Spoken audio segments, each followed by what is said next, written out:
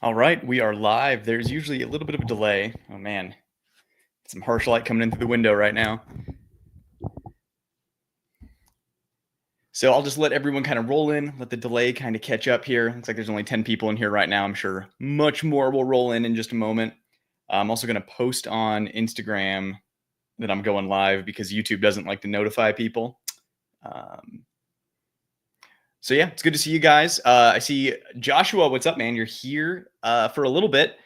Popping in to say hello. Can't stay long, but wanted to let you know I picked up an Italian 92 FS. Been thoroughly enjoying it, and the surplus Safariland SLS holster I picked up. Congrats. Beretta 92 is like my top 5 favorite pistols of all time. I think maybe I told you already in the comments somewhere, but I just picked up a 1989 like new in box Beretta 92F compact with wood grips.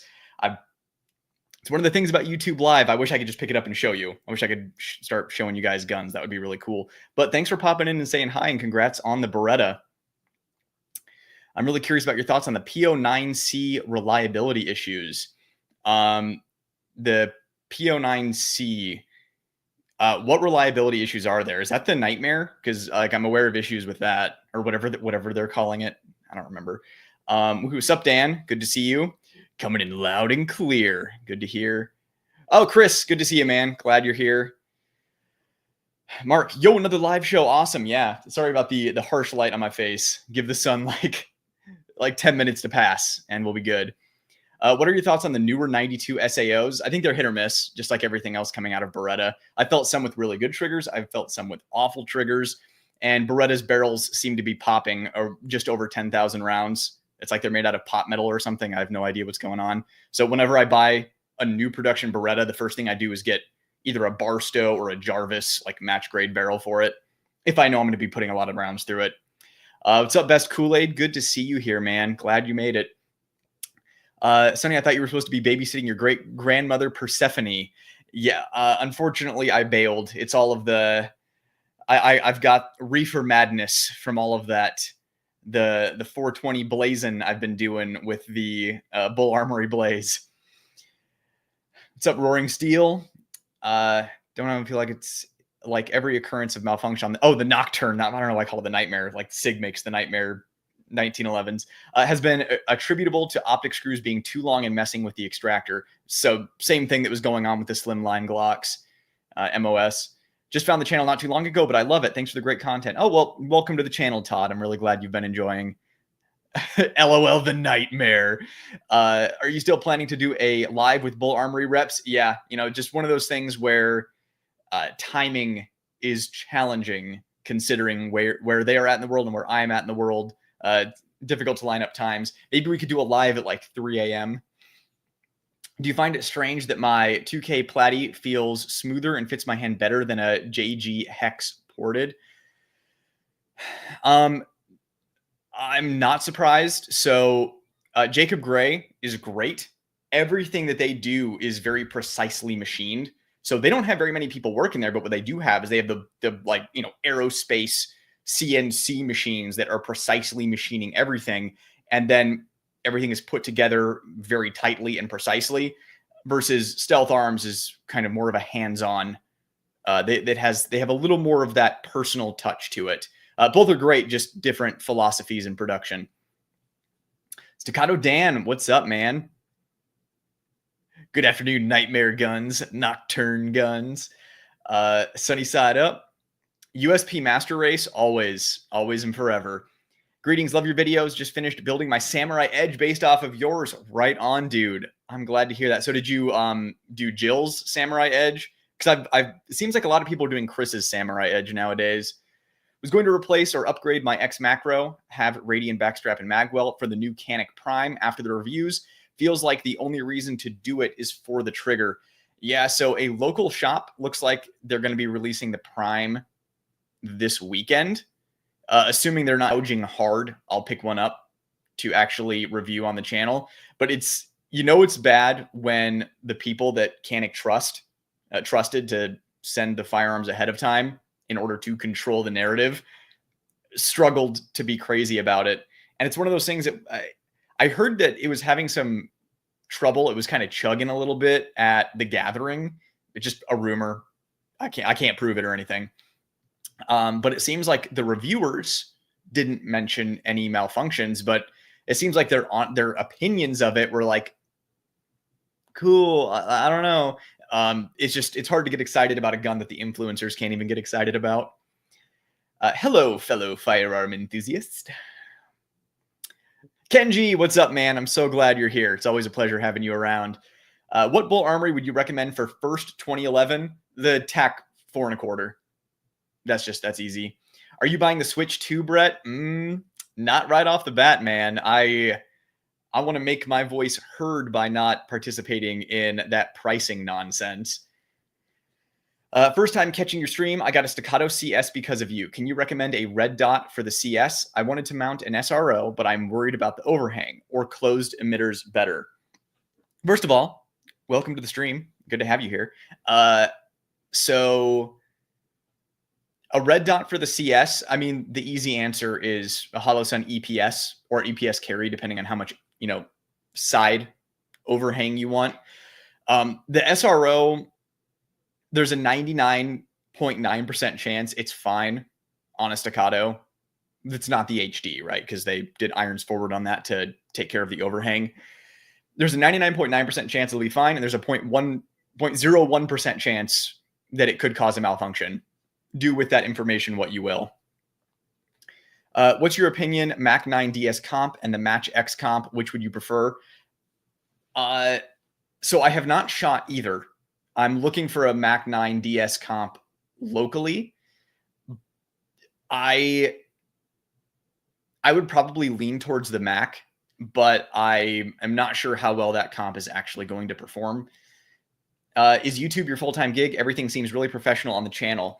I do a lot of different things. This is my main thing for sure. This is the thing that I'm putting the most time into nowadays. But yeah, I have my fingers in a lot of different pies, but this is the main thing, which I'm grateful for. Bull is in Tel Aviv, but their US office is in Miami. I could drive there anytime I wanted. I once contacted them by phone. They're nice people, very helpful. Yes, super nice people, very helpful. They don't have very many people in Miami. It's basically just, a warehouse. And I think they have maybe like a gunsmith here for warranty stuff. But yeah, the vast majority of their stuff is in Israel. Hey, Brett, thanks for the DPM system recommendation. Didn't try on Ed Brown M&P yet. Works really good on my equalizer and compact M&P 4-inch. Yeah, so certain guns benefit from DPMs more than other guns. M&Ps are one of those guns that really benefit from a DPM. Usually can't catch you live, but my range was just sold, and we are waiting for it to hopefully open back up with the new owners. Looking forward to live. Well, that's an interesting development. Hopefully that works out soon for you. But welcome to the stream. Glad you're here. My new full-size USP 9mm is basically perfect. I love everything about it. Not even need for a trigger upgrade, but I might switch to V3 conversion, no safety, decocker only. Hey, that just boils down to a personal preference thing, but you know how I feel about the USP. It is legendary. Your feedback convinced me to keep the Platy stock versus Monsoon. Been eyeing that Race City Defense RC9. Have you checked RCD out? No, I'm aware, but I have not personally checked it out. Yeah, I mean, the thing is, there's nothing wrong with tricking. I mean, Monsoon does great work on the Platypus. Like just me personally, I got that custom Cerakote on mine, and I don't know. I want to keep it all matching. And if I send it to Monsoon, I would just want it completely, the finish completely stripped and something new on there, so it would all match. At what age would you ever teach a kid to learn firearm safety and use? It depends on the kid. Not all kids are created equally. My dad introduced it to me when I was 5. And that's when he felt comfortable introducing it to me. My dad's other son kind of never really got it. He got basic safety when he was older. So, like I said, not all kids are created equally. You have to judge it based on the individual kid. I think you can never teach safety too soon. And I think it's important to expose them to it because that way there's not a mystery. Like if you're a gun person, guns are going to be around. You're going to be carrying a gun. It's only a matter of time before they bump into it or, they they touch it with their leg or something like that when you're holding them. So like they're going to know about the gun, and you don't want it to be a mystery. You don't want it to be an unknown. That's something they're going to want to learn about and discover.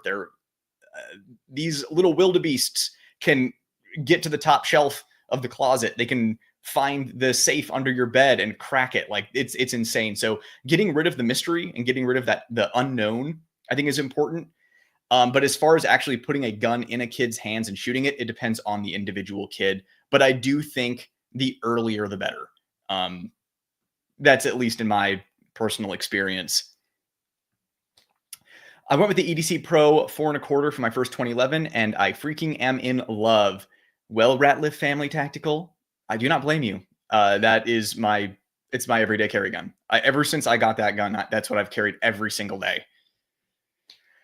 I'm wanting a compact version of my USP2, but I think I'll get a P2000 because it's been discontinued and all HK fans love Unobtainium. More exclusive if you can't get them anymore. Yeah, I say why not both? So I've had a lot of USPs and a lot of USP compacts. I regret every single one that I got rid of. The USP compact is super cool in that it takes P30 and VP9 magazines. But the P2000, so I like the P2000 SK. I think that's a dope little gun. I love the decocker. I know the P30 has the decocker on the back too, but you feel like a total badass decocking it with your thumb right next to the hammer, just into the holster. Cool stuff. With red dots being the future, do you still train or use irons often? I mean, I do. Not all of my guns have red dots on them. Like I have, like my Dan Wesson 1911 isn't cut for a red dot. So whenever I'm shooting that, my USP 45, basically all of my, I don't want to call them like boomer guns, but like I don't have any revolvers with red dots. So yeah, I shoot irons often. The thing is, it's better to learn on a red dot and then go over to irons than it is to start on irons and go over to red dots. Because you can shoot them both the same way. A lot of people who learn on irons will learn front sight focus, whether or not they're taught it. It's just kind of your instinct to look at the sights. And a lot of people who learn dots learn target focused shooting first. And it's the people who start with irons and learn front sight focus shooting that will then go over to a red dot and they're looking at the red dot, not at the target. But if you learn to shoot target focused, whether on irons or dots, they're kind of interchangeable. It just boils down to how good is the front sight on your iron sights. Like a red fiber optic, you shoot it exactly like you do a dot. The dot is just easier to pick up from different angles. Doesn't have to be perfectly aligned. So it gives you some leeway there. So in other words, once you're shooting target focused, you shoot both the same anyways. It's just important, whatever you carry, that's the thing that I would recommend training with the most. Like I carry a red dot, so that's what I train with the most. If you carry irons all the time and train only with red dots, that would probably be a bad idea. You just want to have that muscle memory of, having your sights or having your dot or whatever you have. For the Samurai Edge, yes, I did do Jill's. It was the easiest. Yeah, that's why I did hers too. I mean, Resident Evil 3 Jill is my favorite, and hers was the easiest, so it was a double win. However, the nitride finish on the slide I got from Middle Branch seems a tad dull, almost bluish, so maybe better suited for Chris's model. Interesting. So when I knew I was dropping as much money as I was on a Samurai Edge, I was very communicative with Middle Branch and told him exactly what I wanted, like to a T. I was like, I want it to look this color. And so I really was anal about it. My nitride finish, it's like a matte nitride. I wouldn't call it dull. I'd call it matte, but it looks good. The reason I wanted to go with Middle Branch was specifically for the nitride finish because creative, oh God, what are they called? Creative Creations, creative whatever. He does Cerakote, and I'm just not the biggest fan of Cerakote, especially if it's going to be in and out of a holster. It's just going to get worn, and the Samurai Edge is for aesthetics, so I wanted to keep it looking nice. No matter how much you love red dots, never entirely quit irons, keep trained up. Yeah, it's always good to make sure you're topped off. Hello, Donkey. What are you doing in my swamp? Any online training yet? No, it's really close though. I'm finishing it up this weekend, so it is right around the corner. How's the Radian so far on the P365 XL X macro? Is it flatter than the 365X Radian on an X macro frame? I haven't shot it yet. I got it in, I think like 5 days ago, but I have not had an opportunity to get it out to the range because I've been working on my online course and I've been trying to keep up on videos as well. I have so many things right now in my possession that I need to get content out for. And I'm between a rock and a hard place because like it's the new hotness. It's going to get views. People are interested and excited in it. But I'm like excited about vintage stuff right now. And I want to be making videos on like vintage Smith & Wesson revolvers and doing more of the ports versus comps style videos. It's a lot for one dude. So I'm just trying to get caught up as best I can so I can go back to doing videos that I'm super passionate about instead of just moderately passionate about. But yeah, definitely stay tuned because I have it in my possession, just haven't shot it yet. Bull Armory is clearly a front for IDF money laundering. No, but that would be hilarious. Hello, Brett. Hope you're doing well. Hope you're doing well, Mike. I am doing well. In fact, I'm doing better than ever. You can only keep 2 striker fired pistols. Which do you keep? A Glock 19 and a Smith & Wesson M&P 2.0. Piece of cake. Jordan, thanks for the super chat, man. No stranger to tuning DPM systems, but haven't tried the captured permanent mainspring offerings. Considering trying it for an M&P carry comp rather than the normal 4 included springs. Any thoughts? So getting a captured DPM versus getting an adjustable DPM is rarely the way to go.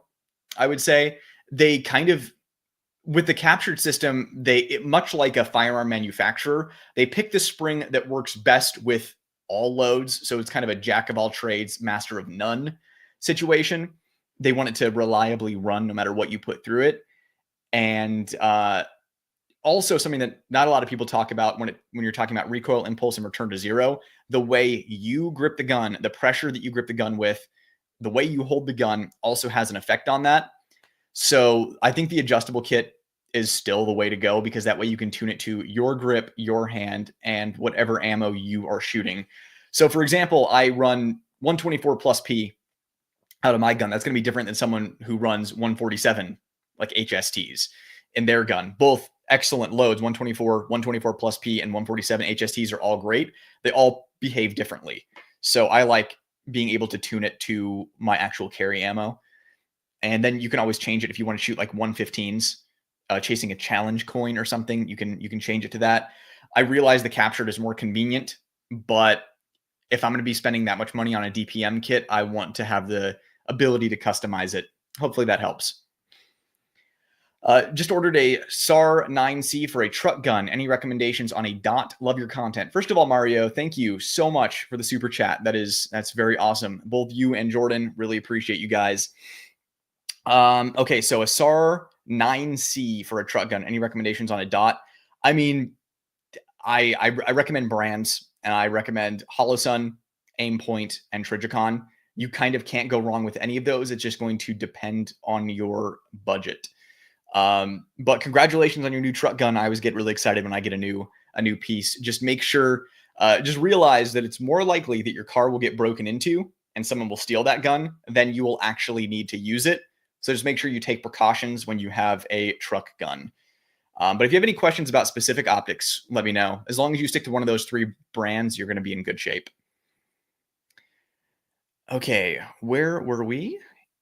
In the Disney Space Mountain line. Those were the Fast Pass customers. If someone wanted to dip their toes into competition pistols, would you recommend a CZ Shadow 2 or some kind of 2011? So competition pistols that's a very broad topic. I think the important thing is to decide what competition you want to shoot and then go from there. I know for me personally, I will see a gun that is awesome and I'll be like, what can I shoot that gun in? Like that's what gets me excited. I think you can't go wrong with a CZ Shadow 2. It is phenomenal. If you're not going to go with that Bull Armory Blaze that I just reviewed is probably the best competition pistol that I have ever shot, with the exception of wild race guns. But I'd go for the Bull Armory Blaze or the Shadow 2. You kind of can't go wrong either way. So David, if weight is not an issue, what are your thoughts on carrying a 686 4-inch versus a 2.5-inch? I would carry the 4-inch because I carry at appendix and having a little more leverage below the belt line is more comfortable for me and more concealable. And even carrying, so I carry a 3-inch 586 L comp when I carry a wheel gun occasionally. That's a 3-inch barrel, and I have to put a foam wedge on my holstered appendix for it to be comfortable and for it to not print. So I personally would go with a 4-inch between those two. I love my 2.5-inch snubbies, but I still carry my 2.5-inch snubby in a 3-inch holster. It's the same holster for the 586 L comp for my Model 66. When I want fancy carry, I know I'm going to be seeing friends, kind of like a barbecue situation for all of the socialization that I do every single day of my life. So those are my thoughts. Could you recommend a holster mount system that you have experience with? Tech Mount, Safariland, and G-Code mount systems are a few options that come to mind. I'm probably not the guy to ask for this. I'm sure someone in chat could probably hook you up. So someone in chat who is all about this kind of stuff, definitely help out Ace. The community here is awesome, Ace. They will totally hook you up. But for me, 99.9% of the shooting that I do is from concealment, and I'm running a tier 1 concealed Axis Elite or MSP or Apex holster. So just don't have a lot of experience with that kind of stuff. I don't do a lot of LARPing. Just nothing against LARPing. It just is. It's not my special interest. Jose, do you prefer enclosed emitter optic or open optic EDC? For now, I'm using Holosun 407K. So this is one of those do as I say, not as I do situations. I prefer closed emitter optics for carry because dust and lint and dead skin cells and all that stuff will get into the open emitter optic and just kind of put a film on it, makes the dot a little blurry. I can still shoot with that blurry dot. That's not a problem. The reason I carry an open emitter optic is because I can get the biggest window in the 507 comp and I can still conceal it. The closed emitter optics like the Trijicon RCR, which I absolutely love, the Aimpoint, which is pretty good, and the Holosun 509T, those big boys can be hard to conceal. And the smaller stuff, my favorites, the Holosun EPS and EPS carry, are great, but you are sacrificing window height on those. I think the vast majority of people, that's going to have no effect on their shooting performance. So that's why my blanket recommendation is a Holosun EPS or EPS carry for concealed carry.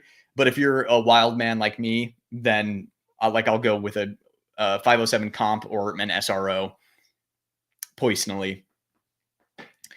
With the tariffs, is Holosun now more expensive than Trijicon? We'll see how it plays out. It's just right now, it's all just negotiation tactics. We'll see where the chips settle, where the dominoes fall, where the cookie crumbles. But yeah, Holosun might be sweating a little bit right now. Would the Honey Badger with the Thunder Chicken be your rifle and can of choice for a senior citizen? If not, what would be the alternative? So the Honey Badger with a Thunder Chicken or Trash Panda, depending on what length you want, it is easy mode. Like you don't have to worry about or think about everything. It's a taper mount. It's, on and off. You don't have to worry about concentricity. You don't have to worry about baffle strikes. You don't have to worry about any of that stuff. Think what you will about Q. Yes, they're severely overpriced. Yes, the owner's a douche, but it is complete 100% easy mode. In fact, if it were me, well, what I did, I got the Sugar Weasel because the Honey Badger, you kind of just get for the collection. Like there's nothing particularly superior about it. It looks cool. It does kind of the same thing the Sugar Weasel does. The only issue I would run into with a senior citizen with that setup, with the taper mount, is if you crank that thing on there, it can be near impossible to remove it from the taper mount. So if you want it to be on and off frequently, just be aware that it might get locked on there if you torque it down a little too much. It doesn't take a lot to torque it on there a little too much to make it almost impossible to get off of there. So that's just a little warning for senior citizens. But I mean, it's total easy mode. You don't have to worry about anything. Just you spend more money to get less, but it's easy. There's no messing around with, I need to put on this muzzle device. I need to, it's like, what cans will work with this muzzle device? Is it concentric? Do I have to worry about reliability? Do I need to, a new buffer spring? And all that stuff is out the window with the Q stuff, despite my criticisms.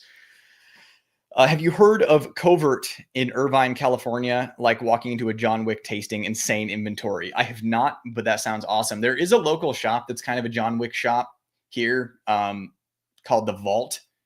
It's by Pistol Parlor. They're kind of sisters. And you walk into that place and it's kind of like walking into a John Wick shop. Looking for a summer EDC, 3.5 to 4 inch, at least 15+1, no ports or comps. Thoughts? M&P 2.0, 4-inch compact. That's just off the top of my head, putting no thought into it. What's your EDC? I carry a Bull Armory EDC Pro with the compact grip module. That's a grip swap that I did on my own. They will be releasing that configuration Q2 of this year. And that's kind of what I'm telling everyone to look forward to, because I've been absolutely loving that setup.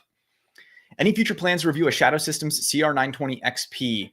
No plans as of now. Shadow Systems is one of those companies that they're interesting about sending guns to people.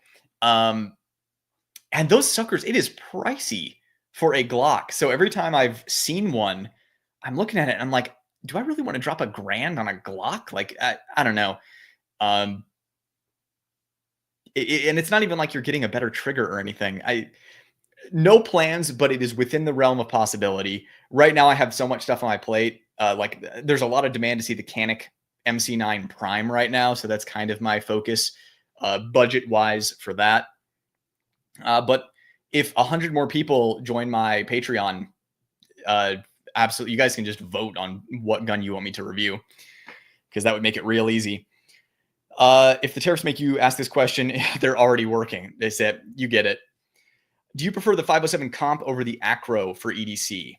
I do. And it just purely boils down to window size. Other than that, like, I prefer the Acro doesn't get any kind of lint or, dead skin, belly button lint, pocket lint, whatever dust build up in the window. You don't have to worry about that. Just wipe the glass and you're good if there's even anything there at all. But all the guns that I carry, like all the guns that I might carry that I have holsters for, all have 507 comps on them, with the exception of my Glock 19 that has an EPS on there. And that's just because I was testing the Radian Guardian, and that's the one that they sent me. I hope you're recovering fine with your ailment. Have you done a TCCC course or just went to an EMT course for medical? I went to a Stop the Bleed course and thought it was underwhelming. Yeah, I've done a basic course like that too. It was nothing great. I definitely want to do more in-depth. I know that I can, do the basics of stopping bleeding, pack a wound, put on a tourniquet, that kind of stuff. Just basic stuff. It's like a makeshift chest seal, but I'd like to do a more in-depth course with, blood spraying everywhere and dudes that actually know what they're talking about. But yeah, as far as recovery, I'm doing great, much, much, much better. And it is a relief. Having a weird mystery chronic illness is never fun. So I'm glad that is mostly behind me. Howdy, folks. Just wanted to say thanks for your videos. I bought a Bull 4.25 after watching your vids and couldn't be happier with it. That is one of the most frequent comments that I get on this channel. And I'm just really glad. Like, the Bull Armory stuff genuinely is my favorite stuff. Like, a lot of people send me guns.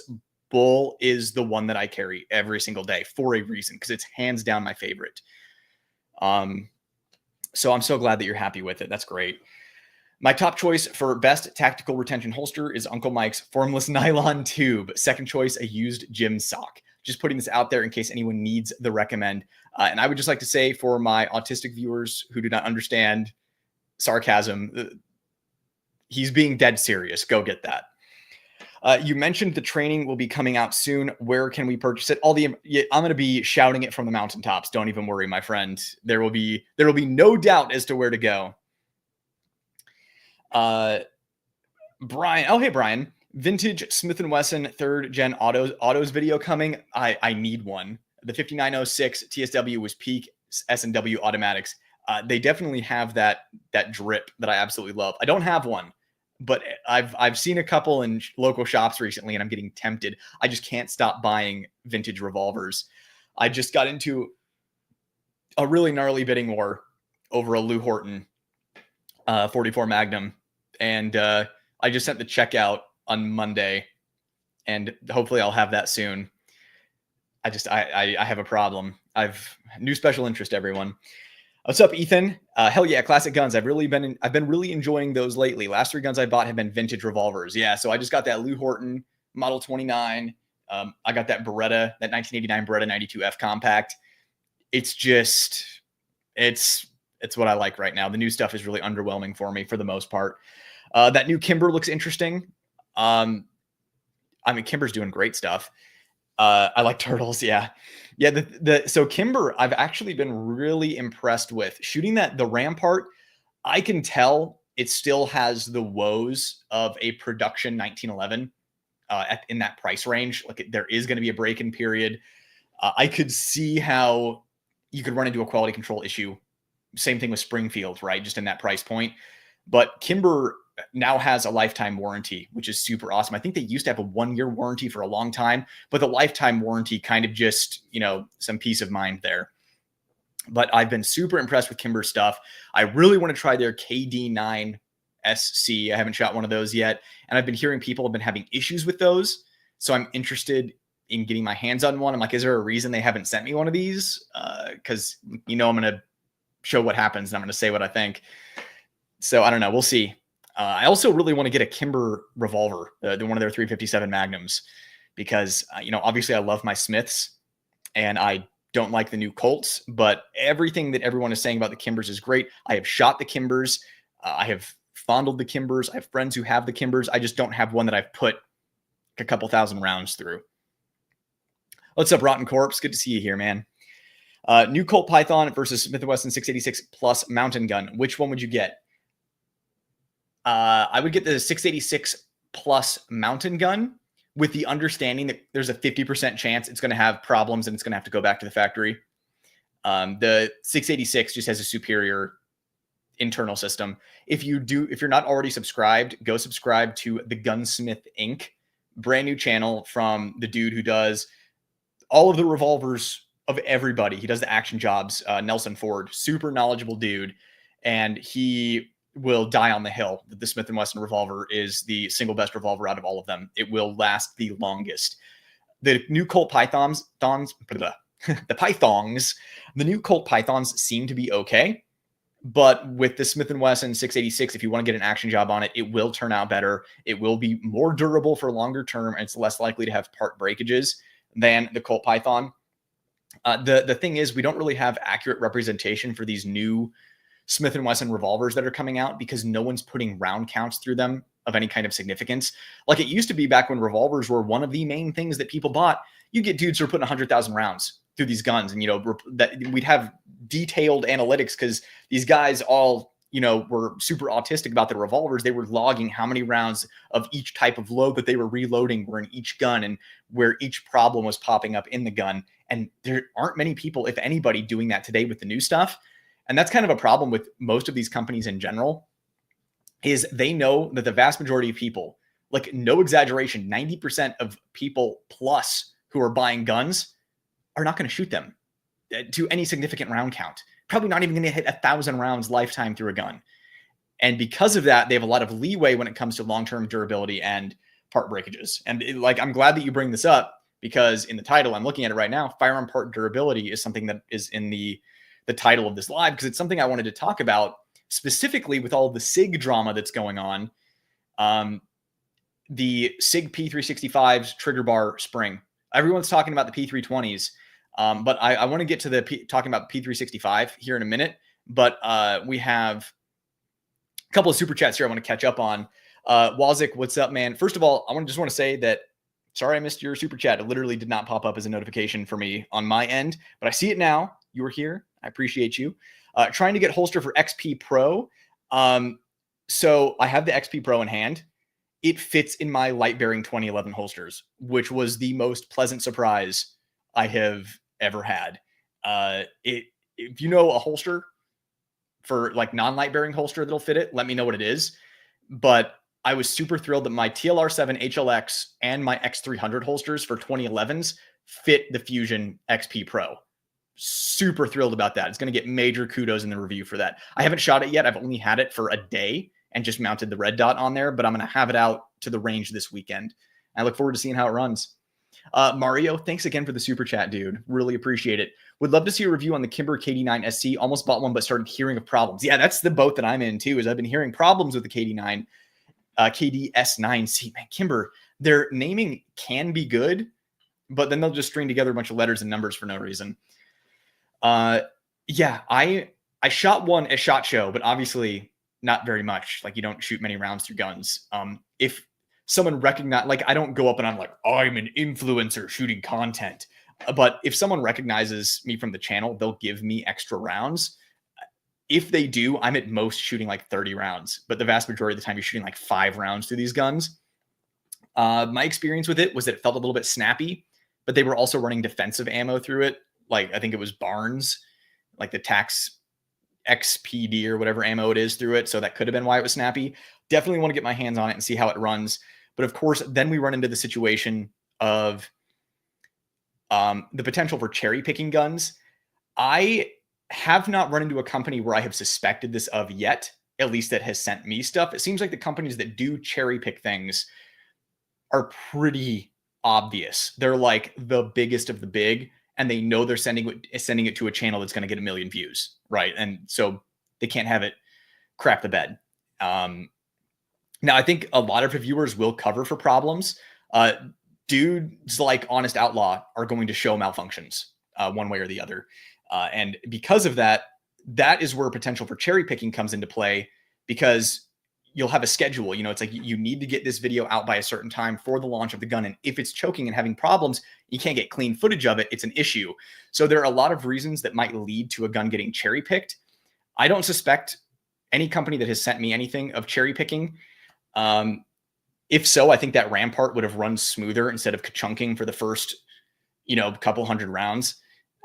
Reliable, just kind of ka-chunking. But anyways, my point is, you see positive reviews of something like the KDS9C, and I just kind of want to see for myself what it's all about. That little like rant there. Isaac, thanks for the super chat, dude. Thanks for the Q&A. Got to go. But before I do, Nemesis, no weapons versus 75 Crimson Heads. Who do you think comes out on top? I would say Nemesis. He would it depends what phase of Nemesis, right? But I do, as bad as Nemesis is, and also depends on remake Nemesis or original Nemesis. Remake Nemesis, I think, would get absolutely destroyed by 75 Crimson Heads because he's awful. He couldn't even kill a single STARS member. But I think OG Nemi would be able to take on the Crimson Heads. I think so. It'd be close, though. That's actually a really good question. It could go either way, but I'm pulling for Nemi.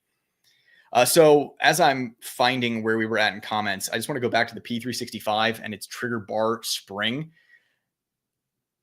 And I just want to kind of hear from you guys. How important do you think firearm durability is? Because like I go back and forth. The P365 has the trigger bar spring issue where I was only aware of it happening between 2,000 rounds and 12,000 rounds. Like at some random point in between there, the trigger bar spring is going to snap and you're going to have an inoperable firearm. Then I had a couple people comment. One person said it happened at 200 rounds. One person said it happened at 400 rounds. And then I was aware of it happening at around 1,000 rounds as well, occasionally. It seems to mostly happen at higher round counts.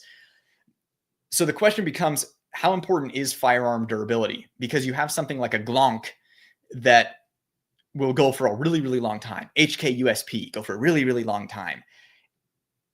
The P365 is not the only game in town that will have a part that is known for breaking at a certain interval. Beretta's locking lug, like the barrel locking lug, that's a known failure point. The CZ75 series, the slide stop, is a known breaking point on these guns. Replacing springs, like recoil springs, is to be expected, but a trigger spring failing at that point, when there are so many other competitors on the market that don't have springs breaking at that point, I think is something worth considering. I think I mentioned in my SIG video that when I recommend a P365 for someone, I ask how many rounds you planning on putting through it. And if someone says, I'm training with this gun, I tell them to get a second one and vet the second one for reliability, keep it low round count and carry it. And, obviously test your carry ammo once a month, once every few months, whatever you want to do, and then run the heck out of the other one and see what happens to it. But it just kind of, I think it's been accepted on those other, like the CZs and the Berettas, that those have natural failure points. Another thing would be dry firing a Beretta. That has been known to be an occasional failure point. Like people who know what they're doing in dry fire Berettas will usually put a foamy earplug in between the hammer and the firing pin so that the firing pin, because even if you put a snap cap in there, apparently it still stresses the firing pin. I don't know, but I go back and forth between how serious it is. I think pick the gun that you want, know its limitations and know its failure points. It's just if you're going to have a gun that your life is going to depend on, is it worth considering? Will this gun go 20,000 rounds without issue, 50,000 rounds without issue, just replacing a recoil spring or something? Because it's easy to replace a recoil spring assembly on the fly. Let's say, end of the world situation, a poopy hits the fan situation. That's your sidearm. Let's say it starts stovepiping, rip the slide off, go into your little spare parts in your backpack, throw another recoil spring assembly in there, you're good to go. But with something like the P365, if your trigger bar spring breaks, like you need to sit down and tear that thing apart and be really precise getting that spring back in there. The CZ75 slide stop, just replace that at certain interval. I guess maybe that's the thing worth considering is the Beretta locking lug and the CZ75 slide stop. Like you can predict when those will go and kind of be ready for it and replace it. But the trigger bar spring on the P365 seems to be a little bit of a wild card. And I think that's what makes me so uneasy about it. It's been making me rethink the P365. I'm getting ready to sell my P365 and get like an HK CC9 or something, just because it's kind of it's that seed of doubt in the back of my mind. I'm just going to scroll down to see what you guys are saying about this. See if anyone... Demonstrative Concepts dumped his 365s after rebuilding his guns twice. I'd pick an HK CC9. Okay, so we're kind of on the same page there. CC9 over the 365. HK might hate me, but they do test their guns before release. Something to be aware of with HK, though, is there were supposed to be more batches of CC9s out by now, and they're not. Why? But the good news is, if there is a problem with the CC9s, they did not release them. They held them, and they're fixing them before releasing them to the public, and I think that is admirable. Now, granted, these are all just stirrings that I hear in the neighborhood. Joshua, I carry primarily Glocks. What do you think I think about durability? LOL, I got rid of my 365s because of the spring and rust issues. Okay. So, and Joshua, you are like the dude that probably knows more than me. So that goes a long way in the chat. All right. Mario, appreciate another super chat, dude. Really appreciate the support. That's super awesome. I've put 2K plus on my P365. No issues yet. Durability is most important considering the prices. Yeah.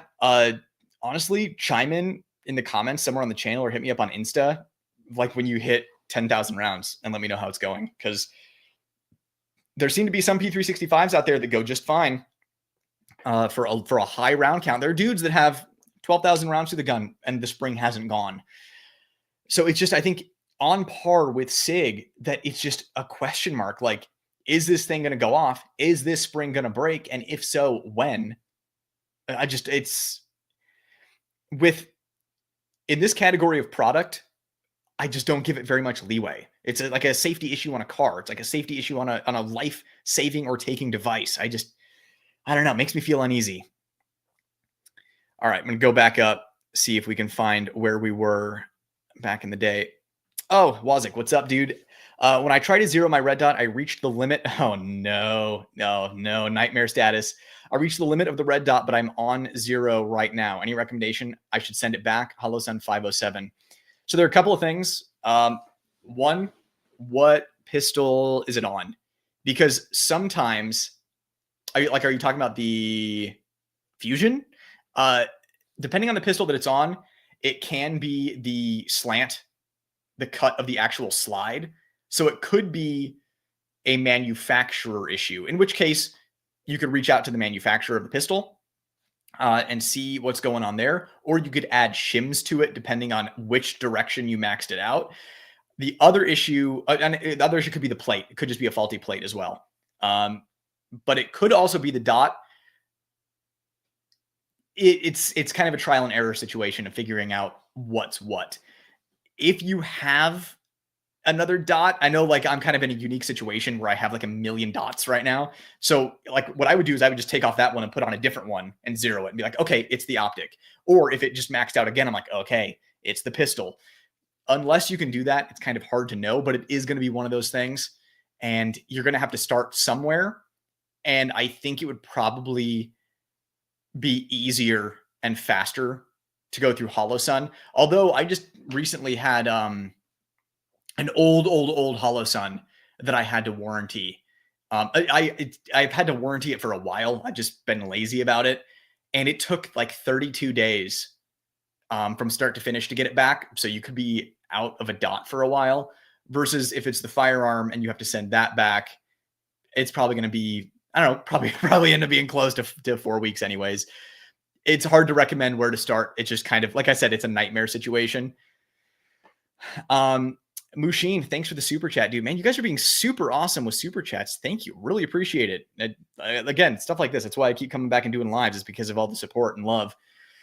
What about using an aftermarket P365 trigger return spring that's more durable, such as one from Armory Craft? Yeah, I think I would want to see more data on it. Like, it's one of those things. I would want like 10 P365s.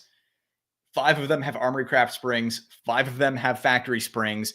And you put 10,000 rounds through each gun and see what happens. Because until then, like, maybe it's not the quality of the spring that's the problem. Maybe it's the design of the way the spring interfaces with the functioning of the pistol. Like, maybe it's putting too much stress on a spring in general. It's really hard to know.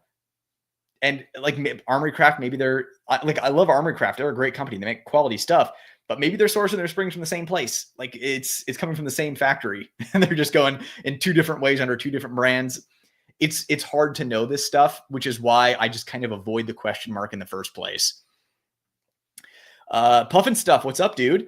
Been carrying the OG Hellcat for years, and I think it's king of the micros. Not the best shooting, but hands down the most reliable. 5K through mine with no issues. Never even seen problems with it. You don't hear about problems with the Hellcats, do you? And something I want to say, so my father-in-law carries a Springfield XD 10 millimeter.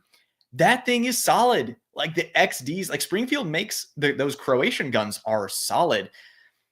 My only hangup is just its shootability. It's not the best shooting of the crowd. In fact, it might be one of the worst shooting of the crowd, but it does have the least problems. And I like to find a balance between the two. Like I want my cake and I want to eat it too.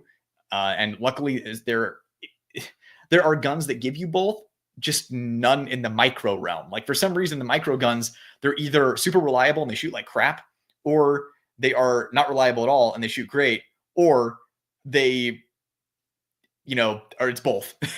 It's both. Obviously, I have my beef with the Canik MC9 that was both. Did not, well, it shot okay.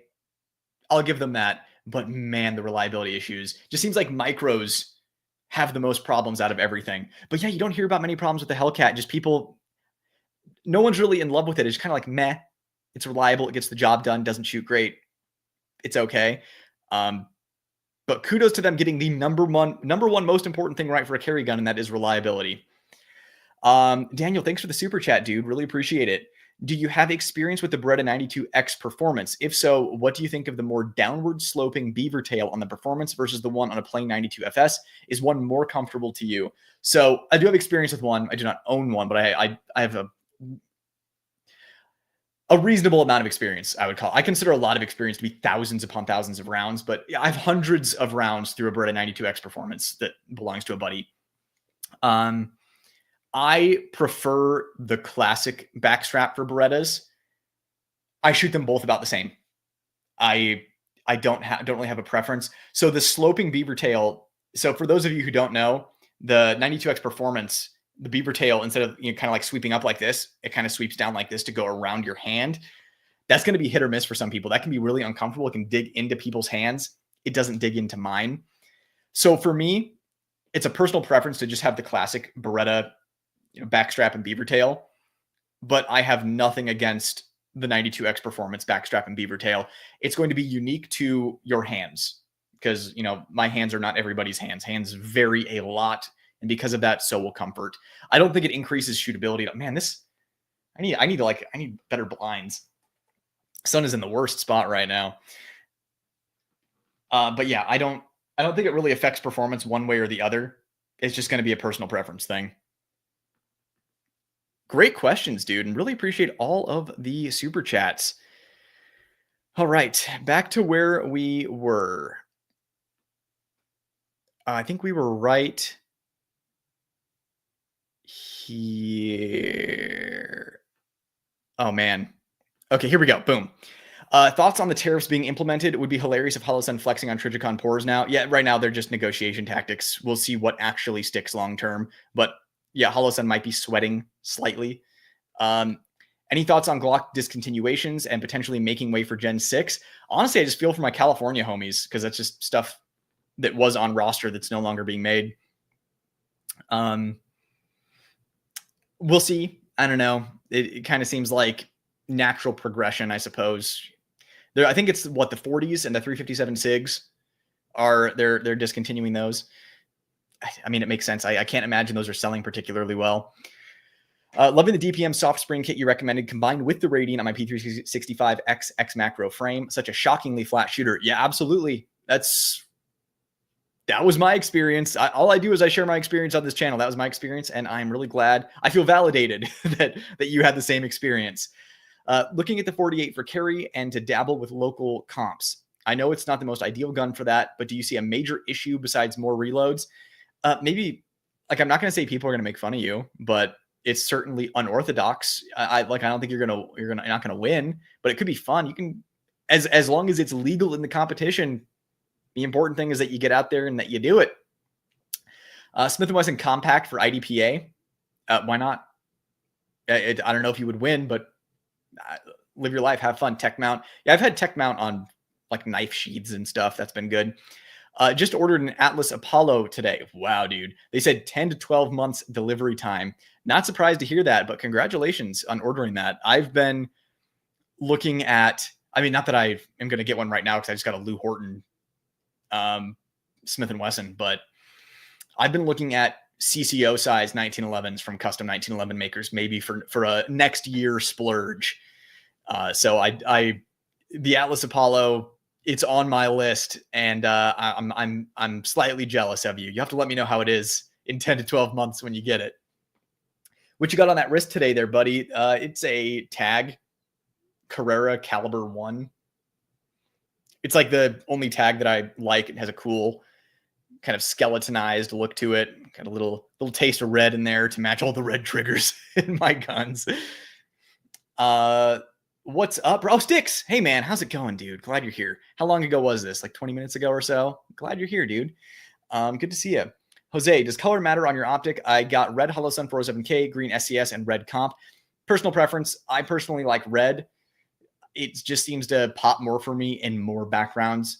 Like if you're shooting into trees or a forested background, I can kind of lose the green. I also have trouble getting green bright enough in the middle of the Arizona sunny days here to get bright enough to not be on the dim side. So I have a preference for red personally.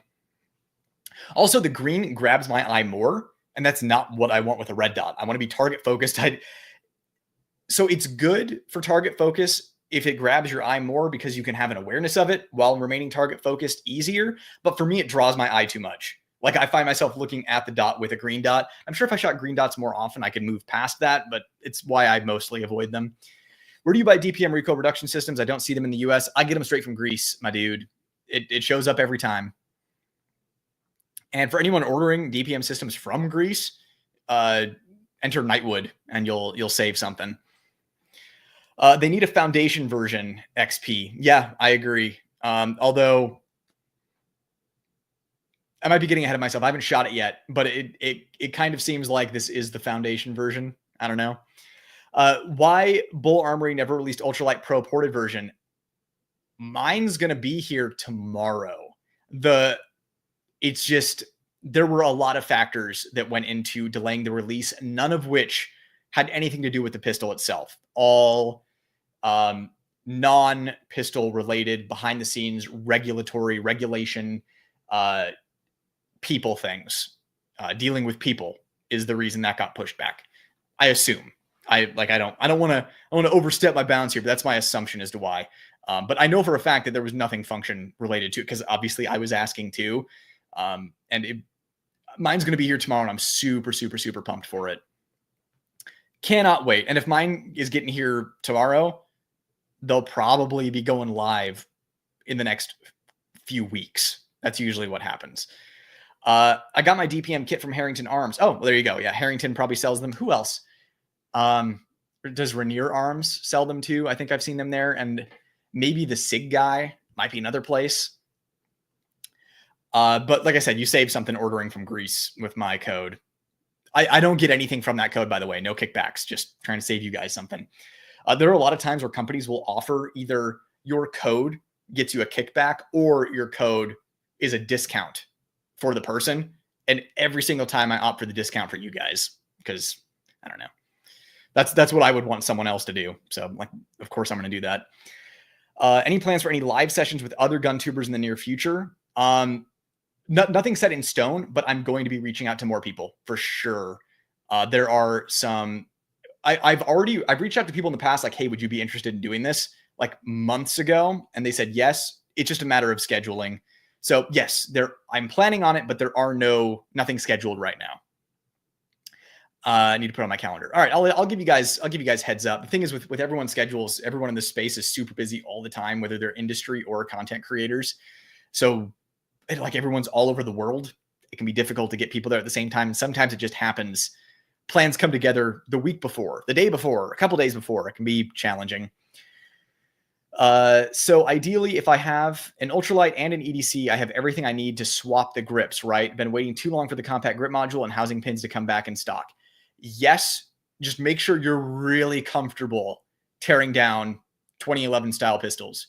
Because if you're not, you'll be opening Pandora's box and you'll have a lap full of parts and you'll be messing around with the leaf, like Sears spring, trying to get that perfectly lined up. It can be a disaster if you're not comfortable with it. And then you put it together and it's never quite the same. So make sure you're either super comfortable and you've done it before, or you take it to not just any gunsmith, a gunsmith who works on 2011s. It's my recommendation. The shadow systems aren't worth it, in my opinion. Just buy something that works. Shadow systems work. Some of them don't. I don't have anything against shadow systems other than the price that you're paying isn't necessarily giving you the increase in performance. I love the way their grips feel, their frames feel, their texture is decent. They do a lot right. It's just hard to justify the price. I'm like, oh my God, guys. What's your thoughts on the Smith & Wesson CXE series? It doesn't really interest me. I don't know. Let me put it this way. I don't have a lot of trigger time behind them. I've only ever test fired them. It seems like a good concept. They just seem like they're mass produced, made on a budget. Triggers aren't great. The new one, trigger's a little better. I don't know. I struggle getting interested in them. The grip texture, there's kind of a big open space there. Tiny little safety. They seemed, if it's your bag, go for it.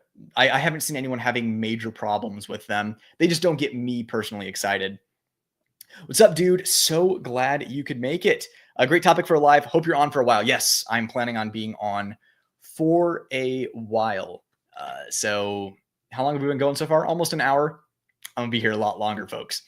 So yeah, thanks for stopping by, dude. It's always great having you here. Okay, where were we? Fusion has holsters for XP Pro. Okay, I haven't looked. Admittedly, I haven't looked at their website. I literally got it in, and I'm like, okay, what holsters do I have this fits in? And it fit my light bearing 2011 holsters, which is awesome. Don't know if it'll help you, but I found out I can use the Apple Watch in conjunction with my iPhone for recording videos. Yeah, like, doing that kind of thing.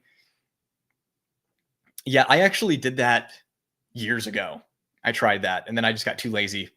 I always forgot to charge my watch.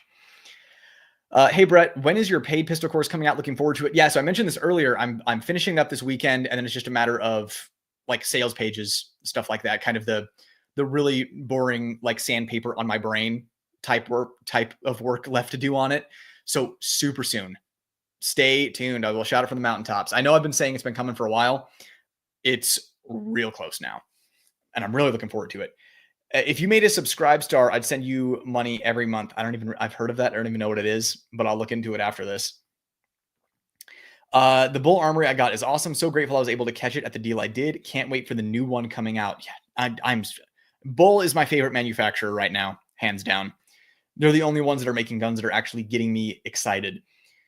How about the Platypus? Any new videos? Yeah, if I get caught up on the new stuff that I have, I absolutely want to revisit favorites. The Platypus being an all-time channel favorite for sure. Beretta Gang represent. Beretta Gang is representing so hard there that the B from Beretta made it into represent. That's how hard it's repping. Lou Horton Performance Center revolvers were top tier back in the day. Yeah, so the interesting thing about those is a lot of the Lou Horton configurations were just that. They were kind of configurations with no action work done to them. So a couple of the Lou's that I've had have been like I've taken them to Nelson to get action jobs. But the older Performance Center stuff, when the Performance Center was first getting started, those are really, really, really nice. The Lou Horton configurations, I think, are so cool, so desirable. They're probably my favorite revolvers, or the Lou's. But obviously, the Performance Center has gone significantly downhill as the years went on. Kind of starting around the 90s, I have a 96 Performance Center that was literally it's a Lou Horton. It was shipped out like 6 days before they started putting internal locks on those wheel guns. And that had one of the worst triggers and actions I've ever felt on a Smith & Wesson, and had to take that in to Nelson. So I get them for the configurations, and then I take them to Nelson, the only dude I trust to do a reliable action job. And I always just tell him, I'm like, make sure your action job will set off hard primers because sometimes I get sent ammo for the channel and I don't really have a pick over it, and it's cheaper hard primer ammo. And sometimes his action jobs won't set those off. So I'm like, just go a little bit heavier on it so it'll set them off. Oh, Aaron, what's up, dude? So glad you could make it, man. Thanks for the super chat. Much appreciated. I'm starting to shoot revolvers well and would like to appendix carry the largest revolver possible. I can conceal carry a full-sized 5-inch 2011 comfortably. Is an L frame 3-inch comparable? How about an N frame? If you're carrying a full-sized 5-inch 2011, even specifically are you carrying with a weapon light? If you're carrying without a weapon light, then the L frame would definitely be comfortable. If you're carrying with like an X300 on it, then you could carry an N frame for sure. Just be aware tight shirts are going to be a challenge because that N frame is going to bulge out your belt a little bit. So what I do, so can I actually show this on the live? I don't know if I can. I'll take the speed loader out of it. So oh no, I'm gonna have to remember a company name. I'm going to be embarrassed. So this is what I carry in place of a sidecar magazine carrier to even out the bulge. So the bulge isn't on the right side only. I carry it kind of closer to 12 o'clock, kind of in a 1 o'clock area. And then I will put this in kind of that 11 o'clock area. This is I hope someone here knows what this is. I think it's TNC. He kind of does boutique items that interest him, like is it TNC? CNC? Guys, I'm gonna look this up. I want to make sure he gets credit. I think I follow him on Instagram. But anyways, what this is it is a speed loader holder, and so it goes in just like that, and it has this DC. I want to get a bigger DCC clip here so that it will go on my belt. But right now, since this is just what I have, I clip this on my pants underneath my belt, and it kind of acts as a sidecar holster. This is actually made to be carried in your pocket, and I've kind of repurposed it to carry it there. I got the 6-shot for the 7-shot speed loader because it puts more pressure on it so it won't fall out, because it's kind of meant to sit in your pocket. So I've kind of jury-rigged this to make it work as a sidecar style thing. So if you were able to jury-rig something, I don't know if he makes an 8-shot one of these, I doubt it. If you could jury-rig something like that, that would help even out your belt line. When you get me talking about revolvers, I could sit here and talk about revolvers for like 3 hours. The end frame is going to bulge out on your belt a little bit. It is completely doable. If, like I said, you're carrying an X300 5-inch 2011, an L frame is going to be probably the smarter choice if concealability is your number one. Does not boil down to the grip printing or anything like that, simply in the bulge of your belt. So I carry an L frame personally. I carry a 586 L comp 3-inch. That's my carry revolver. And that's completely doable. I would carry that over a K frame because I'm telling you, they fit in the majority of the same holsters, which goes to show they are really close to being about the same size. And with the L frame, you're getting an extra shot. The only reason someone would go with the K frame over an L frame would be weight. And I don't care about that because I carry sturdy belts. Anyone else have any other revolver questions? Someone else asked me revolver questions. Give me more. Give me more. But thanks for the super chat, Aaron. I'm glad you're able to make it, dude. All right. Where were we? Right here. Okay. So again, honest, fair channel, right? A lot of people would have deleted this comment. Had a bull and it was a Jam-O-Matic. Had to sell it because it couldn't be fixed, but shot great when it worked. And my question for Tactical Turtle is, when did you get it? How long ago? Was it an older model? Because the only issues that I've heard of, they were infrequent, but they happened, were older models. The newer tacs seem to be good to go. I have one patron who, interesting situation, had sticky followers in his magazines and was having troubles. And I asked him to send me the magazines, and he did. And they ran fine in my guns, and they weren't sticking when I was loading them. So that's the only issue that I've heard of. I'm not saying that he was not experiencing that. I'm just saying that I wasn't experiencing that. I saw the videos on my phone of his numbered mags functioning in, I tested them in 3 of my bulls, and they all ran. And none of them had sticky followers when I loaded them. So that's the only issue I've heard of with the new tacs. I also heard that they had a couple go out. I saw this in a Facebook group. They had a couple go out with out of spec slide stops. And I think they were not locking to the rear on last shot fired. And of course, Bull took care of that. As far as bulls being Jam-O-Matics, I mean, you've heard all the people talking about how great they are in chat so far. So I'd just be curious which bull you got, when you got it, and did you get it new or used? What ammo were you shooting? Those are questions that I have because my experiences have been wonderful, as have most other people's. Valiant Slothman, thanks for the super chat, dude. Super appreciate it. Thanks for the Ruger LCP suggestion. Oh, hello. Needed something to carry for work in Denver. Didn't want to get fired, but also didn't want to get unalived from a hobo. So yeah, the LCPs, just for those of you watching and you're like, Brett recommended an LCP? What? The Prescott, Arizona made Ruger LCPs, I completely recommend. If you can find one, obviously they're made in Mayodan, North Carolina now. I do not recommend those. I love Ruger as a company. I love a lot of Ruger's offerings. I think they make a lot of really great stuff. I had 2 LCPs from North Carolina, and they were both like trash. The Prescott made ones seem to be good to go, though. I have 2 of them. One for super deep concealment, and the other one is a backup for my wife. And both of them run 100% flawlessly. If you're going to carry in a small bag, it has a double action trigger pull. It's hammer fired, so you don't have to worry so much if you don't have it in some sort of protective covering about a problem. I think it should still be in its dedicated pocket, but it doesn't have to be in like a Kydex holster because you have that leeway of that heavy double action only trigger pull, and it being, having a shrouded hammer. I just think it's a great, if you need a teeny tiny gun, and 380. Surprisingly, here's another fun fact while we're talking about this. The best 380 ammo out there that is not ball ammo is one of Fiocchi's loadings. You can never find it. I swear it doesn't exist. It is an urban legend that ammo exists, but the best performing hollow point ammunition, the only caliber that it's best performing in, Hornady Critical Defense, believe it or not, performs really well in 380, and I have no idea why. Critical Defense is underwhelming in every other caliber. If you're carrying Critical Defense right now in anything other than 380, take it out of your gun and go get yourself some Federal HSTs or some Spear Gold Dots, because the Critical Defense is not great. And honestly, Critical Duty is not much better. Hornady tried to control the narrative by saying Critical Duty. Oh, no, Critical Defense isn't the stuff. Critical Duty is what you want. No, that performs like not great too.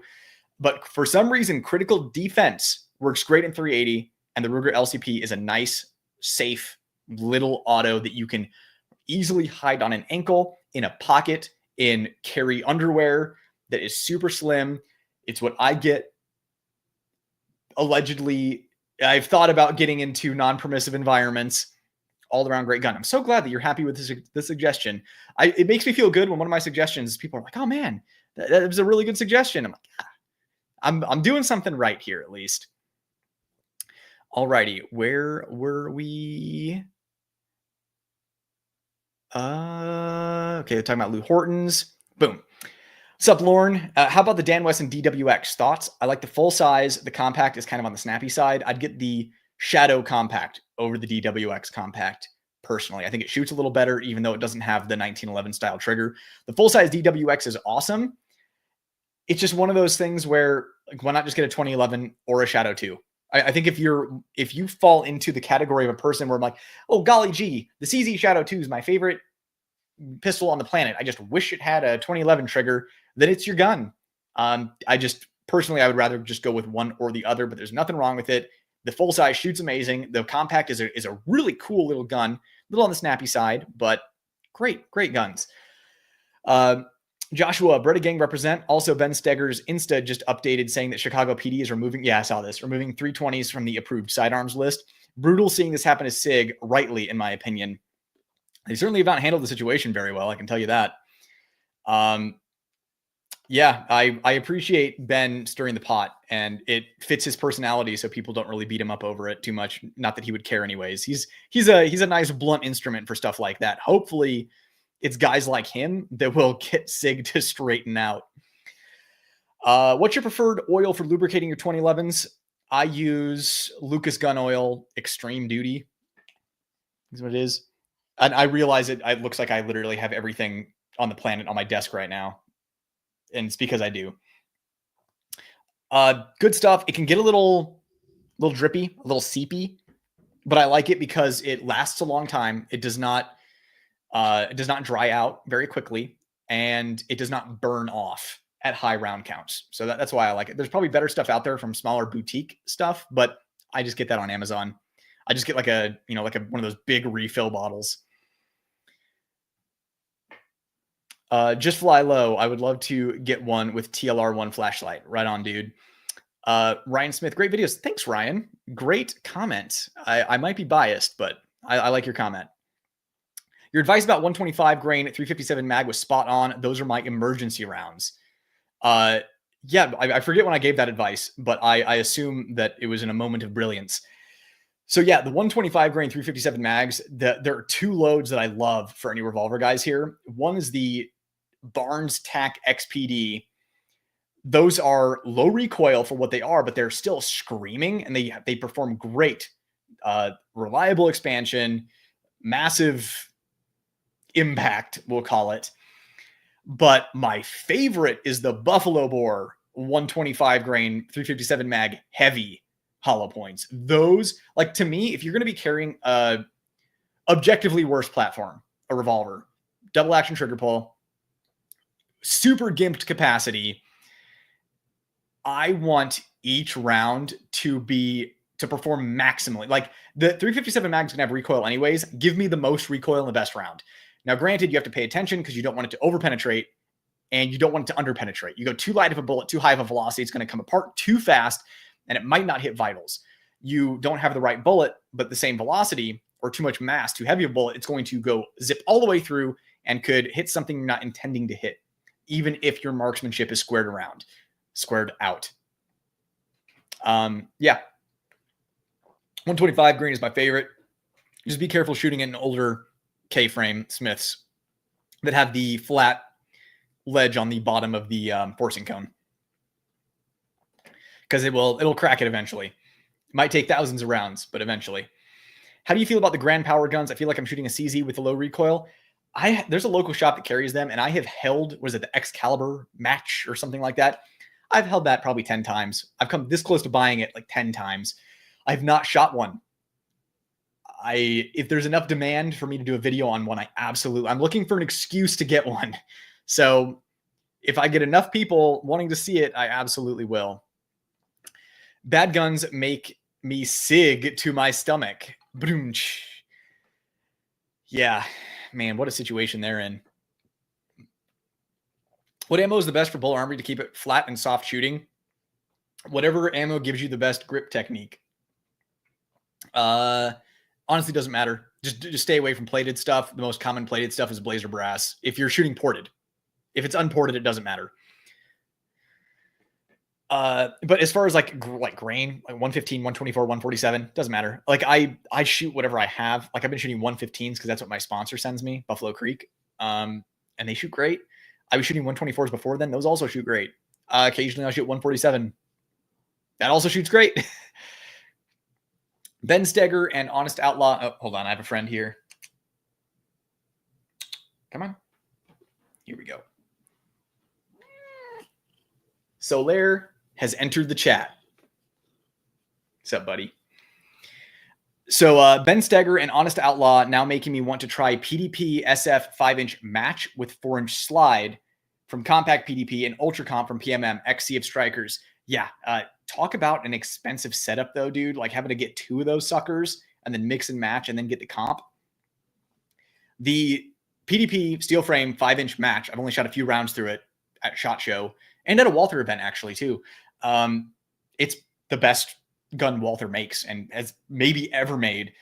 So doing the 4-inch slide with the Ultra Comp, I can only imagine that that would be super good. I definitely want to try it. How do you choose which characters get which guns? Why do I feel like Luden's taste in 2011s was all you? Don't spoil Countdown when you answer. So for those of you who don't know, that might be new here, I've written 2 short novels that are both super sick and awesome, and they're on Amazon. Go to the description of any of my videos. You can find the link there. So I was inspired by stuff like Michael Mann's movies, like Heat and Collateral, and like Cowboy Bebop, the anime, where you kind of select a gun, and the gun is a reflection of the character, because like we all pick guns based on what we think best represents us. And there are some people who are like, well, I just picked the most reliable gun. I'm going with a Glock. That says something about you, right? Like someone who picks a 2011, that's someone who, you know, that there are many reasons someone would pick that.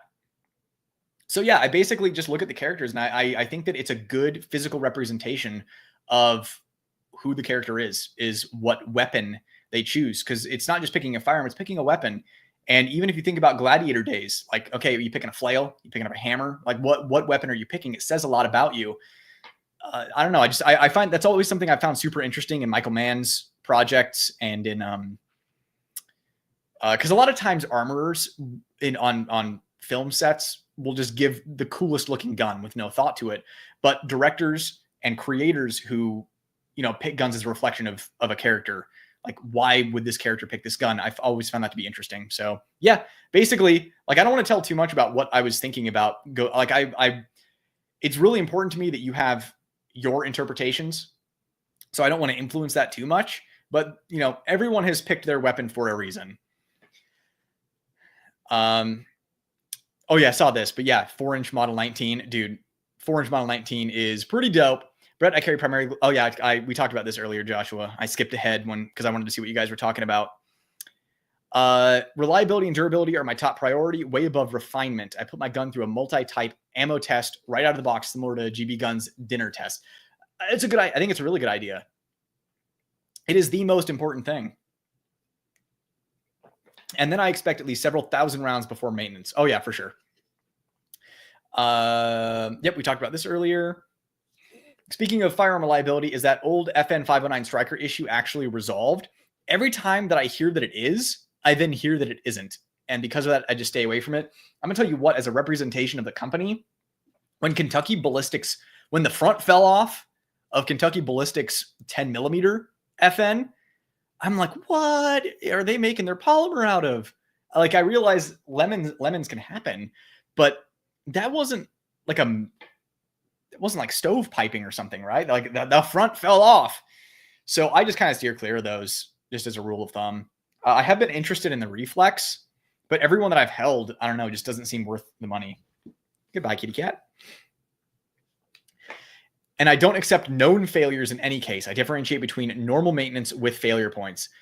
I think that's That is fair. It's erring on the side of caution. I think it's fair. You got to carry two P360s. Excuse me while I vomit words out of my mouth. You got to carry two P365s so you can New York reload when the first one breaks. Yeah, pretty much. Now I got pet hair all over my face. But speaking of me not being able to say two P365s 5 times fast, like companies need to get better about naming stuff. Hey man, I'm seeing more about the Mac 9 DS comps and Apollo Romulus comps. I know they aren't as good as a Bull, but would you recommend either one of those for a first 2011? For CCW, I would not recommend either one of those for concealed carry. Well, let me put it this way. I for sure would not recommend the Mac for concealed carry. I don't have enough trigger time behind the Apollo to say one way or another, so I just default to no. That's my reasoning. If I'm carrying a 2011 for self-defense, it is either going to be at a bare minimum, the lowest option would be a Prodigy that I have replaced parts in that I've vetted for reliability. But it really starts at Bull Armory and Staccato. And like the Stealth Arms Platypus is good to go. It just isn't really optimized for concealed carry in its actual configurations. And then, of course, getting up into stuff like Atlas, it's good to go. My life is worth too much to carry the cheapest version of anything.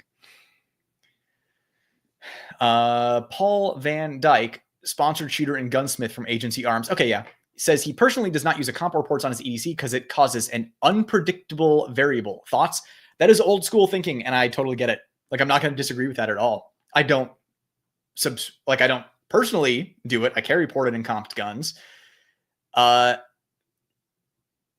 wonder, I don't remember what he looks like. I wonder how old he is, because comps and ports used to cause reliability issues. Now, I'm not saying comps don't still, because they do.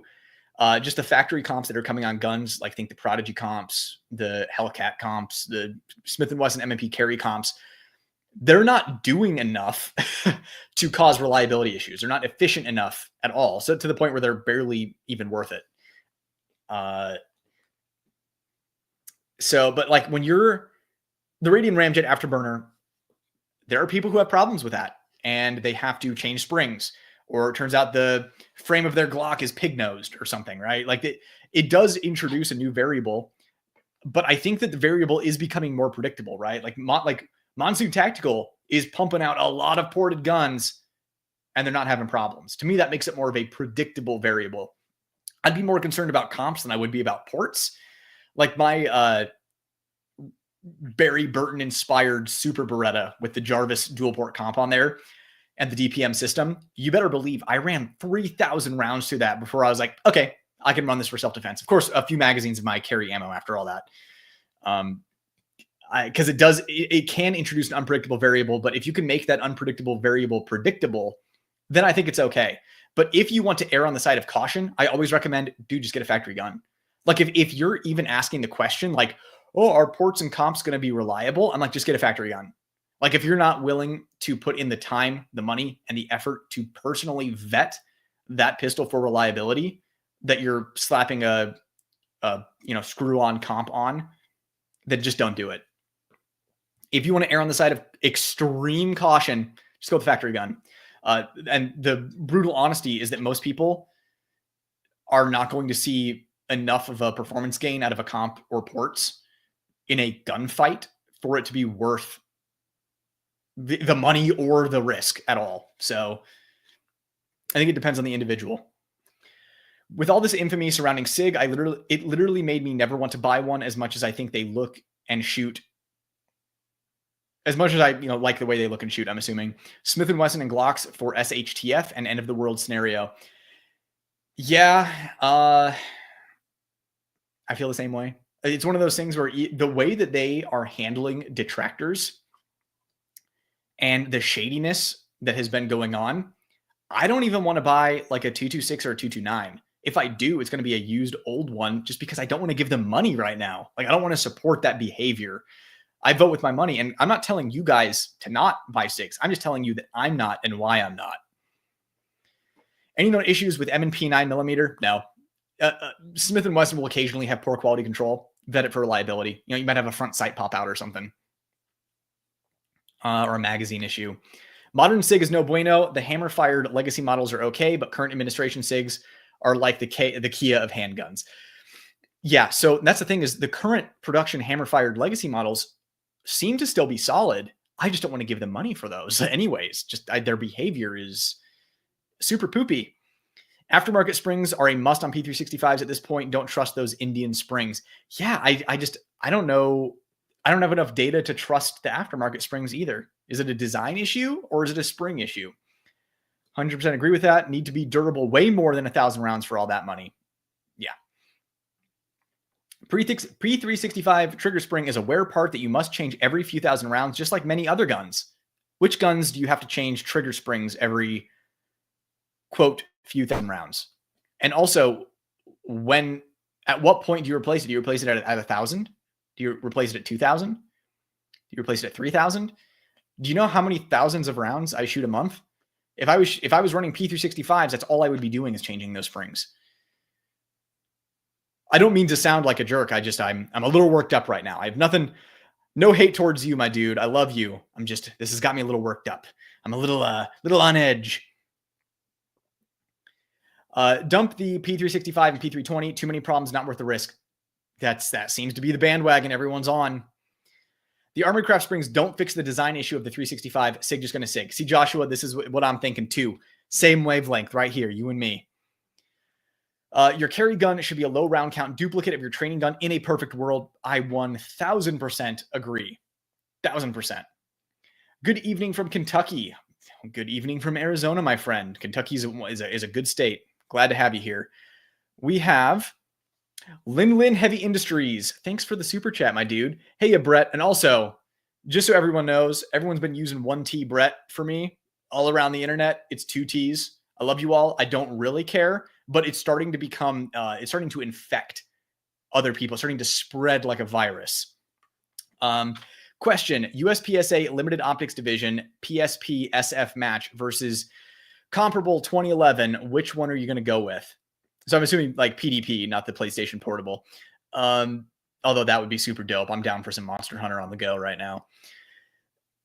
Limited Optics, Bull Armory Blaze, if you can find one. But you can't really go wrong either way. But I would go with a 2011, just because you're going to have to do less to it for it to shoot as well. Like even with the PDP match, like you're going to be putting a new recoil spring assembly in there, right? The 2011, just get it and go. So that's my 2 cents. I would go with a comparable 2011 personally. Less reciprocating mass on the slide. I mean, really, ideally, if you can shoot both and figure out which one you like better. Like some people like the sounded like the thwomp from Mario. If you like the immediate return to zero that the PDP offers, it's just like, well, boom, it was there before it ever left, but it also kind of rocked you while it did it. The PDP is the way to go. If you prefer a softer impulse with kind of a slightly softer return to zero, then the 2011 is the way to go. While the PDP has a great, amazing, probably the best striker fire trigger in history, it still doesn't compare to a 2011 trigger. Pardon my ranting. I guess that's why you're all here, is to listen to rants.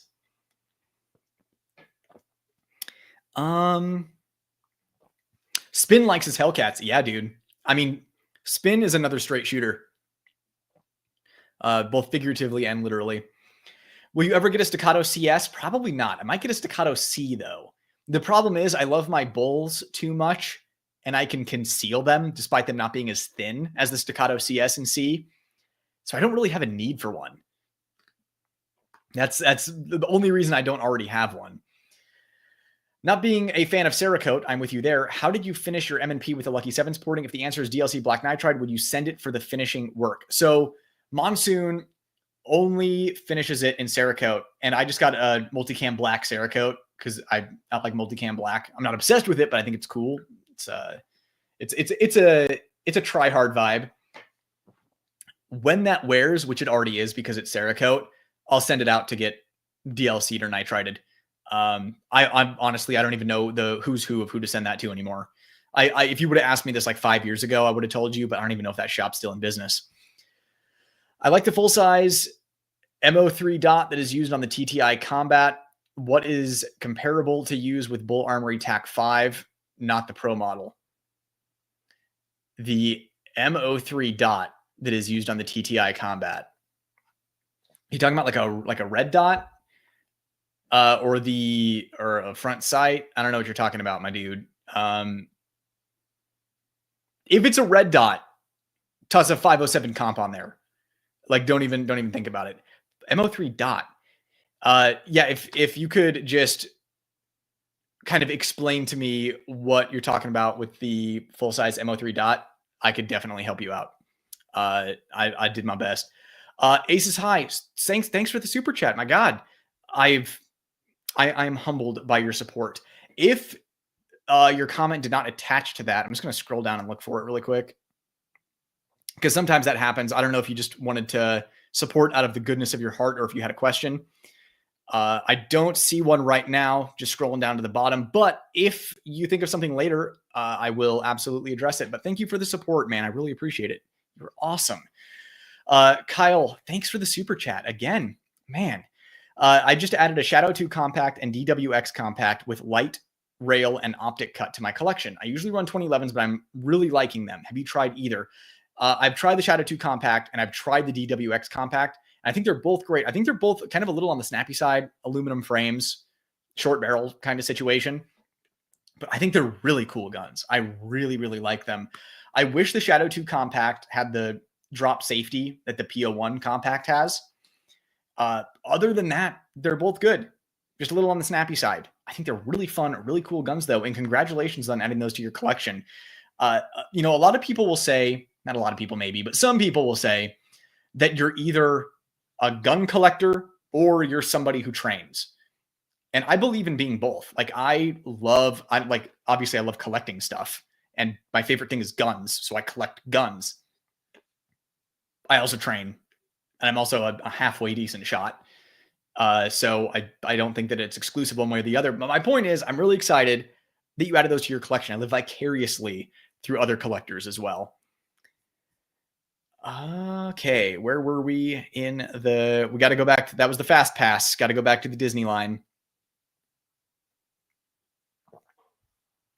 Oh man, just scroll past some hate for Shadow Systems.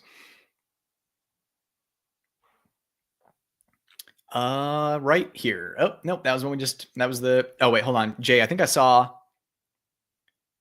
red dot. Yeah. Okay. So Jay, you were talking about red dot, Hollow Sun 507 comp, big glass, decent dot, more affordable than an SRO usually.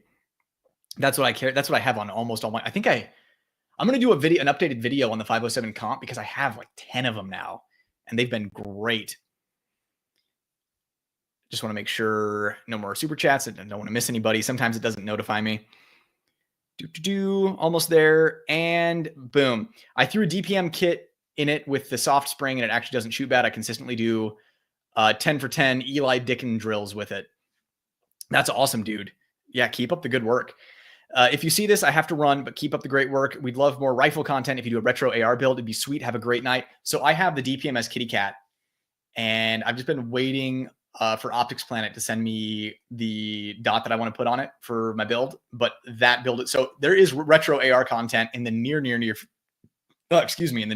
future. Office Computer, what's up, dude? Full-size Canic Rival or Walther PDP?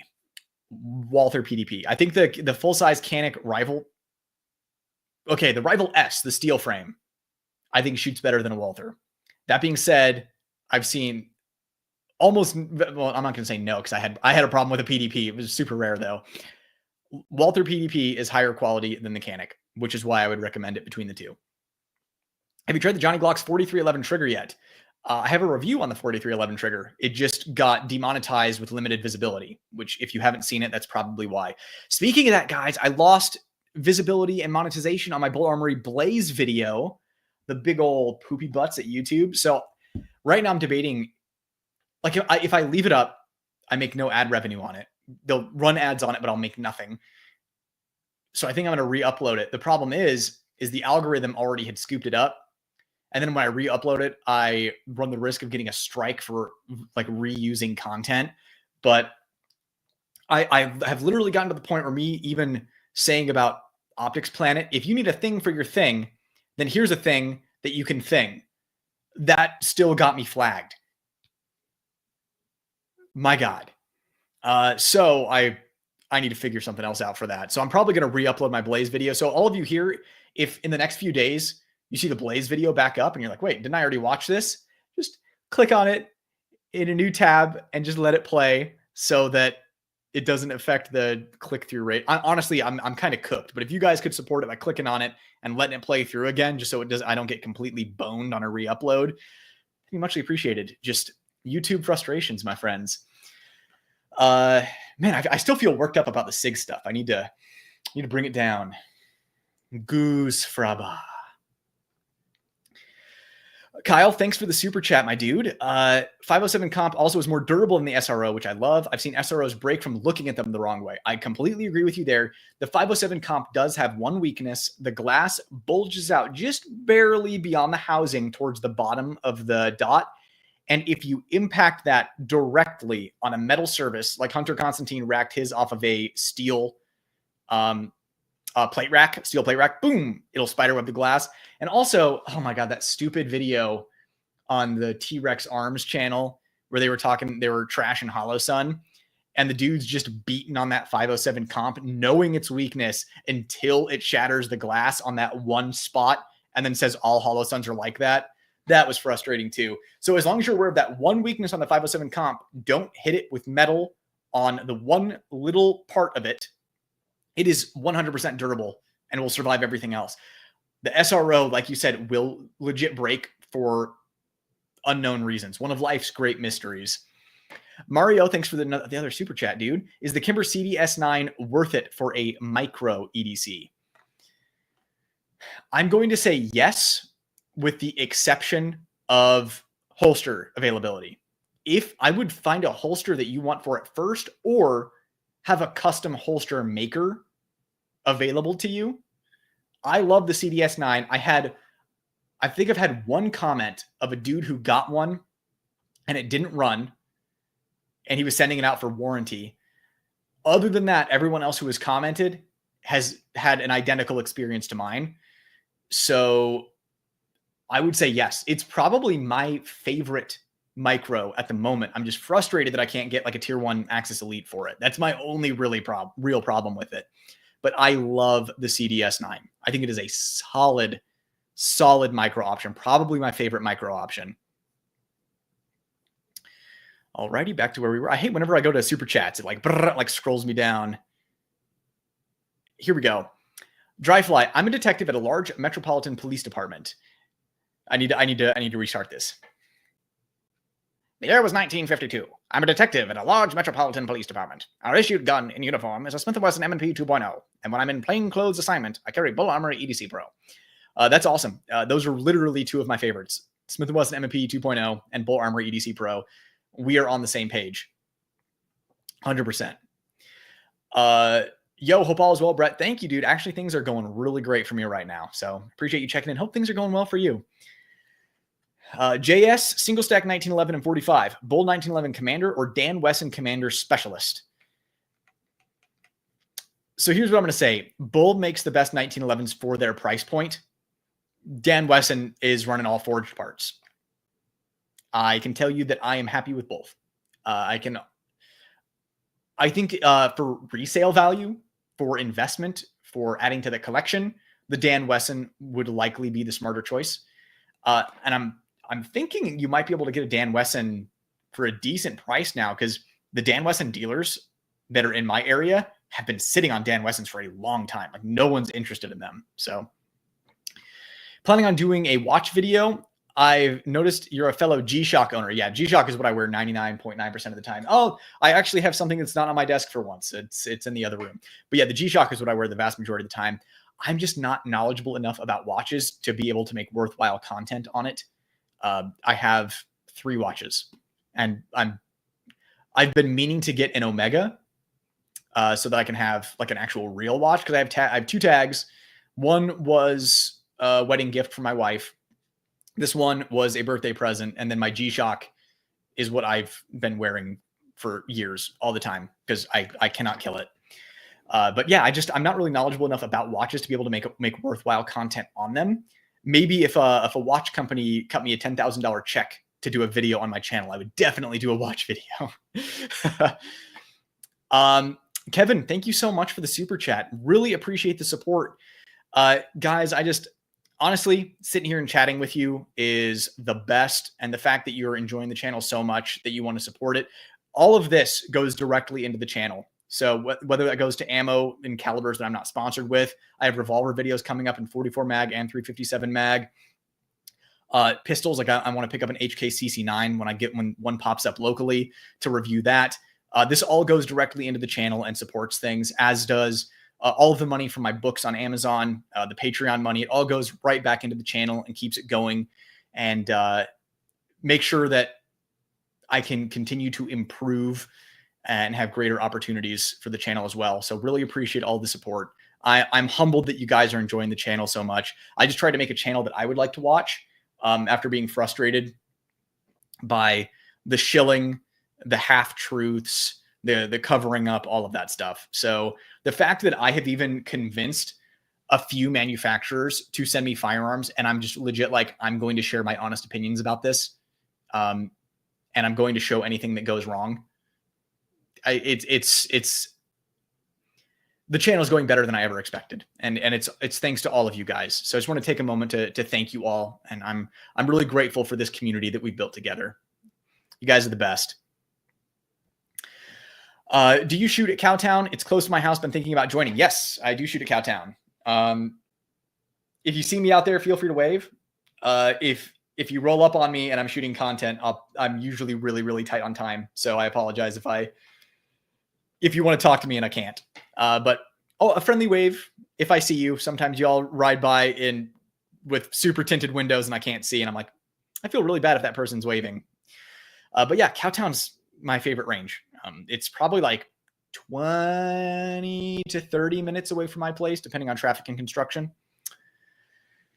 Love your channel, dude. Have you tried DPM AR-15 buffer spring weight yet? I have not. But honestly, I should probably just ask them. I need a few more DPM kits here pretty soon. I've been so busy, I haven't had a chance to reach out to them. I might have them throw one of those in the box so I could test that out for you guys. Opinion. For first gun with a fixed amount saved. Option 1, cheapest gun and the rest in ammo. Option 2, best gun for the money and a box of bullets. I'm going to go with option 2 because you'd have a higher likelihood of getting a reliable firearm, because cheapest gun tells me like a high point.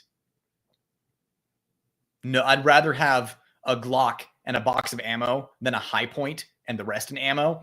So it depends on what gun you're getting. I think as long as you're getting a budget gun with a really strong track record, then go that way. Like, for example, we're talking Glock versus Staccato. Like, I can get a Staccato and a box of ammo, or a Glock and 5,000 rounds of ammo. Get the Glock and 5,000 rounds of ammo. So it just depends on what exactly you're talking about. Any codes for Vinny at Monsoon? No, I wish. If you find one, let me know. Do you have any plans on reviewing the Nighthawk TRS comp? No plans. I need to make friends with someone who has one. That's what I would need to do.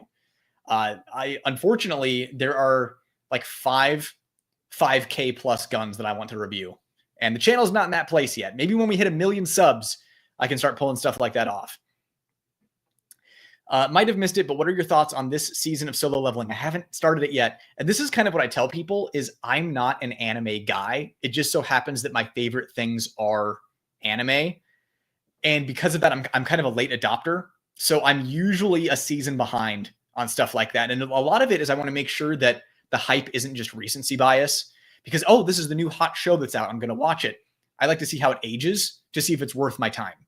Although everything I'm hearing about solo leveling sounds great. So I have not started it. I need to. What about the comp to Echelon? Keep hearing real good things about it. I'd say just get a normal Echelon, unless you just think the comp is cool. OP sells DPM. I should know that, but I didn't know that. First of all, every time you pop up with your Deus Ex profile pic, I just absolutely love it. I hate shadow systems. I went to a gun store that advertised a Manhurin MR73. I asked the clerk where it was in the display, and he asked me if it was a shadow systems. Oh, you're like, hey, do you have the MR73? Oh, is that a shadow systems? That's hilarious. We have Mario again. What's up, dude? Muddy River Tactical has holsters for the CDS9. Okay, I keep hearing about Muddy River Tactical somewhat frequently. I might reach out to him. That might be a good partnership to have. I'd like to test out his holsters to see if I like them. But thanks for letting me know. Muddy River Tactical. I'm gonna remember to reach out. Oh, have you ever tried Custom Works Defender yet? I have not. Trust me, I have a list of about 1,000 things that I want and need to try. Shadow System shouldn't even be mentioned in the same sentence as MR73. Yeah. Although it seems the Beretta import MR73s are not going over too well. I'm currently looking at the Gerson Brat. Really like the idea they bring, making a DS1911 that is easier to carry. I wish it came in the compact option similar to the Prodigy Compact. Yeah, Gerson, I don't trust them for reliability, but they seem to be moving in the direction of making cool stuff. What's up, Robert? Thank you very much for the super chat, my dude. If I am buying one 2011, should I purchase the Staccato P, Boltac, Tac Pro, or Jacob Gray Black? I do most of my shooting at an indoor range and would consider getting into competition with it. If you plan on shooting competition with it, I would get the Bull Tac. Full stop. The Staccato P is more geared towards duty. The Bull Tac can do both. And the Jacob Gray is, again, more towards the defensive. I don't want to use the word tactical, but you know what I mean. Yeah, if you're planning on getting into some competition, I would just go Bull. A lot of it has to do with, do you care about using Bull Armory magazines? I prefer them over 2011 mags. But speaking of that, Checkmate has those new ultra high capacity 2011 mags. And it sounds like I'm going to be getting a few of those to test. So they're expensive, but looking forward to testing them. I would 100% fully recommend going with the Bull Tac if you're planning on doing a little bit of competition. It fills both roles very well. All right, getting back to where we were. Talked about the Gersan. Smith & Wesson 69 for carry. Yeah, yes, please. 44 Magnum. Let's go. I had one. I got rid of it. The 5 rounds of 44. I got it specifically for a couple of outdoors trips that I had coming up, just because it was lighter weight. But then I realized it wasn't a problem. And I'd rather carry something a little more with a little more firepower in it. Dude, I've been saying jerry rigged my whole life. Nice. Oh, Anthony. So Anthony is, of course, one of my dear friends, leader of the LGBTQ IA plus group in his community in San Francisco. And of course, he would request a review of the pink Taurus Curve. So I am looking for a Taurus Curve. I'm trying to pick the shade of pink that I want Cerakoted.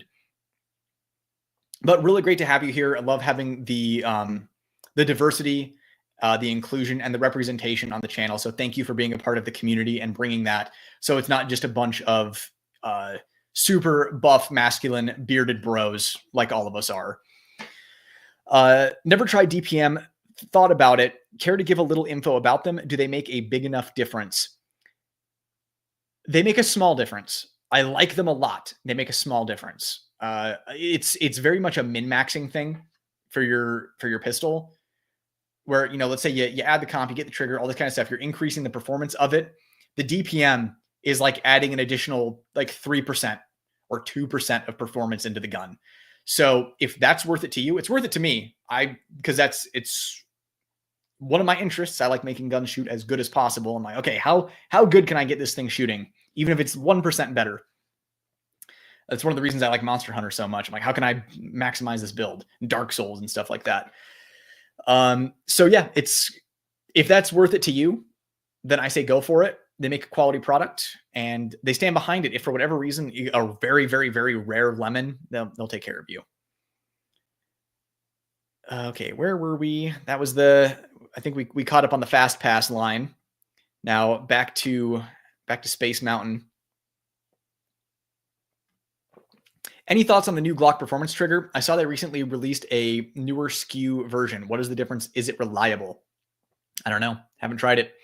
I personally would not run the Glock performance trigger in any kind of defensive pistol, just because I've seen too many inconsistencies with it to be comfortable to bet my life on it.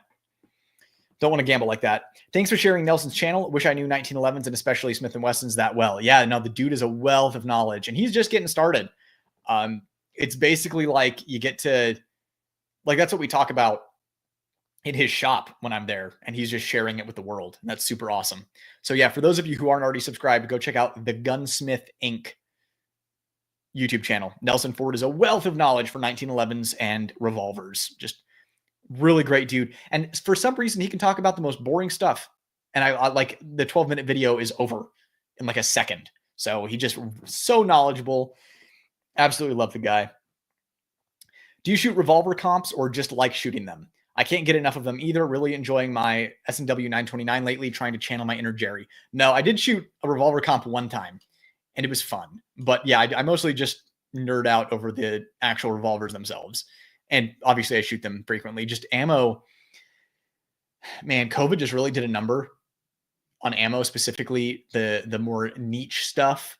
Niche. Like 357 Magnum and 38 Special. It's just pricey. But yeah, the 929, that's the way to go. That's one of the things I liked about the Spore that they sent me, is that it came with a 9mm cylinder. So I got to have a lot of fun with that. I'm the patron with the Bull Magazines issue. I ended up fixing them myself by filing down the top corner of the follower that passes by the mag release cutout. Shot 1,000 cents with no issues. It's really interesting. Yeah, like I said, dude, now granted, so what MC did here is he sent me his mags, and then I tested them and they were fine.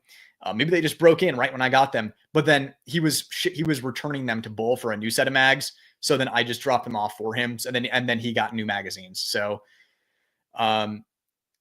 I'm glad that you got it up and running and working. You're still to this day the only person I've ever heard of with that issue. So I'm glad it's working out and that you're enjoying your bulls as you should be now.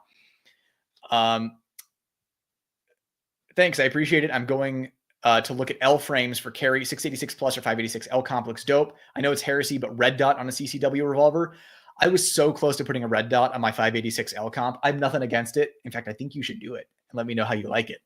But I was thinking about doing that, and it felt blasphemous to me. Like I struggled putting a red dot on a 1911, and it was just a non-starter for me with the revolver. Now, granted, the one thing I want to warn you about the 586 L comp is the sights that come on it are trash. They're awful sights. Like the front sight has like the world's smallest tritium vial in it. It's terrible. So I got a brass bead front sight and a D&L Sports rear sight. Hindsight, I might have gone for a red dot. I just couldn't really find a red dot compatible appendix carry holster that I liked. That was the only thing holding me back. Also, the Taurus 692 Executive looks kind of cool. Ports on a revolver sounds nice with a 9mm cylinder. What do you think about Taurus revolvers? Trash, despite some saying they are improving. Oh, they've improved. They've improved a lot. I still would not gamble my life on one. It's just fit and finish, materials used, all that kind of stuff. Again, the problem is people just don't shoot revolvers to high round count, so we don't have a lot of data of when these things will break.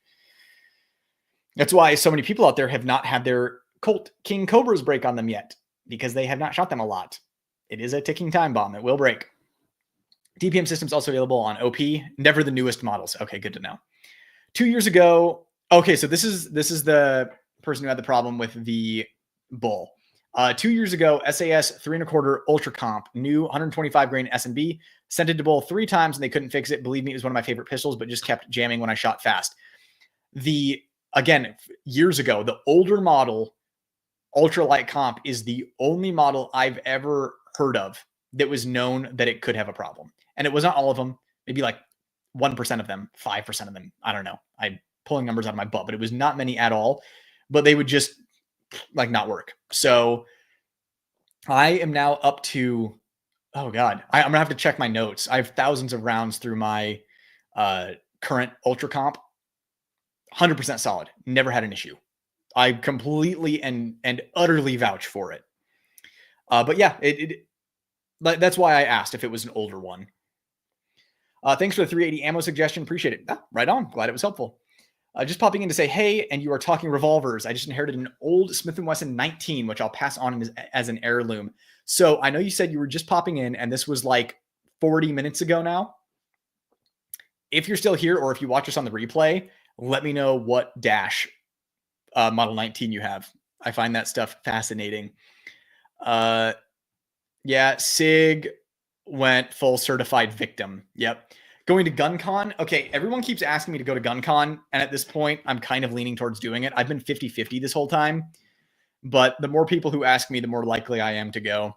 It seems pretty cool. So I have a Staccato P, but I'm considering a Bulltac Pro. Is there much of a difference between the two? Oh, Staccato P and the Bulltac Pro. Yeah, Bulltac Pro shoots significantly better. Even the Bulltac shoots significantly better than the Staccato P. The only difference is the Staccato P has a lifetime premium red carpet warranty, and the Bull Armory has a 1-year warranty. And just because Bull Armory doesn't have the stateside capacity to do a lifetime warranty, and if there's any kind of manufacturer defect, as long as you're shooting your gun, it will show up right away. It is what it is. Bull's a good company regardless, so that's the one thing. You're paying extra for the Staccato specifically for that red carpet warranty. That being said, the Bull Tac or Tac Pro shoots noticeably better than the Staccato P. And I'd take the Bull Armory any day. And Sticks is right there. Staccato P doesn't compare to the Tac Pro, 100%. Tac Pro any day, all day, no competition. Any compact revolvers you recommend for EDC that are maybe a bit more affordable than the 586 L comp? I don't have Tag Carrera money. Yeah. I'm the second owner of this watch. The only new things that I've bought in my life are guns and my last car. Other than that, I buy everything else very lightly pre-owned and let everyone else eat that initial cost.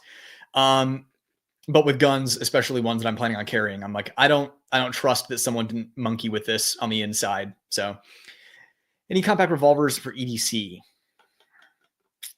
So the only ones I really recommend are Smith & Wessons, with the understanding that quality control is garbage and you might have to send it back. Probably will have to send it back. And the Kimber K6 series. Rugers are kind of heavy. Not saying it can't be done. Their quality control has also not been wonderful on revolvers. I mean, you could mess around with a Taurus if you wanted to. I wouldn't gamble my life on it, but you could play with it. Model 66 Combat Magnum. Yeah. So 586, I guess, I don't know. For me, if something's close to 1,000 or just past 1,000, it just is 1,000 to me.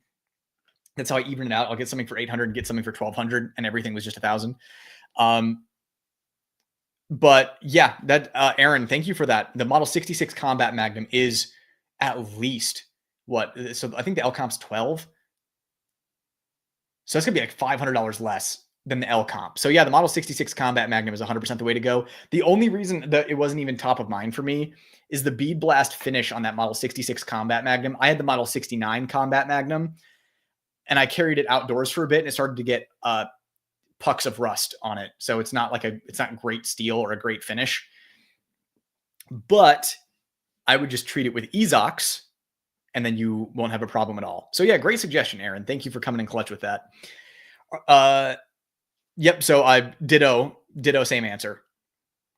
Oh wait, hold on. Worth looking at the used market. Yeah. So here's the problem with buying revolvers on the used market. You have to know what you're looking at. Look up videos of what to look for when buying a revolver. You have to know what to look for when it comes to timing, hammer push off, end shake. There's a lot of stuff to look for. Like, you can get totally screwed getting a used revolver. So be aware of that. Magic Prepper, what's up, dude? How long ago were you in here? Like 40 minutes ago, but I'm really glad you stopped by. Thanks. You made me get a USP 45. I will not accept any personal blame or responsibility. I will take the full brunt. If you need to explain that to someone, just make them watch my video. That's all the explanation they're going to need. So I'm glad I influenced you. I don't know if you guys all know, but I was nominated for Influencer of the Year for the Gundies. Probably got second to last place in the voting. But that's awesome, dude. I'm such a fan of the USP, and I'm so glad you're happy with it. Best Kool-Aid. The novels are amazing, by the way. Oh my God, I'm glad you enjoyed them. Yeah, those of you who haven't read my short novels, check them out on Amazon for sure. The link is going to be in the description of every single one of my videos on YouTube. I'm so glad you enjoyed them. I'm actually, exciting news. Amazon is rolling out an AI audiobook feature where I can use I can pick an AI voice to offer an audiobook for my books. And right now I'm using the program. I'm going through both of my books with the AI voice, making sure it flows well, that pronunciation is right. For some reason, like the word urinal is in chapter 1 like 3 times of Armed Instinct, and it kept wanting to say urinal. So I had to type in phonetically urinal. So I'm making sure stuff like that because I want to make sure you guys have a smooth reading experience. And honestly, I enjoy my books, so I'm enjoying listening to it as going through it, making sure that the AI audiobook is good to go.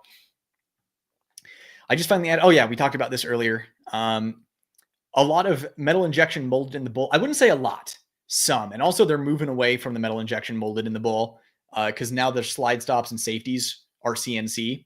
So they're moving away from the MIM. Not nearly as much MIM as Kimber.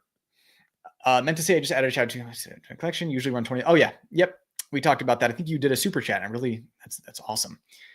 Swapped out a few parts out of my TAC Pro once I uncovered them. Sear spring is weird. Interesting. Yeah, I haven't really torn them down. I just know they perform really well on the range. It's like that line from Tropic Thunder when he's like, "Oh, that's a cool gun you got there. What is it?" And Nick Nolte is like, "I don't know what it's called. I just know the sound it makes when it takes another man's life." I'm not much of a gunsmith. I'm here to pull triggers.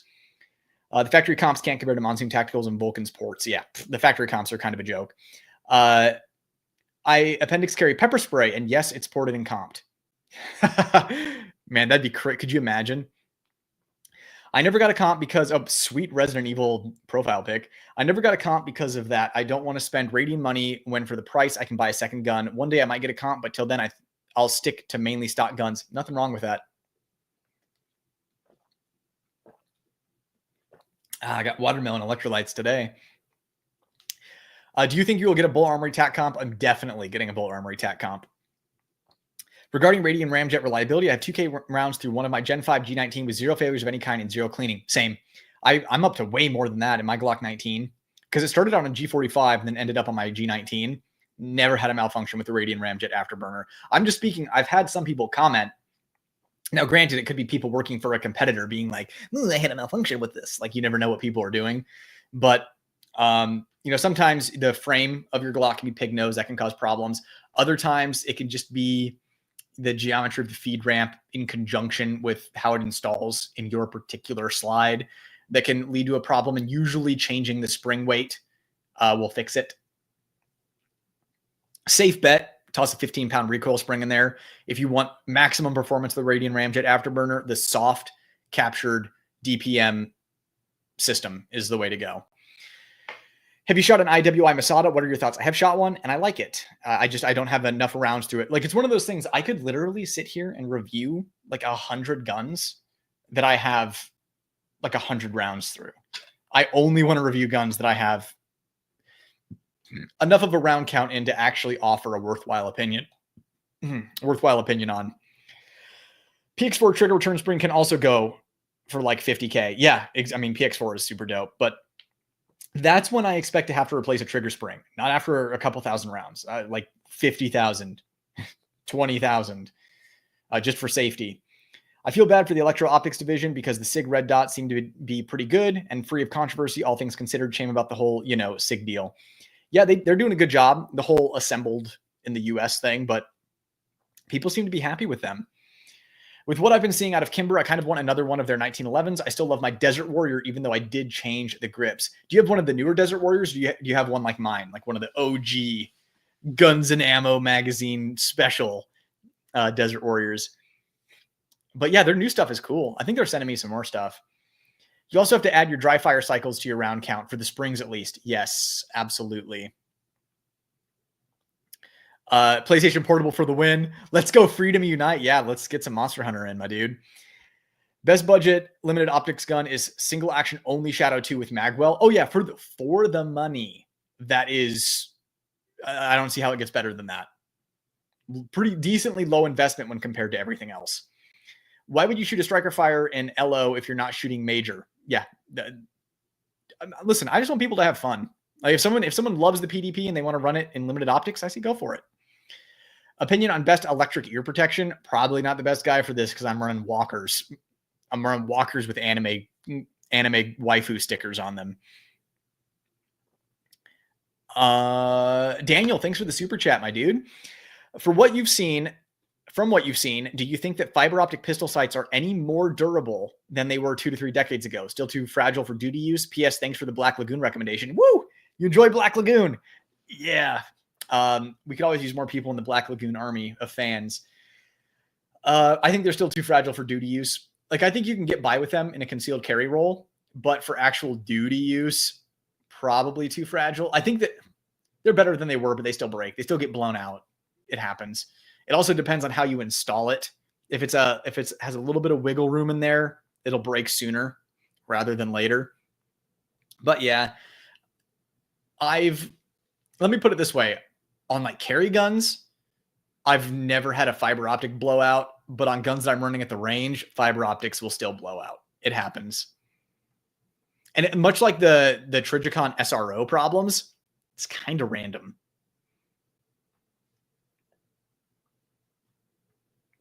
Do you have any opinions about the Grand Power guns? They seem great. I don't have enough rounds through them to be able to comment on it beyond that. Nightwood is live. I have time to shower, do all my shopping, take a nap, and then still catch the last 3 hours live. I'm sure I will see you in a couple of hours, my friend.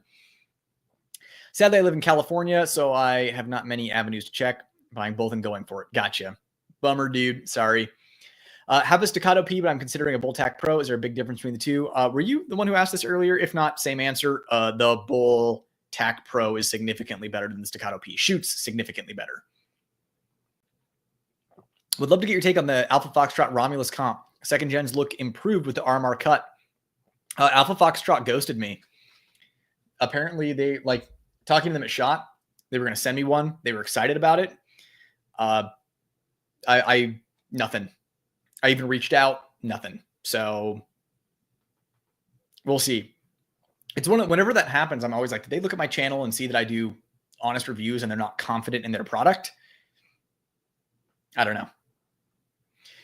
Totally understanding getting the name right. If I want to be called Joe, my mom would have named me that, LOL. Yeah, well, luckily, Brett with 1 T is still pronounced the same. Like I said, it's getting to the point now where, like, people are sending me screenshots of elsewhere, like on another video or something like that, or like on a Reddit post on one of my videos, and it's like 1 T. And I'm like, oh man, we need to get this under control. We have a code red. Jaegerworks does a great black nitride. Yes, I had Jaegerworks do one in black nitride. I also had Battleworks do one in black nitride, and they both did a good job. I'm still looking for someone who does good DLC. I'm not actively looking. I just don't know off the top of my head. Appreciate your channel. I bought my XC after watching your channel. Dude, I can't go wrong with the XC, man. It's the only staccato I have left. I got rid of all my other staccatos. It is like the one. And the main reason I'm keeping it is because it was one that was made in 2021, I believe, when they were a little more consistent in their quality control. Hello from California, Brett. Hope you are having a great day. Well, hello from right next door to you in Arizona. Sorry about California. I hope you're having a great day as well. Beautiful state. Beautiful state. Yes, I wish they had steel frame, and I'm sending them to Mom's Soup reports. Yeah. Tariff Hollow Sun time. Yeah, we'll see. Would you carry the CDS9? I would if I could find a holster that I liked for it. Limited optics is minor only, by the way. These are the finer details that you guys are here to fill in for me. I've been using the Trijicon SRO on my M&P core. I recently got the new Mepro Light MPOF. Wow. The glass and clarity and reticle are better than my SRO. Time will tell with the track record to see how the Mepro Light dots do. Good old YouTube striking down actual safe educational content. Yep, they don't understand it, nor do they care to understand it. Speaking of not caring or understanding what people want, HK, the HK CC9 vid or thoughts on it. I'm waiting for one to come in locally. A couple of batches were supposed to have already come in, but they haven't, suspiciously. So rumors are floating around that there was a quality control issue. If there was, credit where credit is due to HK for not just releasing it anyway. I am looking at you, almost every other firearm manufacturer on the planet. But yes, 100% doing a CC9. I actually want to get rid of my 365 and replace it with the CC9. I shot one at SHOT Show. The only thing I didn't like about it is the grip texture doesn't go all the way up.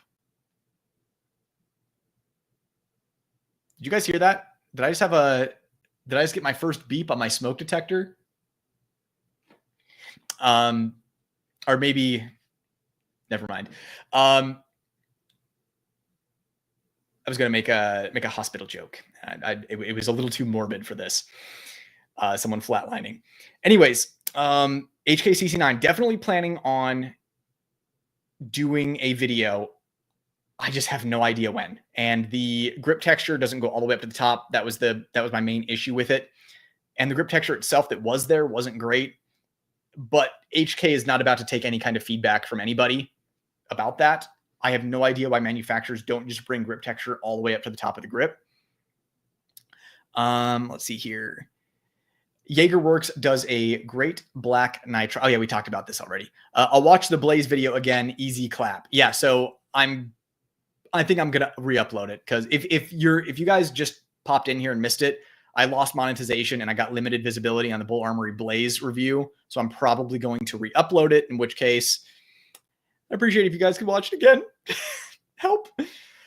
Do you make your videos at Cowtown? How is it as far as ranges go? It's close to where I live. I've been thinking about it. Yes, I do my shooting at Cowtown. And how is it as far as ranges go? It's a great range. So you have a bunch of bays there that are surrounded by berms. You don't have to worry about anyone clapping you in the back, at least on accident. And you get to reserve the whole bay to yourself. Just hop on a little online portal and reserve it. Real handy. So yeah, highly recommend it. The 92 FS is the Joshua. I completely agree. Your accents are so on point every time. I love it. Yeah, I can do accents. Honestly, I should probably do I don't know. I think about being goofier on the channel, but every time I've experimented with it, people make fun of me. It hurts my feelings. But yeah, I can do a lot of accents. I love JagerWorks. I don't love their lead times. Man, you got to wait for quality. Hold up. Is it 1 or 2 T's? It's 2 T's on the Brett. The Canik MO3 is the red dot. Oh, the TTI. I got you. See, for some reason, I was thinking the TTI 2011s. That's like when I think of TTI, I'm like, oh yes, actual good guns, not the TTI Canik. So, oh yeah, then the Canik dots, they are what they are. I would not gamble my life on one. They're probably fine for plinking and for competition, but like if I'm gambling my life, the minimum I'm going with is Hollow Sun. Do you remember the attorney guy?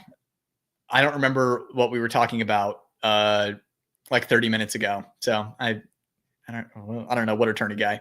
Oh, in the live, is that what you're talking about? The dude in chat who was the attorney guy? Yeah, I remember kind of spanking him a little bit. I have an Omega speed. Wait, was that you? I remember. I think he had a brown profile picture. Putting suspicion. I have an Omega Speedmaster amongst many other luxury watches. Omega are very iconic. Yeah, that's my next watch is going to be probably an Omega Speedmaster. I just keep buying guns. That's the problem. The 92 FS is the best full size because it has the grip length of a G19, takes 17 round mags, and has a 5-inch barrel. Best of everything. This is something I talk about with my friends about Beretta and why it's one of the best hammer fired guns that you can get.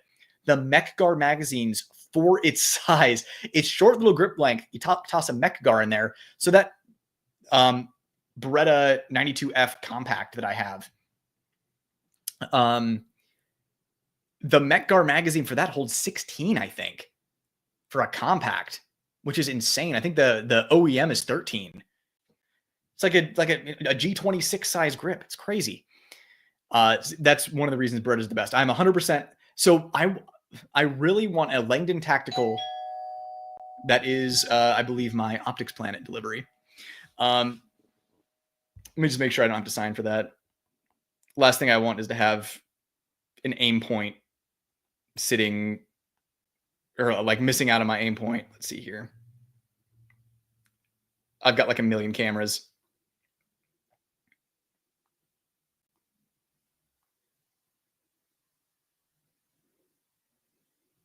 Boom. Didn't have to sign for it. I'll grab it later.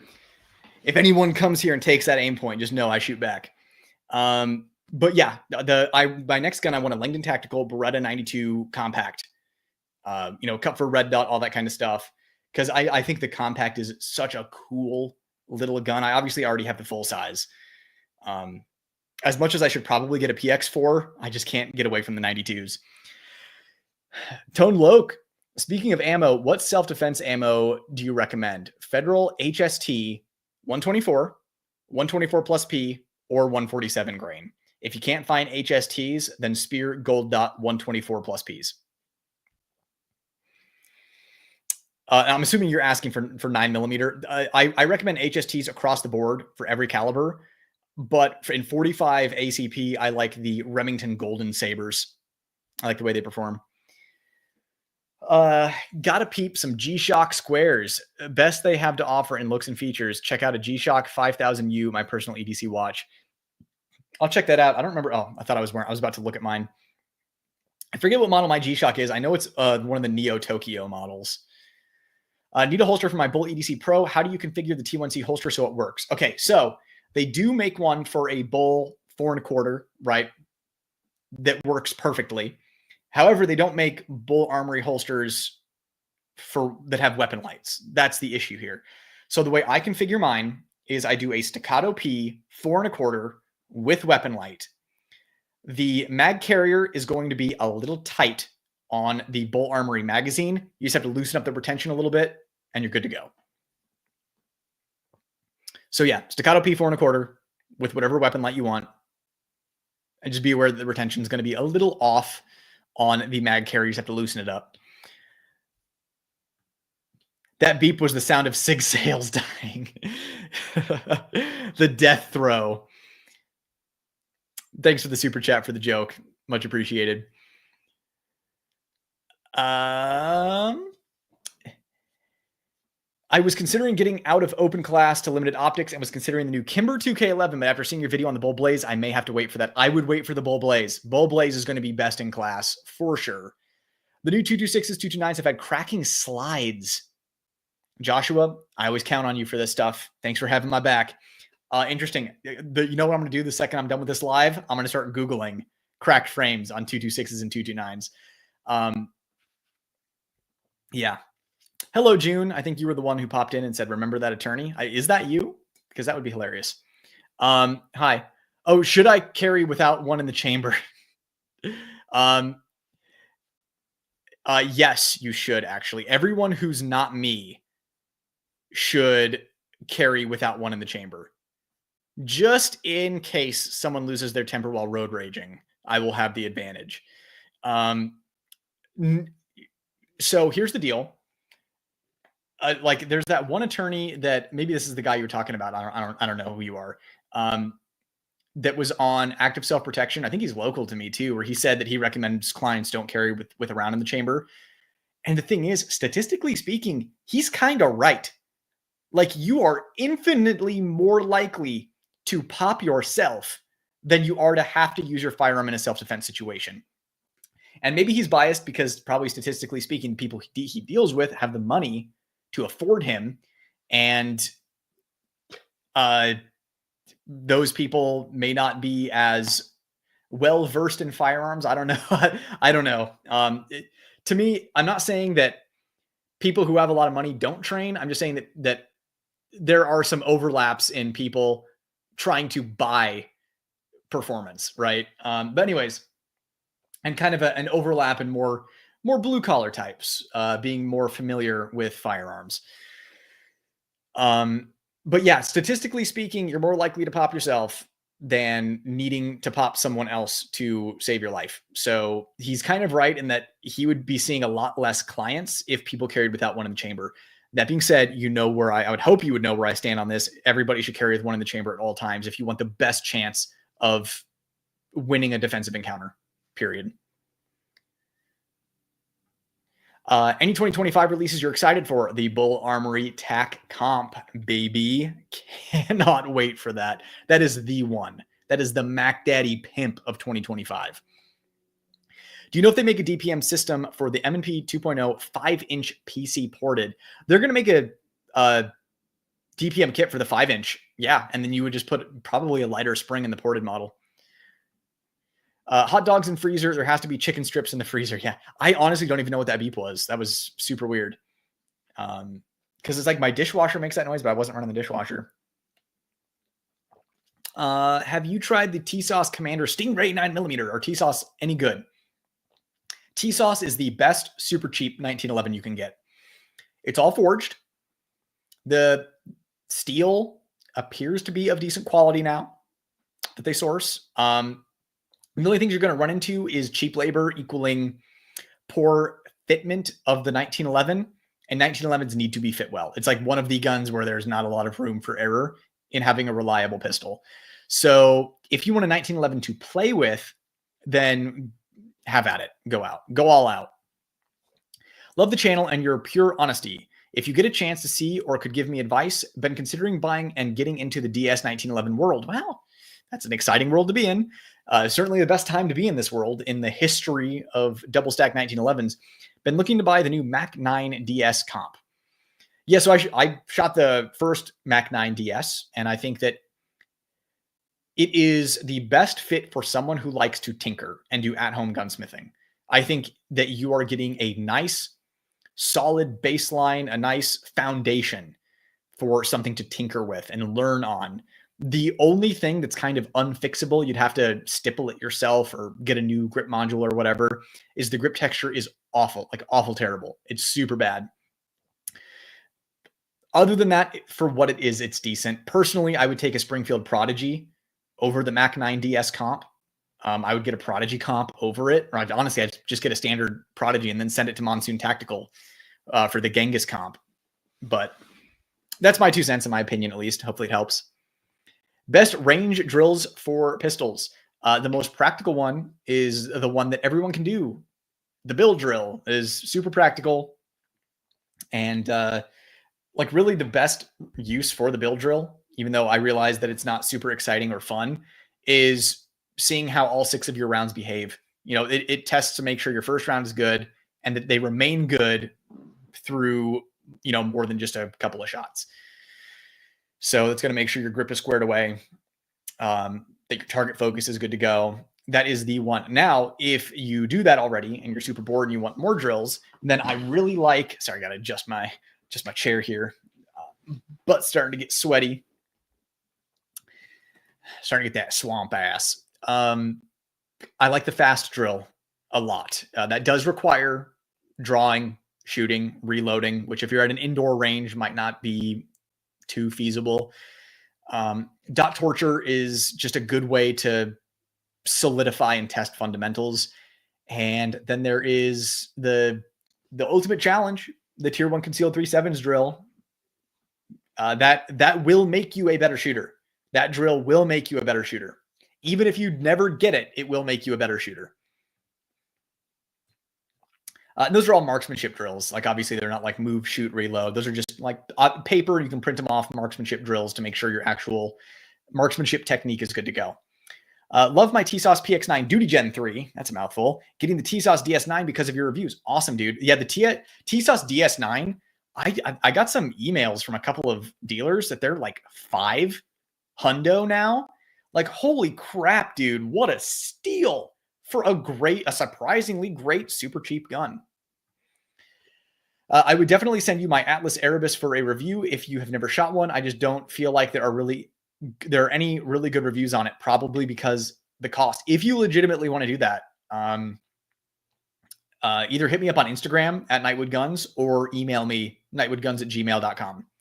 The thing is, I just want to make sure that you are comfortable. Like, obviously, like, I'm going to be shooting it, right, and testing it. Finish my, in and out of a holster, that kind of stuff. I just want to make sure you're comfortable with me testing. I'm not going to, obviously, I don't drop guns on the concrete or anything like that. And then also being without it, probably for a couple of weeks. I would do the best I could to move everything aside to get that done first so that you could get it back as soon as possible. But if you're comfortable with all of that, definitely reach out to me, because it'd be awesome to have an Erebus review for sure. I think I can offer some value in this space as far as reviews on that pistol go. Any change of opinion on the Platypus now that there are more 2011s on the market? I think that Stealth Arms needs to keep up. I think that they're dangerously close they have not fallen behind, but if they don't keep moving forward, I realize they're kind of stuck where they are. They got so popular. They have so many orders that they need to fulfill. They can't even keep up. There's not a lot of time for R&D, but they need to start doing ported barrels and comps and G19 size grips. They need to keep up, or they're going to get left behind. As far as my opinions on the pistol itself, no, it's a fantastic, phenomenal pistol. I can tell you it's better fit together than the Fusion XP Pro. I have not shot the Fusion XP Pro yet. I surprisingly love it. I have some critiques, but it feels really good in hand. Like, I can't put it down. That's how good it feels. But the Platypus it's just fit better. It's not fit in Turkey, that's for sure. And the Staccato HD obviously underwhelmed me, especially 10x that for the price. Platypus is still in my top 3, dude. I love it. Muddy River Tactical was the first solid holster company I found. Used to be my first recommendation. Their holsters are basic, but they have options and they're solid for what they are. Cool. Yeah, I definitely want to check them out. And fast shipping too. Good to know. What happens to all your guns if you kick the bucket and nobody to inherit them? Yeah, that's... Wait a second. Do I know you? No. You might me. This is kind of looking like, I don't know. I have suspicions here. Darn the anonymity of the internet. What happens to all your guns if you kick the bucket and nobody to inherit them? There are people to inherit them. But if you're someone who doesn't, then first come, first serve to whoever finds you first. Whoever gets into the house first come, first serve. Just remember, you would be in an open class with a comp gun, and it's the most competitive class. Probably wouldn't recommend it for beginners. That's solid competition advice. If I got a comp gun like the Staccato P, I would get the threaded barrel with a removable comp. Okay. Versatility. Cohen was running Kimber when they were having MIM problems. Just saying, back then Kimber was all pomp and flash. Yeah, he really did a number on that, man. I feel bad for whoever has him now. Wherever he ended up, they're probably having problems. Too much SIG anger. Don't want to see you when you get the writer's block. Yeah. LOL. Thanks for the super chat, by the way. This is the second time now where I got a super chat and a laugh at the same time. So appreciate the double whammy there. I just scrolled by and saw this nerd calling me a nerd. Humble Marksman stopping by to say, look at this nerd talking about guns. And then kidding with a heart. David, you know I love you, man. And I appreciate you stopping by. I doubt you're still here, but if you are, thank you for being here and stopping by and saying hi. Where were we? Right here. What's your day job? I do a lot of things. This is now the thing I do the most. Platypus versus 2011s. What magazine ecosystem do you want to be in? Do you want a 2011 that takes Glock mags? Get the Platypus. Courts don't like modifications on guns if you go to trial. It depends on the modifications. Courts don't like it. Like, are you talking about juries? Are you talking about judges? Are you talking about prosecutors? Are you talking about everybody? Because there have been a lot of people, well, not a lot, but there have been people who have had modifications on guns that were used defensively, and it was a good shoot and they were fine. So point to someone who, see, this is why I like, maybe you were that one attorney that one time. Or you're making fun of him, which would honestly be hilarious. But show me a court case of someone who was convicted for in an otherwise good shoot, convicted because of a modification to their gun. There might have been one ever because of a hair trigger, like decades ago, maybe. Company I never hear about anymore. Thoughts on Bushmaster ARs? First gun purchase almost 2 decades ago and can't remember a malfunction. Much love for the live. Oh, thanks, man. Thanks for being here. Sorry, my ankle itched in case anyone was wondering what I was doing. So Bushmaster, Bushmasters were what they were for the money. I am aware of Bushmaster malfunctions, but I think that they had a really cool logo, a lot like DPMS, right? Yeah, I mean they could be good. They could be great even. I had a Bushmaster Carbon 15 pistol, which I thought was the coolest looking gun ever, and it could not even cycle a single round. Sweet logo though. Thoughts on the GP Arms 2011? If you have not already seen the review, I did review a GP Arms 2011. If you're asking for my updated thoughts on it, I still think it is right up there. You know, Bull Armory, Staccato, Stealth Arms, GP Arms. I would probably put it at the bottom of the. Keep in mind, it's at the top, but it's at the bottom of the top just because it lacks an overall finishing to it. Right, it has some sharp corners, some sharp edges, kind of no frills. Very much like me want good 2011, me shoot good 2011, me no care about how it feel in hand. But it is phenomenal. I've had a couple of buddies shoot the GP Arms 2011, and it's their favorite. They're like, oh my God, this is the fastest 2011 I've ever shot. And it's because Gilbert Perez knows how to tune these things for speed, for competition shooting. So I do really like the GP Arms 2011, and I like the options that he offers. Just all around excellent 2011. One of my top picks for sure. Anthony, thank you for the super chat and getting to using the Disney Fast Pass. I got rid of my Shield Plus because it kept jamming. Oh, you're about to set off a TNT explosion here. Got rid of my Shield Plus because it kept jamming and haven't replaced it yet. Do you have any Rex that's Hellcat Pro sized or subcompact sized? Glock 26.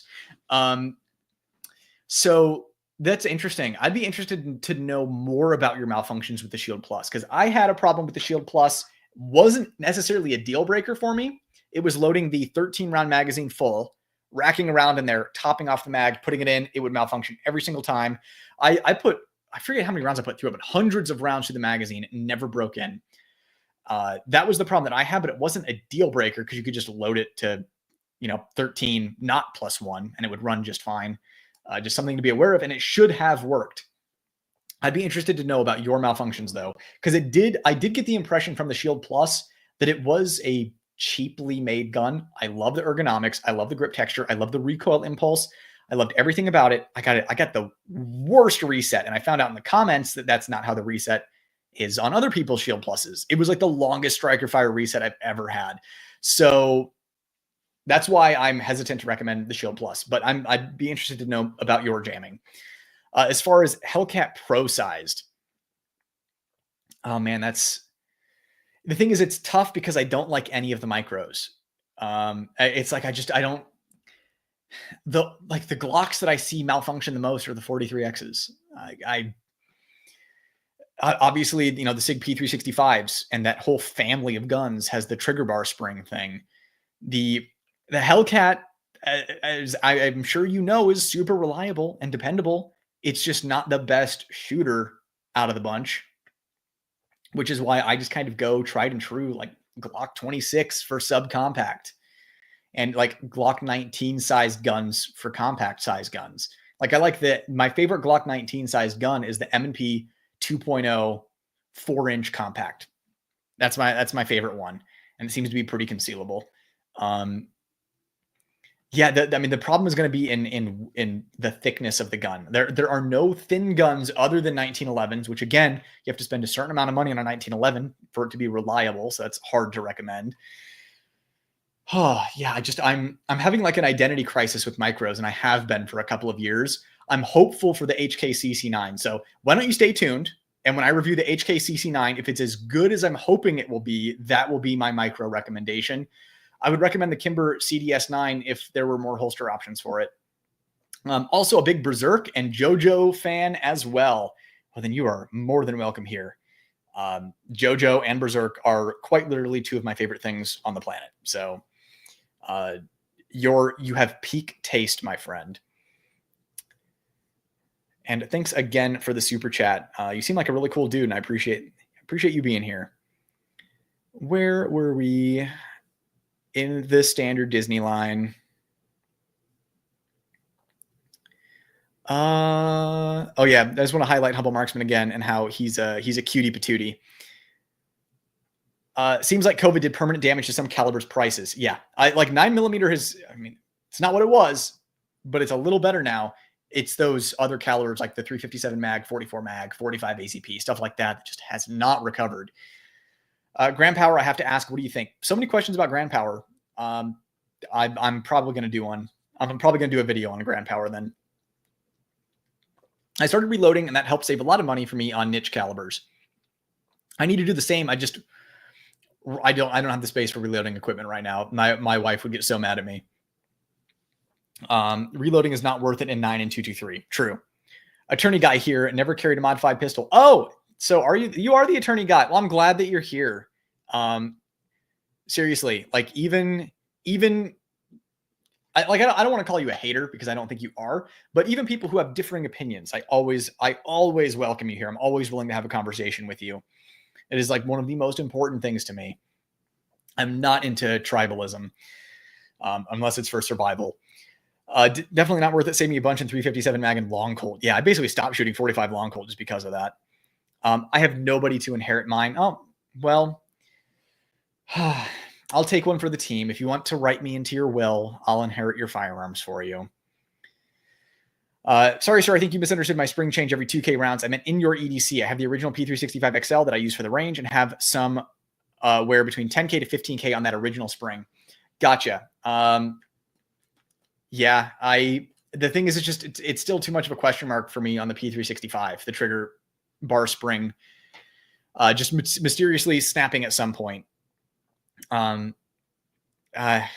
the thing is, okay, let's say you change it every 2K rounds and then you get a spring with poor quality control that will snap at 800 rounds.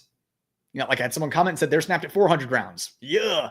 Like, how do you know? I don't like question marks on life-saving devices. H&R 22 long rifle, 929, 4-inch 9 revolver. Love it. Nice. I guess they get melted or go to the state. Yeah. Well, I'm sure people will take them along the way, but it also probably depends on your state as well. Was super close to buying a P320 M18 until I came across all these issues. Any suggestions that are very comparable to the M18? Does anyone want to say Glock 19X? Because that's probably the answer. No, literally pick any other quality striker fire pistol on the market. Literally anyone. The world is your cloister. You can pick whatever you want. As far as suggestions go, I suggest Glock and M&P for striker fire guns and PDP. Those are probably my top three. It would be M&P, Glock, PDP, Walther PDP, in that order, for striker fire pistols. Just my opinion. If you want to feel superior to everyone, the HK VP9 is probably my number 4. So yeah, any of those. But if you're looking for that M18 look, right, that peanut butter, and Glock 19X, I know that the MP comes in a peanut butter. That's actually looks really good.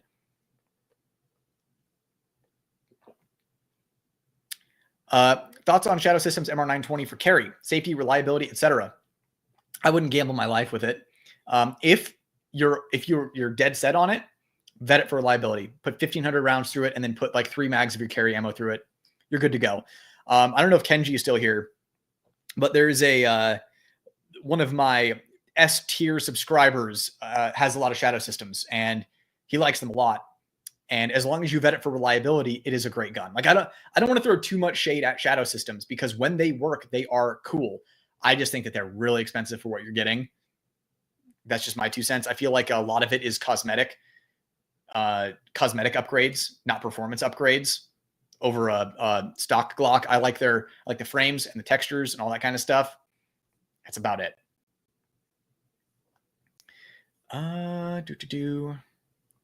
Where were we? Man.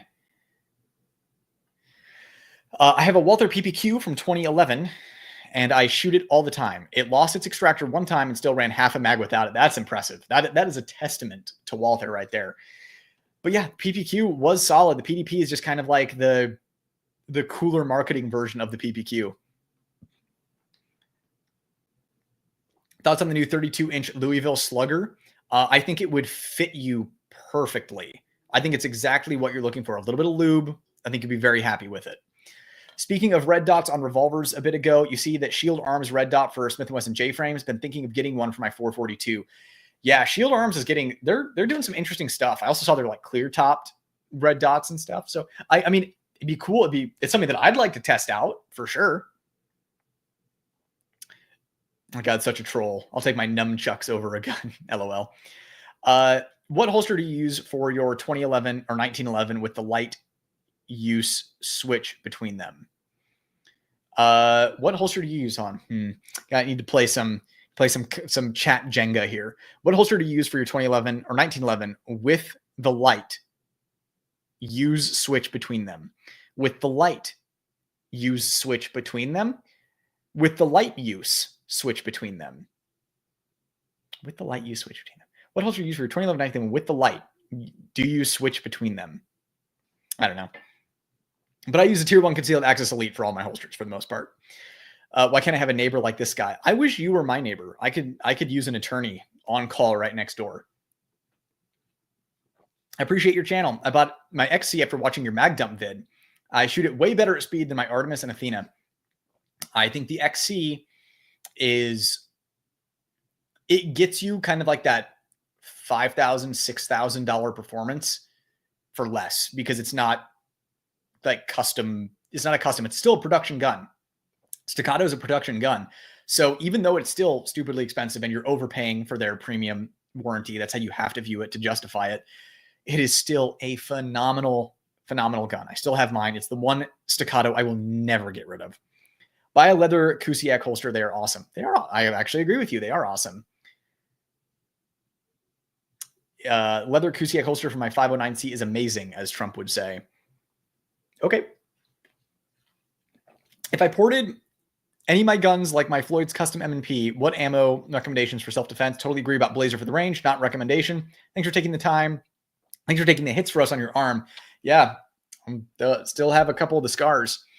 Yeah, so I just recommend the usual ammo that I do. Federal HST 124, 124 plus P, 147 grain. Can't go wrong with any of those. If you can't find those, get Spear Gold Dot 124 plus P. I have a ported Iver Johnson shotgun. Nice. We have alert. We have a troll. I ported my cuts down the reverb. Oh boy. Don't feed the troll. If Kimber is sending you some more stuff, want to look at one of their K6S models, I'm going to reach out to them about that. I don't know if they've seen my revolver video because that's one that I like. Again, I've shot them. I just don't have like 1,000 rounds through one. I'd be interested to see how it held up to a high round count. DPM soft is the way. It runs flawlessly with everything from 115 grain to 147 grain. I carry Spear LE 115 plus P plus, and the change in recoil was insane after adding the DPM. Yeah, the DPM. So changing a spring to tune it to ammo will always do better. The DPM is just even better than that. So I'm glad to hear it worked well for you. Staccato sucks. Overpriced Staccato, buy a Glock and more ammo. What if you can afford both? Sorry for the double T usage. Oh, big sad. No, it is the double T. No, my God. There's chaos in chat. We have a confusing situation here. My name has 2 T's in it. I'm going to be very clear about this. This is getting out of hand. Getting T-Sauce 1911, 2011 DS9 duty, but looking for a holster. Most 2011 or Staccato holsters will work. How was recoil impulse on the CC9? It more like the 365 or the Hellcat, kind of in between. Now, keep in mind, I put 5 rounds through the CC9. months ago. So I'm going based off of memory here. And I feel like it shot really well for its size. I would say more like 365. That's what I would say. I remember it shooting well for what it was. Like I would describe it exactly like that. For what it was, it shot well. Which monsoon port should I get on my Staccato HD? Oh, you're the guy who won it. This dude got a Staccato HD in a raffle for only 50 clams. And I am just blown away by that. Yeah, probably the Genghis comp would be the way to go. That's what I would do. Manufacturers, for some reason, hate listening to their buyers. Just look at the PX4 grip. Great gun, no upgraded grip. Yeah. And I think with Beretta, like if I was just guessing, I would guess that they view the PX4 as being a failure and outdated. And they, Langdon kind of convinced people to get it again. I mean, it's a great gun. Keep in mind, when I'm saying it's a failure, I'm not saying it's a failure as a gun. I'm saying it was failure sales-wise. And because of that, they don't want to tool up to do a new grip, which makes sense to me. They just don't see the value in it. And honestly, the PX4s, even though it's seen a resurgence, probably aren't selling at high enough volume to make it worth doing a Gen 2 or an updated grip. It is what it is. Did you ever shoot at Young's Long Shot with Military Arms Channel? I feel like I've seen you there before. No, probably some other nerd. Anywhere else to look for Bull Blaze? They're currently out on their page. Now it's going to be the only place. You can probably buy it for quadruple on Gunbroker. That's about it. Other than that, sign up for the email and pray. Oh, it is 2 T's. Noted. Yes, it is 2 T's. Everyone. Just like Goss here says. 2 T's. Hi, Brett. Would you want to see more revolvers positioned at a 6 o'clock position like the Chiappa Rhino 30DS? Yes, I would. 100%. Specifically, you want to know what I want to see? I want to see the Mateba Unica 6 revolver come back. I want to see it make a resurgence. I want to see a U.S. importer start bringing those suckers in, because that is one of my bucket list guns.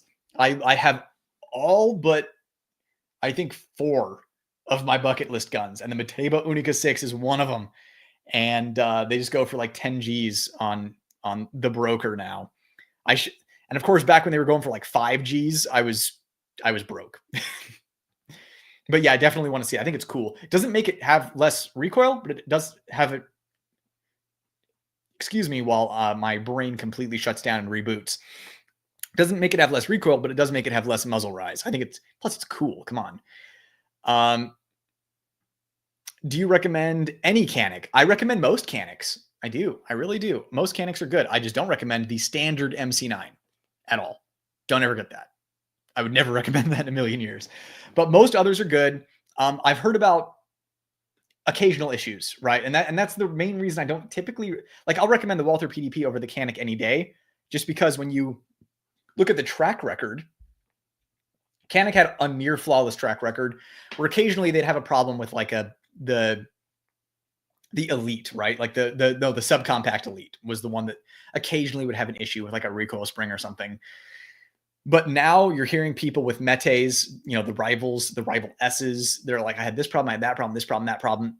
It just has more problems than something like the Walther PDP. I recommend most Canics just be aware that you are getting a budget Turkish pistol. I've heard 1911 and 2011s take a lot more care for maintenance and cleaning. What is your general cleaning routine for your 2011s?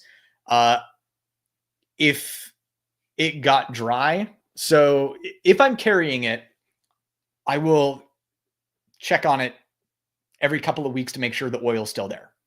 It usually is. If it looks like the oil's starting to dry up, I will re-up it with oil. It's a rare thing, like a few times a year thing if you use good oil. As far as the ones that I'm actually shooting a lot, I will just oil it if it's looking dry before I shoot it, which again is not as frequently as you would think. That's it. I don't really clean them. I just oil them, and not even really a lot, just on the rails, on the barrel hood, and like towards not on the crown, but like towards the end of the barrel where it interfaces with the slide, and then just get the oil in there nice and deep, like. And then good to go. So as far as care and maintenance, just keep it oiled. Like you can shoot that thing dirty for a long time, as long as it's properly oiled. Beretta revamping the 92 series was a good idea. I agree, for sure. Please check out Grand Power. Okay, geez, get off my case. God, Mom, get out of my room. I'll look at Grand Power. God. Those new mech guards for the 92 compact are ridiculous if they work well. I've never owned a 92C, but I'm tempted with that capacity bump. Yeah. So I haven't tested the mag yet. Again, this is all new to me, but I'm going to have it out. I think on Friday I'll be out and I'm going to test out that mech guard mag. I mean, if it's like the full size mech guard mags, it's going to run 1,000%. Yes, Beretta 92 FS, best 9mm ever and best looking pistol ever. I mean, I can't get mad at you for that. Let's see here. Where were we? Never use 147. 9mm too slow, doesn't expand well. The HST does pretty well. I just saw Kenji, my boy. I've been buying too many knives lately. Definitely need to vet your shadow systems. Thank you for chiming in on shadow systems, Kenji. And also, thank you for the super chat. Always appreciate it. Always appreciate your support. You are one of the most valuable subscribers on the channel. And honestly, everybody here should give Kenji a round of applause for being such an amazing supporter. A lot of what has happened on the channel is thanks to him. So appreciate your knowledge and your support, Kenji. What knives have you been getting? I know you've sent me a few of them that are pretty neato, but if you've been buying a lot, I'm sure it's more than just a couple that you've sent me. Be curious to see what you're into nowadays. I pawned my Shield Plus recently because it kept jamming. Okay, from the super chat earlier. What do you recommend the subcompact? Yeah, so same answer as on your super chat. Carrying without a round in the chamber is like putting on your seatbelt after you get into an accident. Yeah, like okay, if I get into an accident, I'll be able to just quickly put it on. It's a good analogy. New CZ Octane thoughts? That's my thought right now. AD happened. I've carried for 20 plus years and lived guns for 50 years. Guess how I know? You do kind of strike me as the person that would have like an ND. The reason you never hear about it is because nobody tells. Again, seatbelt analogy to not one in the chamber is a poor example, but simple people have simple minds. That's hilarious. I just said it, got done saying it was a good analogy. But I've been around guns since I was 5 years old. And NDs are not a problem. And it sounds like they're a problem with you. So I think I'm going to go with my opinion. 100% agree. Stealth Arms needs to bring compact grips, ports, comps to the line. In my opinion, this is way more important than additional calibers. In my opinion as well, I agree. I just picked up the Bolt Ultralight. What appendix holster would you recommend? I can't find a light bearing one.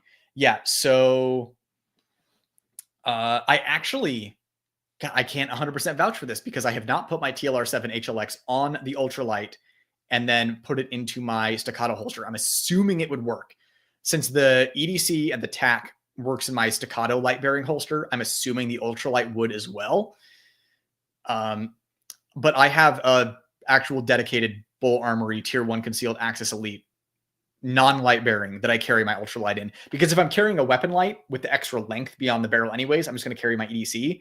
But right now I use the EDC as my backup gun. Like if my Bull Armory EDC Pro is just dirty as hell, and I need to clean it, I'll toss the EDC on while I'm cleaning, or while the EDC Pro is either, like, if I'm shooting EDC Pro at the range, I still want to be carrying a gun for defense. You never know who's going to roll up on you, and it'll be the Ultralight. But I have not tried it in a light. I'm assuming it would work in the staccato light bearing holster. Any suggestions for anyone else that wants to start a YouTube channel? Oh man, I'm going to do my best not to take the wind out of your sails. So I will say that the idea of the video is more important than anything else. If your idea for the video isn't good and you want to do it anyways, you have to come up with a way to make it an interesting idea. So make sure you have a good microphone. Make sure you have good lights. I got all my stuff on Amazon, and have a good idea for a video. And the thing is, you can think something's a good idea, but it's not. And you have to be able to learn and accept from failure and be like, okay, interesting. Why did this one fail? Okay, how can I make the next one work?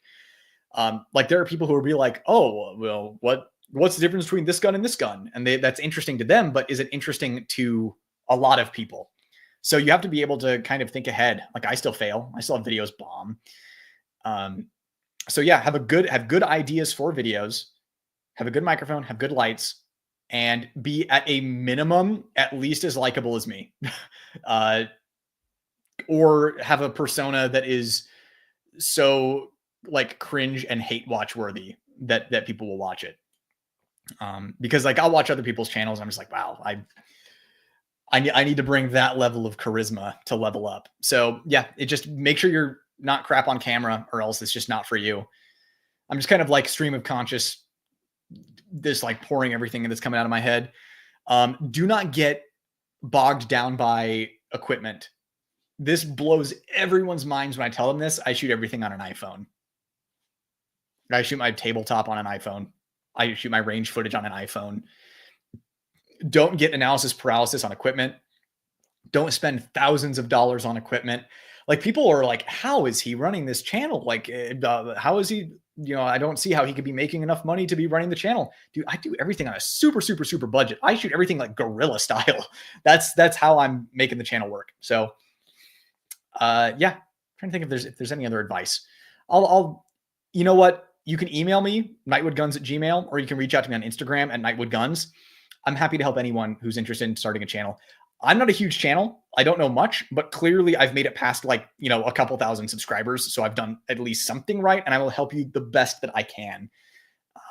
That's unfortunately all I can offer. Hopefully it's helpful. Thanks for the super chat, dude. Thanks for talking about the 365 trigger spring. Need to shout it out from the hills. Having a spring randomly go snap city, 500 to 10,000 rounds, Indian steel, let's go, and bricking the gun is unacceptable. Yeah, this is my opinion. This is my opinion too. And the thing is, I'm angry because I carried a 365, a 365 XL, and then a 365 again for a long time. And it's one of those things where like that spring just could have gone at any point. Somewhere, like you said, between 500 rounds and 10,000 rounds, that spring will just go and you have an inoperable gun. And imagine if you're one round away from that spring going at the end of a range day, you load it up and then you need it. Whoa. Or like for me, even worse, like my wife carrying a P365. Imagine if she's in that situation. Like at the very least, I know that like I'm a dude and I can put up a fight. I pull out a knife and, take someone with me. But for her, it's just like, wow, pulling out a gun and going click. The person that I care about most in the entire world, that it's literally my life purpose is to keep her healthy and safe. If I would not have my wife carry it, I just can't recommend it to anyone else in good conscience anymore. So yeah, I 100% agree. I also have half sleeve berserk tattoo. Nice. What is it of? I want to know now. I want to see it. I've seen some really cool berserk ink. When in doubt, Glock it out. That is 100% the truth. Rocking the G17 right now. I love it. Good old reliable. Full-size M&P with manual safety is a good choice if you're looking for a safetied striker gun. As per the usual, great recommendation. Yep. You got to do the XC versus the new bull comp port thing. Oh, I will.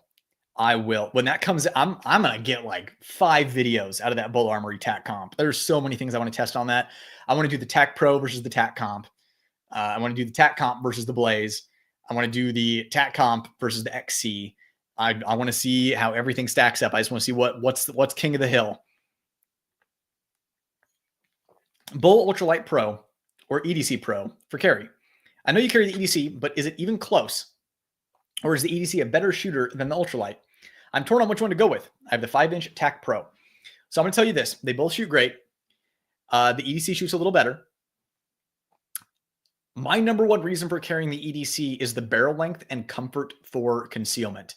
So when I carry a gun with too short of a barrel, so I'm trying to, I can't show guns on here, guys. I'm going to like cut like a piece of paper. And I have, oh, wait, hold on. Maybe I can demonstrate it with this. No, I got nothing. Everything that I hold up is like a gun part. So, we have our gun, right? So let's say this is an EDC Pro and you put it in your appendix carrying it. I want to block my microphone. And this is where the belt sits. And you have all of this down here that is leverage against your body, right? So it's pushing against your body, leveraging in order to keep the gun from spilling out over the top. When you go to the ultralight, we have a barrel that's this long. So now it's applying leverage up here, which can cause it to spill over your belt line, which can make it more difficult to conceal and can cause a hot spot because it's putting more pressure in that spot, if that makes sense, if you understand how leverage works, which I barely do.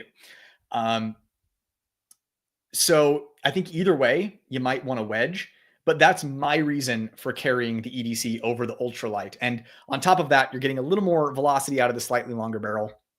That's just my 2 cents. They both have the same length grip. But it could also be that maybe you have a different body than me. You know, like obviously I'm a trim dude. I'm slender, and that I have that space for it to go below my belt line there.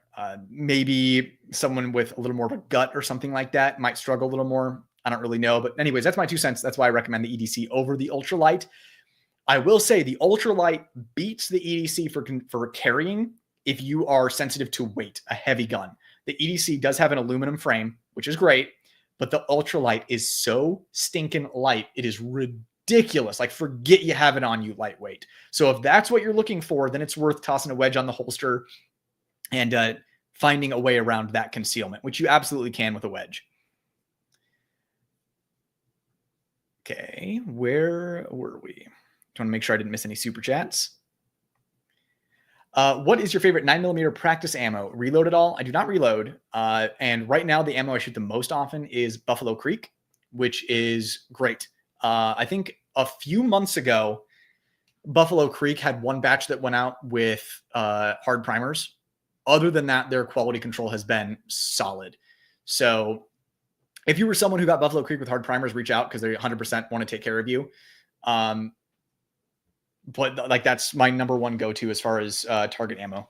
That's what I shoot. And it's, like I said, it's good to go. Thank you for answering the holster question. I remember in one of your videos, you said you switch your light to the new gun so it fits in a holster, but maybe not the gun itself.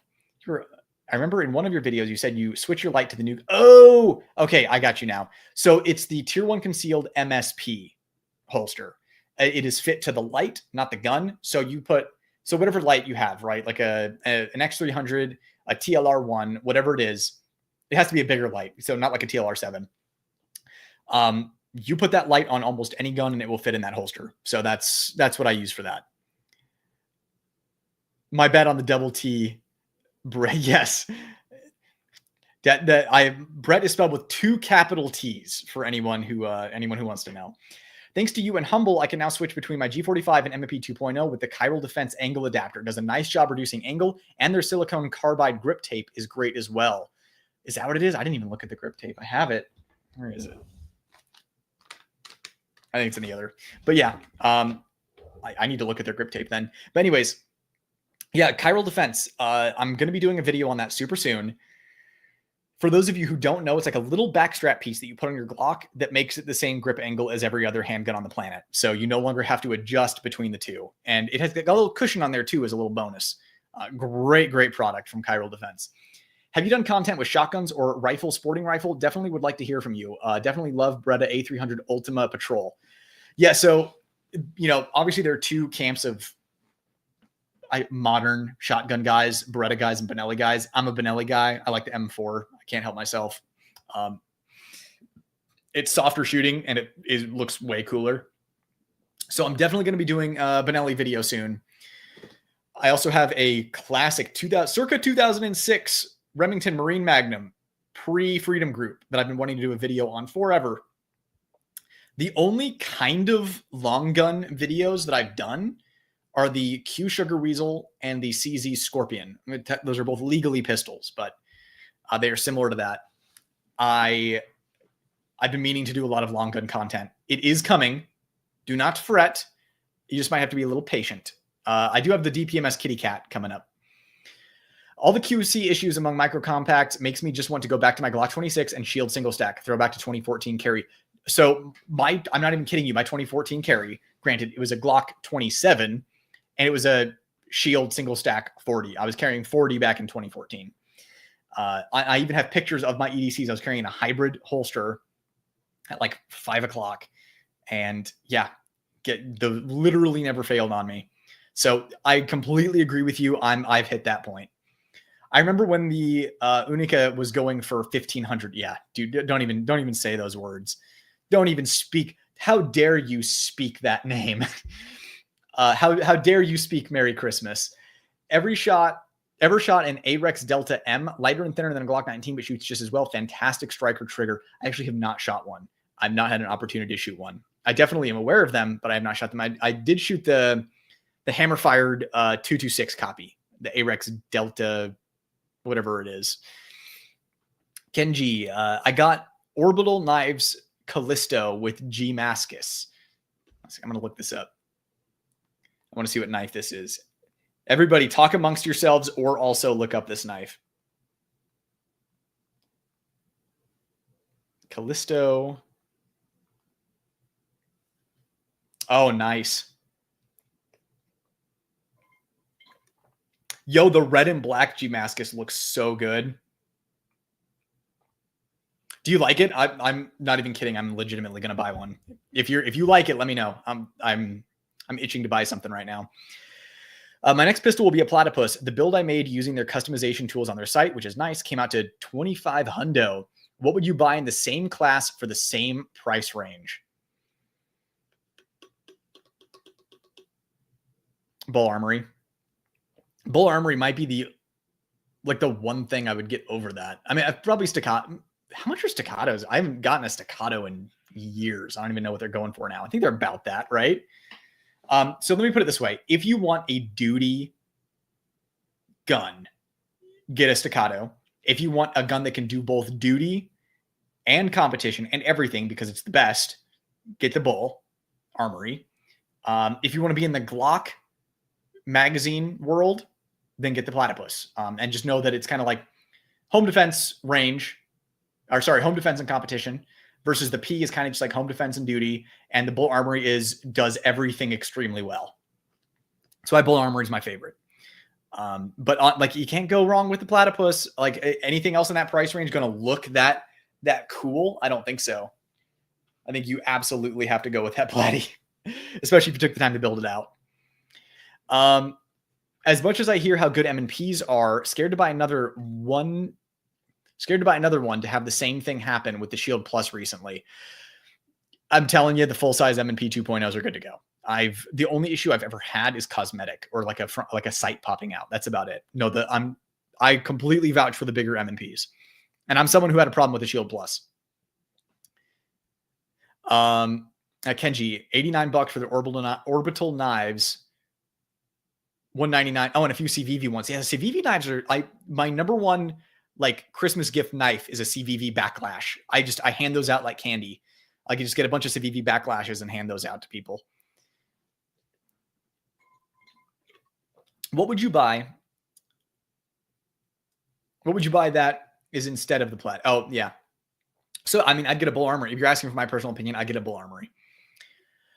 Thanks for the content and dedication to the 2A community. Thoughts on the updated Vortex Defender? Looks promising. I definitely need to get one. They'd probably send me one if I reached out. Carry Trainer came out with a video showing a trigger return spring snapping live a few days ago. I saw that one. Worth checking out for 365 owners who have a lot of miles on theirs.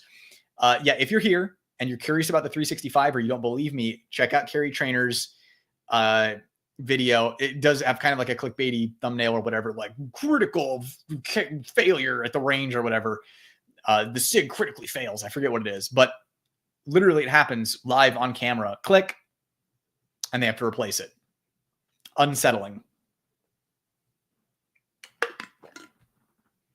I'm so impressed with someone who has accomplished what you have. Kudos, keep it up. I don't know about that, but thanks. I'm glad you're enjoying at least. Yes, as one of my favorite VTubers says, melee weapons are strength-based. Guns turn it into a dex battle. that is true. As a wise words that only a VTuber could come up with.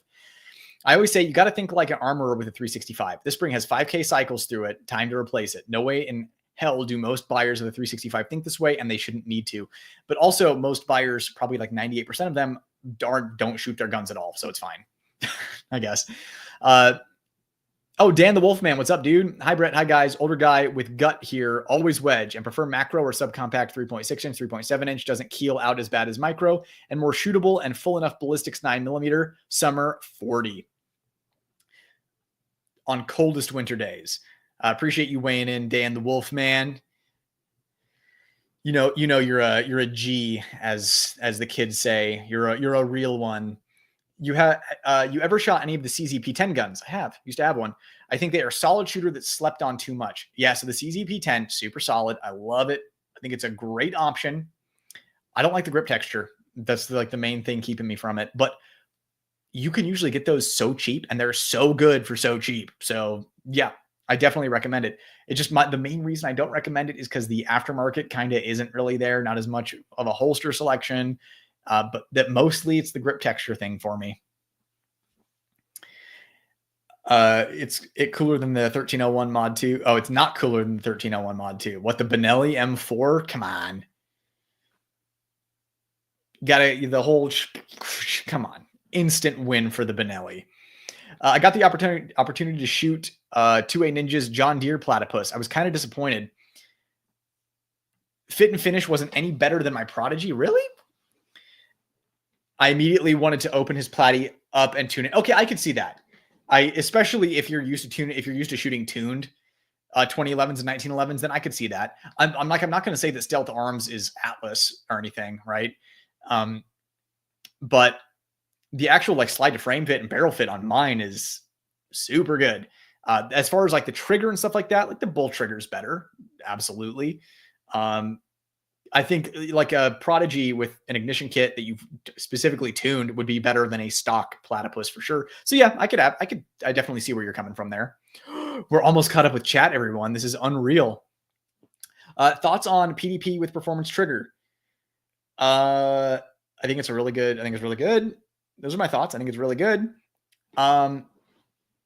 So performance trigger, there's the PDT and the I don't know which one is like the DPT, duty performance trigger, and then the other one, I forget what the other trigger is called.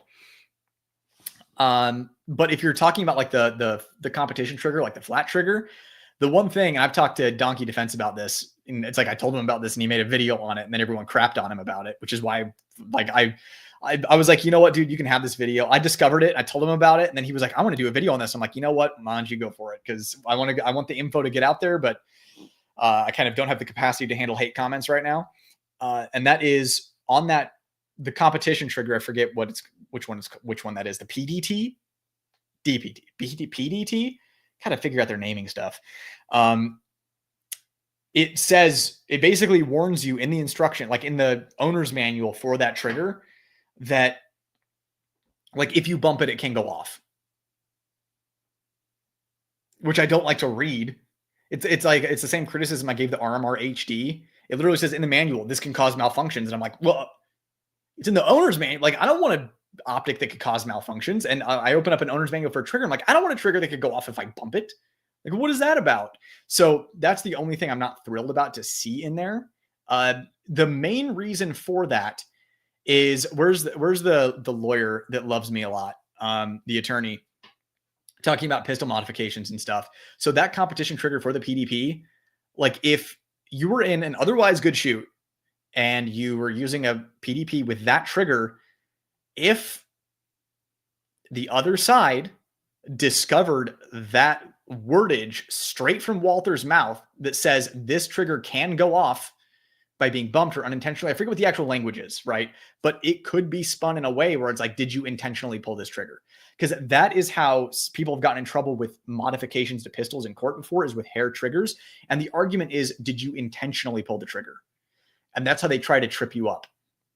So having that, having it worded that way in the official owner's manual from the manufacturer, I feel like could be used against you.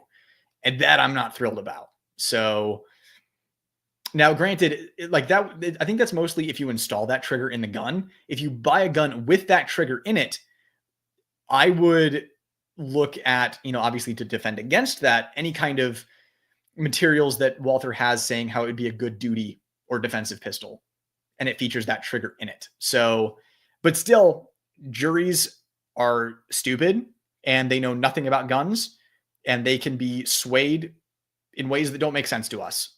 So, something to consider. That is my small rant on that topic. But my thought is that it's super good as far as shootability. Any thoughts on EDC guns with grip safety, manual, or both? My opinions on this is that if you're going to be carrying a gun with a manual safety or a grip safety,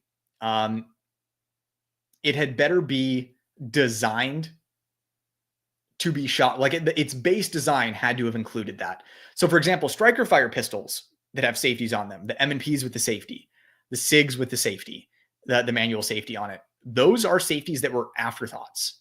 They are usually kind of difficult to hit. They sit kind of flush. They're kind of small. It's not like a 2011 or a 1911 that has a legitimate shelf where the second your gun clears that holster and is no longer pointed at your body, your thumb goes on there and takes it off. So when it gets to the target, you are ready to go immediately. Hitting a tiny safety on like a Shield Plus or a P365 tiny safety isn't really intuitive versus on the 1911. It was designed to be there. It was designed to be intuitive it was integral to the design. So I'm good with it when it's integral to the design, but on other things that maybe don't really need it, the Springfield XD is one of these that I don't think it needs a grip safety because it has a tab on the trigger and it's drop safe. I think that it could only hinder you. It could only not go off when you need it to. It's one more thing to forget or to fail at in a hurry. Like, dude, what if you have a knife in your hand and you need to draw this sucker out? Like in your dominant hand, you draw this out with your off hand and you have this tiny little safety. No, but if you have an ambi safety on a 2011 that's literally intuitive in how the gun operates, then I think it's good to go. Same thing with the grip safety on a 2011. You know, if it's made properly with a memory bump on there so that you can get it. I prefer without, but it is what it is. I like 2011s and I've shot them so frequently that I couldn't tell you a single time where I've gripped it and not activated the grip safety. So yeah, that's the long version. That's my, you've entered Yap Town. I was yapping away of how I feel about that. End of story. Next up, did you know hookers don't fart? They let out little prostitutes. Solid. I'm going to look at M&P subcompacts if you vet them. Oh yeah, for sure. So anything that's your typical properly sized, like not micro, not slimline M&P, good to go. Also, what Kimber did you say again? The CDS9. I would carry that if I could find a better holster for it, or a holster that I liked more for it. I have a FN Reflex MRD. I'm thinking of changing to the M&P Plus due to how much I like the Bodyguard 2.0. Thoughts? Yes, just vet it for reliability. I think that the M&P Shield Plus shoots better than the FN Reflex MRD for sure. But we were just talking about with the Shield Plus. It can have issues. It's rare, but it can. And when it does, it sucks. So vet it for reliability. Oh, and also, I don't know what it is, but for some reason, whenever for someone with a gun, they don't like reach out for warranty. And I've just never understood that. It's like the first thing that I do. So if you have a problem with a gun, give the company a chance to fix it. I definitely understand the mentality of once a gun has failed on you once, you can never trust it again. I get that psychological hurdle, in which case, yeah, change guns. Like you do not want to have any kind of psychological hurdle or any apprehension or distrust in your life-saving gear. So I get it from a psychological standpoint, but for the love of God, if you have a problem, try to let them fix it. Mass production leads to problems. Have you had a chance to shoot the Masterpiece Arms DS9? I'm going to their facility on Friday and curious to know your opinion if you have one.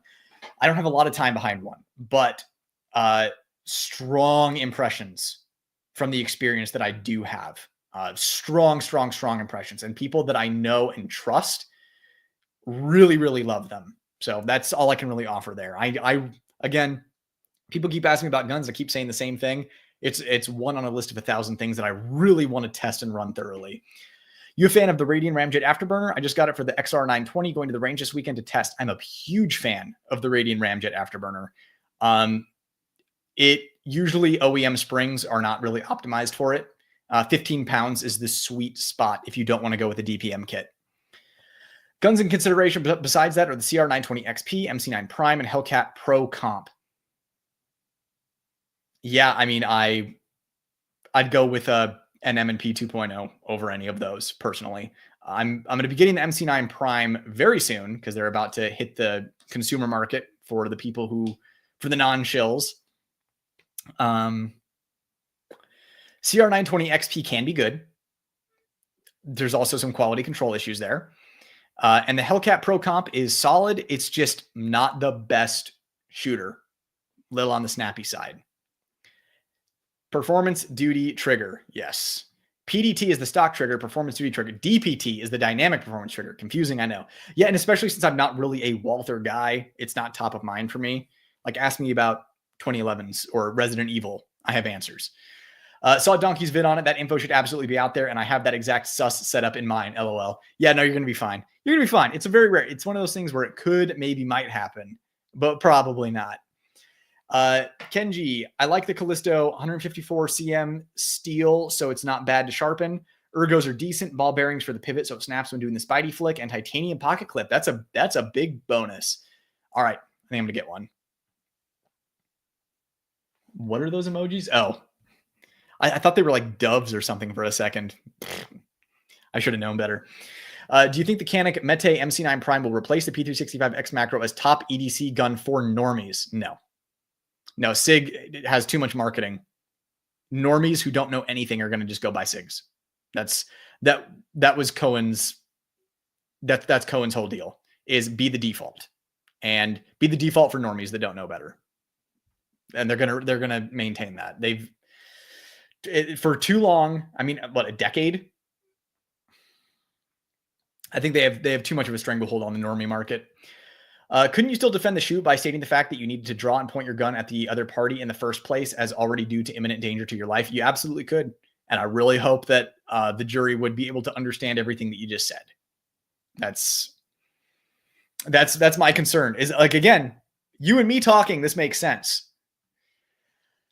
Update from California. They are trying to ban all Glock platforms because Temu Glock switches are real.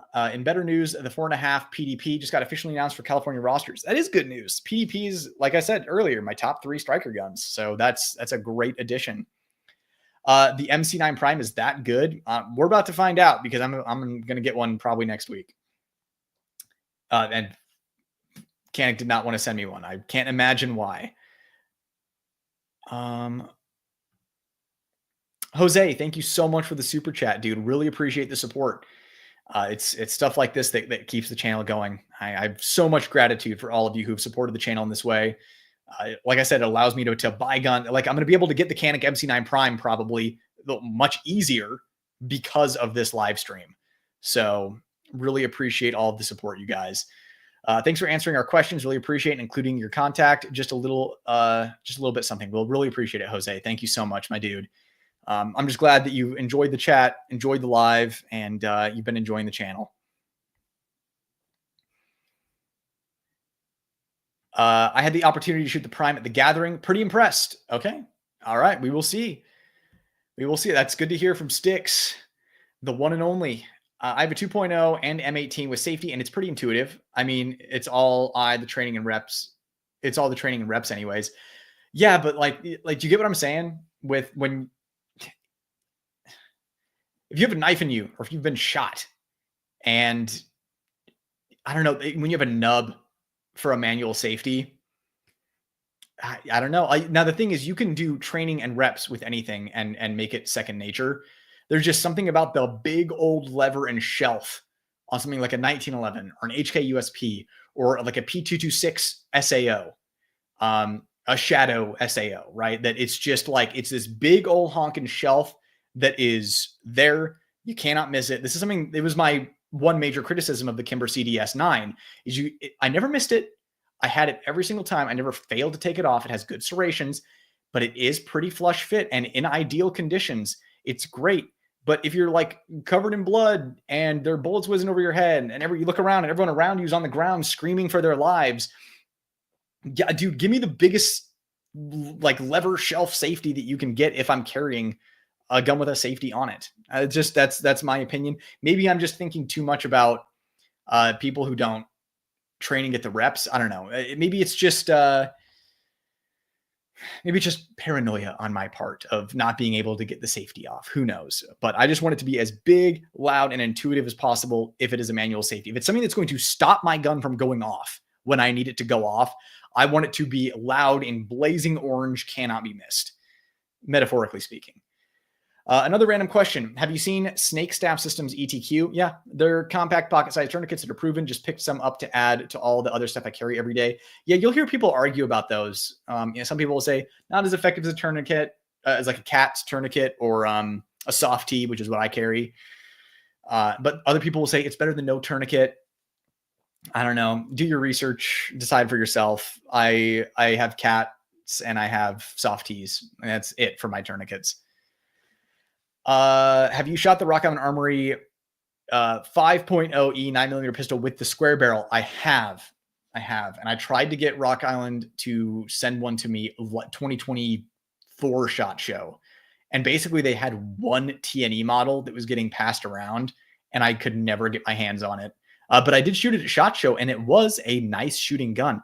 I will tell you this. I don't think it's worth how expensive it is though. It is cool though. Do you name any of your guns? LOL. My equalizer is Denzel. Nice. And Ed Brown M&P is Roberta from Lagoon. Nice. No, I do not name any of my guns, but I've definitely kicked around the idea of doing it, but I never did. But man, Roberta is everything. That's a bet. M&P 2.0 it is. Thanks. Yeah, dude, absolutely enjoy. And so the M&P 2.0 is solid from the factory. The Apex trigger is a huge upgrade. Like the trigger's fine. It doesn't have a tactile reset, but you don't really need one when you're actually shooting the gun. It's a good trigger. The Apex trigger is the best striker fire trigger on the market, aftermarket. Like the PDP is the best from the factory striker fire trigger. The Apex specifically for the M&P, because not all of the Apex triggers are created equally. Specifically for the M&P, the Apex is the best. And I like the duty sear spring and the factory return spring. That combination is absolutely incredible, and it will turn your M&P 2.0 from being a great striker fire gun to being a phenomenal striker fire gun that can be run so fast, like shockingly fast, like competition fast.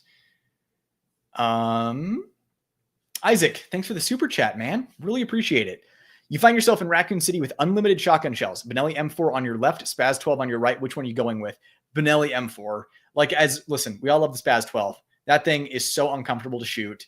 And obviously they had a little issue there. When you flip the safety lever off, it would just boom on you.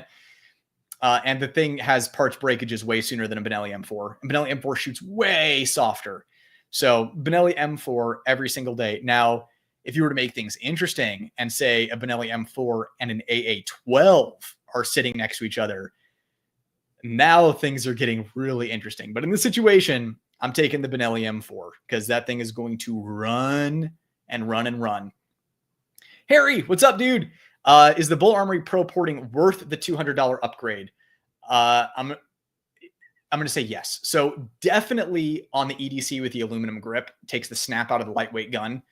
On the steel guns, the tack guns are phenomenal. And I think the porting makes it shoot insanely, like so flat. It's almost unbelievable, like smile on your face. Personally, I think the $200 upgrade is a bargain for the performance that you're getting. That being said, it makes the gun super loud if you're shooting at an indoor range. I hadn't shot in an indoor range in a long time. I met a buddy at Scottsdale Gun Club a couple of weeks ago and brought my ported guns, and I'm like, oh man, I double up on Ear Pro for how loud those ported guns were indoors. And of course, can't shoot like plated ammo through it. You have to watch out for spalling if you're shooting from retention. Ports come with downsides, but for a $200 upgrade, you are getting a massive boost in performance. That's not to say that the standard tack isn't still great, but it's almost like a joke where you have the standard tack that you're like, wow, this is such a phenomenal shooting gun. I don't want to go back to any other gun ever. And then you shoot the ported model and you're just like, am I taking crazy pills? Did I just enter like another dimension where guns don't have recoil? So it's that kind of upgrade. So definitely think about what you want to. And yeah, sticks, like he says. I uncontrollably giggle like a little girl after a mag dump with the TAC Pro. Yes. So just think about if the trade-off on ports is worth it. Personally, I love it. I shoot outdoors, so that's not really a problem. I think it's definitely worth it. Also, if you're still here, Harry, I would love to have you on a live sometime if it ever works out for you, because I would love to talk to you about revolvers and wheel guns and stuff. And also holsters. I'm really interested in what goes into making holsters. So if you're down for that, let me know. And also, while we're on that subject, have you chronoed the Pro versus the standard? Is the velocity worth it? Plated ammo is something I hadn't considered. So velocity loss, I'm going off the top of my head. I feel like I'd have to go back and watch my video to know for sure. I think you're losing 50 feet per second. So it's not the end of the world. At most, you'd be losing 100 feet per second. I don't think it's that much. I think it's like 50 to 70 feet per second off the top of my head. So in my opinion, that is not... Yeah, so Styx is saying velocity loss was very minimal. I think it's like 50 to 70 feet per second. In my opinion, I think it's negligible. Yeah, exactly. And cool. Yeah, okay, I'll be in touch. I'd love to do a live with you and just nerd out over revolvers and holsters. That would be awesome. And also, you're 100% right. 1911 safety, got it right. All right, got to scroll back up a little bit. Don't want to miss out on too many people here. Echelon, you a fan? I think the Echelon is a great option. For some reason, I still need to review one on the channel. Like I've shot one a bunch. I just haven't done a review on one. It's a little punchier than competitors. I don't know what it is. I don't know if it's the way it's sprung or what. It just seems like it's a little more recoil, not necessarily muzzle rise, but a little punchier on the recoil. That being said, I do actually like the Echelon. The grip texture is like the bare minimum. It's almost too slippery, but it's just barely okay for me. I do like it though. Big fan, by the way. Cool. I'm really glad you're able to make it to the live, dude. And yes, Sticks just coming in saying Humble Marksman and QVO did videos on it, very minimal velocity loss. Plated ammo will damage the barrel. Well, it doesn't, not so much damage the barrel as like a shave of like a piece of plated jacket will shave off of it and then get like fused to the inside of the barrel. It can be cleaned out. It just takes some significant elbow grease. Like I'm like gunsmith level elbow grease to get it out of there. And though, as far as plated ammo goes, Blazer brass is pretty much the one thing to stay away from. That's like the most common, most accessible plated ammo that people have trouble with. Stuff like MagTech is fine. S&B ammo is fine. I haven't had any problems with my Buffalo Creek ammo. So most ammo is fine. Just kind of steer clear of Blazer brass if you get the ported gun. 1911 is the most perfect safety ever. Very easy to reach and flick off quickly. Yeah, and it's literally the way you're supposed to grip the gun, the safety comes off. That's how it should be. Versus on those guns where it's not so intuitive, maybe this is a better way to articulate it. The 1911 was designed so that if you're holding the gun the way that you should be shooting it, the safety comes off. On those other guns, when I hold it the way that I shoot it, I need to it's an extra step to actually take off the safety. For 2011 or 1911, I just grip the gun and it comes off. With the striker fire guns that have the tacked on safeties, it doesn't naturally come off for me. I have to be like, take the safety off, click, and then I'm shoot. So that's kind of my argument there. Currently have the CR 920 XP looking at the Bull 3.5 Ultralight. How would you compare how snappy it would be compared to a CR? So is the CR 920 XP the compensated one or not? I don't remember. Again, all these letters and numbers things are ridiculous. I come from what I did before this was brand naming. So I came from a naming and marketing background. So I get really triggered by things that have letters and numbers names. So if it is not the comped one, the Bull Armory Ultralight shoots significantly better. If it is the comped one, the Bull Armory shoots better. So the Bull Armory Ultralight definitely has a better recoil impulse than the Slimline Shadow Systems, for sure. Oh, Isaac again. What's up, dude? The Killer 7 and Broken Butterfly are both listed as 45 Magnums. Do you think the devs meant 45 Colt, or do you think the devs made a typo? So I've seen this this was also in the Hitman games where you could use Magnum 45 ACP ammo. I just think that the devs are Japanese and they just don't know. I think that's mostly it. I think that they wanted the gun to fill a Magnum role, but like there's no break top chambered in a Magnum cartridge because it would blow the gun open. And something like the Killer 7 is a long slide 1911, like the one used in the first Terminator, like an AMT hardballer type thing. They just wanted to fulfill the Magnum role. So I think that's all it was. They just wanted you to know it was a Magnum, even though the guns in reality are chambered in 45 ACP. They would not share ammo. It's just, I think that's all. I think it was a game design thing. Usually, Capcom and the Resident Evil games are pretty on with the firearm stuff, but that's one thing I think that the actual gameplay got in the way of realism there. Best recommendation for light for Glock 19: performance, size, battery life, cost. So it depends what you want to do with it. Home defense, you can't go wrong with a Surefire X300 if you don't want to pay that much. The TLR 1HL, like that's kind of the gold standard. For concealed carry, I like the TLR 7 HLX. Performs similarly to those bigger lights while being smaller. Doesn't have as much runtime, but that's the trade-off for having a smaller light. So I would say performance, size, battery life, cost. The Streamlight TLR 1HL is what I would recommend for most situations with those constraints. Because the Surefire X300 is pricey. Let's see here. Why no love for EDC 9 in the market? Wilson doesn't pay shills. So yeah, Wilson, I think Wilson might have paid a couple of shills, just not a lot. I just think that it doesn't fit what people are going for. You know what I mean? Like, think about the marketing. The marketing of Staccato, built for heroes. Like, cops have these in their holsters, but only the tier 1 elite SWAT guys. So like you have that. And what is the Wilson EDC? What's the marketing on that? It's a curvy 2011. I think that's what it is. I think some of their current offerings that they have coming out, like I think the SFX line is interesting. They have some comped models coming out. I think they're adapting to the marketplace. I'm just hoping it's not a day late and $1 short, or in their case, thousands of dollars short. So, I mean, Wilsons seem to be good. I don't think they're as good as they used to be, but I think they're still good. If anyone has a contact at Wilson, let me know. I'd love to do a review of one. Apex trigger, got it. Yep, for sure. That's I think it's the only thing that I would recommend changing on the M&P is to an Apex trigger. You need to send your XC to Vinny for the 3 ports like his GMGK, then compare it to Bull Pro Comp. I would, but I did not pay a premium for that damn Staccato to void the warranty on it. I paid the premium. I'm keeping that lifetime. I'm going to make them fix that gun for 50 years.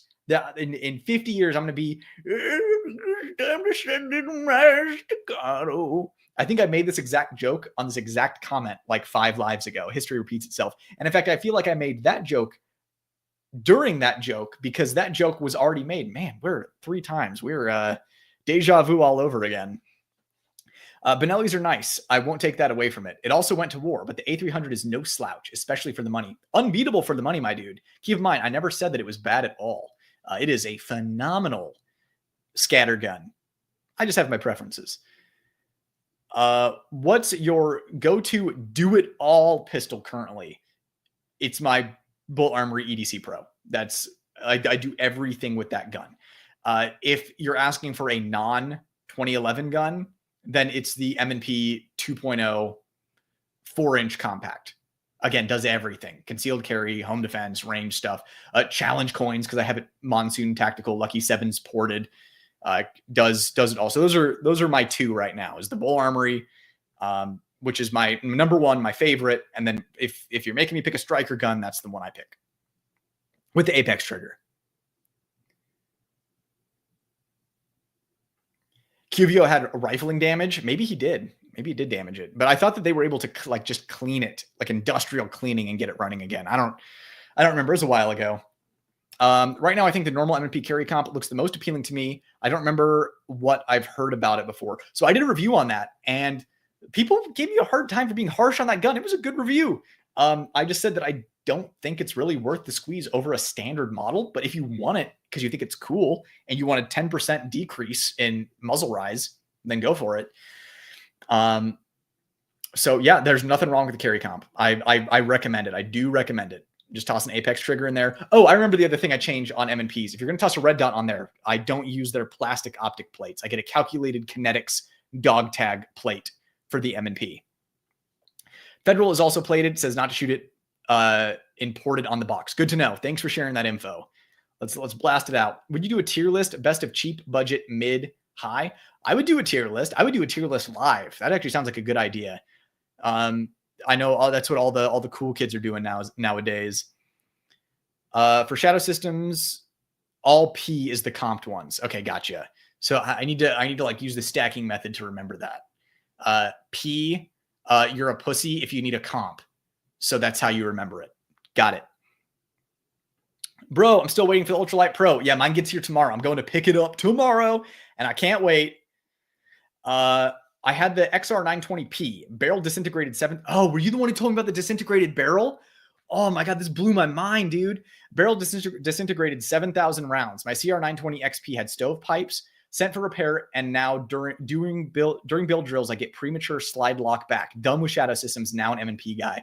100% understand what you're saying, dude. Like, I know that there are people out there who have shadow systems that run. In fact, most people who have shadow systems, they run well. I'm with you. I would take an M&P any day. The shadow systems make cool guns, but I just don't. I wouldn't gamble my life on one.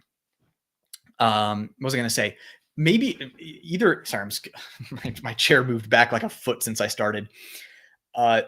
So what was I going to say? Oh, either you told me about your disintegrated barrel or I saw you on Reddit. Did you post this somewhere? Because when I saw that, it like blew my mind.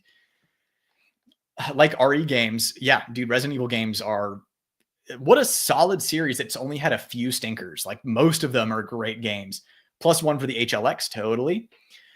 Insurgency Sandstorm has the best gun details besides the attachments on handguns. The only game to get the Chris Vector right with the recoil impulse, totally. Yeah, Insurgency Sandstorm, they did a good job. There are some games out there that did guns well, but that they were really anal about it there. EDC 9, old dudes. Yeah, that's probably their marketing. My EDC X9 pinches my hand with the safety, really unacceptable for that price point. Yeah, see, this is when I said I don't think Wilson's as good as they used to be. This is kind of what I'm talking about. Is that's not a blending issue they would have had. SFX is just ugly. Would like to see Staccato compete with the format of the Kimber CDS9. Yes. So Staccato, Bull, somebody in that space, like the Kimber CDS9, they opened up. I'm hoping they opened up a can of worms with that size. That is such a great pistol. If I could get a holster that I liked for that, which Harry, maybe you can make a holster that I would like for that. I would definitely carry it. But if Staccato, someone using forged parts and who understands it, who isn't making guns for old dudes and is making guns for, people who know what makes a gun a high performing gun on the range, could actually design and manufacture a gun that size. I don't know how you could beat it. Make it reliable, make it durable, and print money.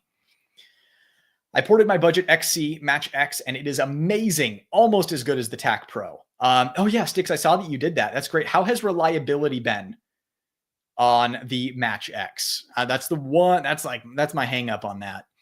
Yo, finally caught live. I'm glad you did. I only found out because of IG. Oh, dude, I can't tell you how many people are like, if you wouldn't have posted on Instagram that you were going live, I never would have caught the live. And Instagram doesn't show my stuff to people too. So I just need to hard commit to X and put in some effort to build a following over there. I think that's just going to be the best way to, I don't know, get people here. Cause it's one of those things. There've consistently been like 100 to 120 people here.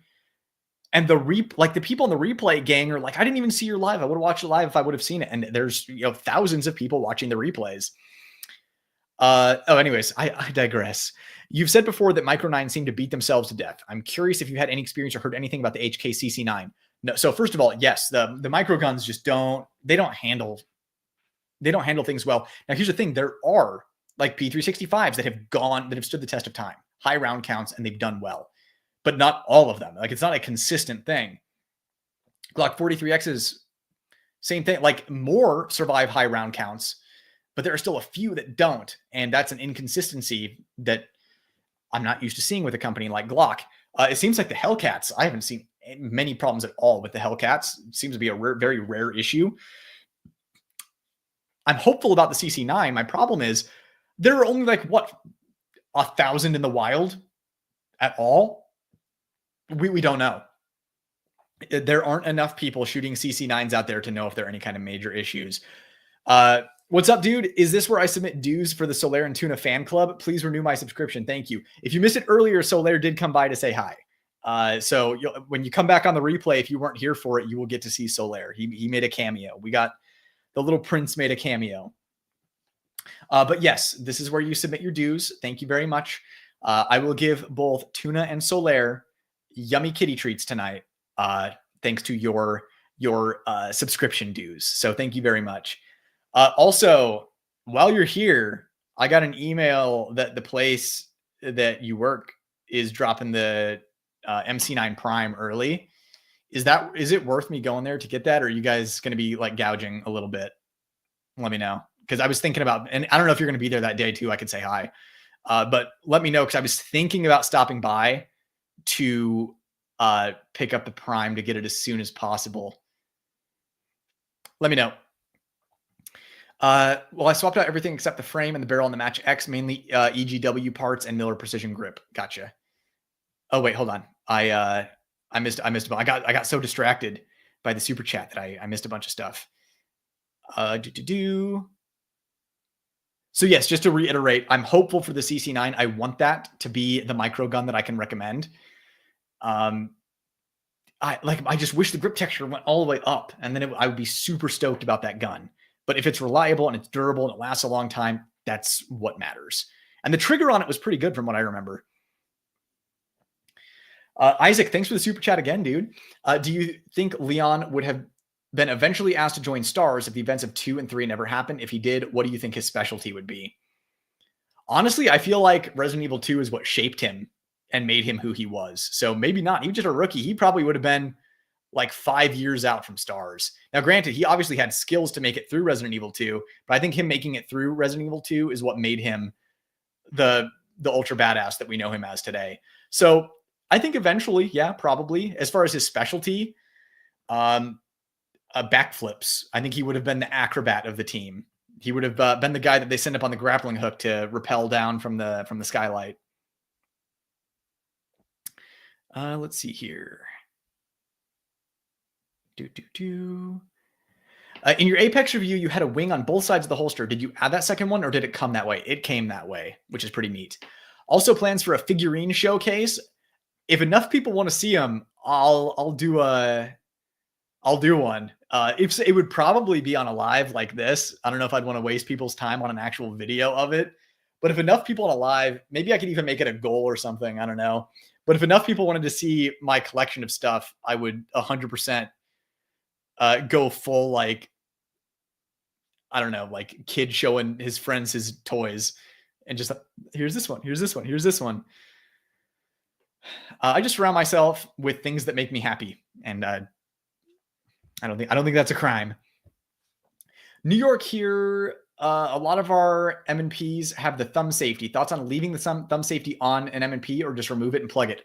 I would remove it and plug it. If you can't do that, I would just leave it off and just hope that it never got bumped on. Like, put some super glue on it or something. Make sure it doesn't move. Where were we? Here we go.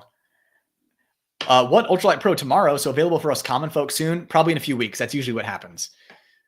So very soon, very soon. Don't use the plastic plates. My optic came right off one range day. Smith & Wesson fixed it for free. I prefer direct mount. Yeah. So if you're going to mount a dot on an M&P, my favorite one that I found is the calculated kinetics dog tag.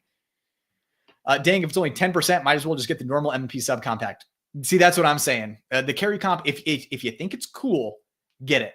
But if you're buying it for an increase in performance, The juice ain't worth the squeeze, in my opinion. You could check out my review too. It's absolutely one of my better reviews. It did great view wise. We're pretty stuck with what we can get in California, and your Staccato HD review was pretty spot on, but if that's one of our few potential options, yet if you have limited options in California and that's going to be on roster, then you could do much worse than a Staccato HD. I'm just going to say that. However, if you're stuck with a 10-round magazine, then I don't know, now it might not be worth it. Well, I swapped out everything except the frame and barrel on the match. Oh yeah, so cool. That's what you swapped out on it. Jose, what exactly happened with your M&P plate? Screw sheared? ? Yes.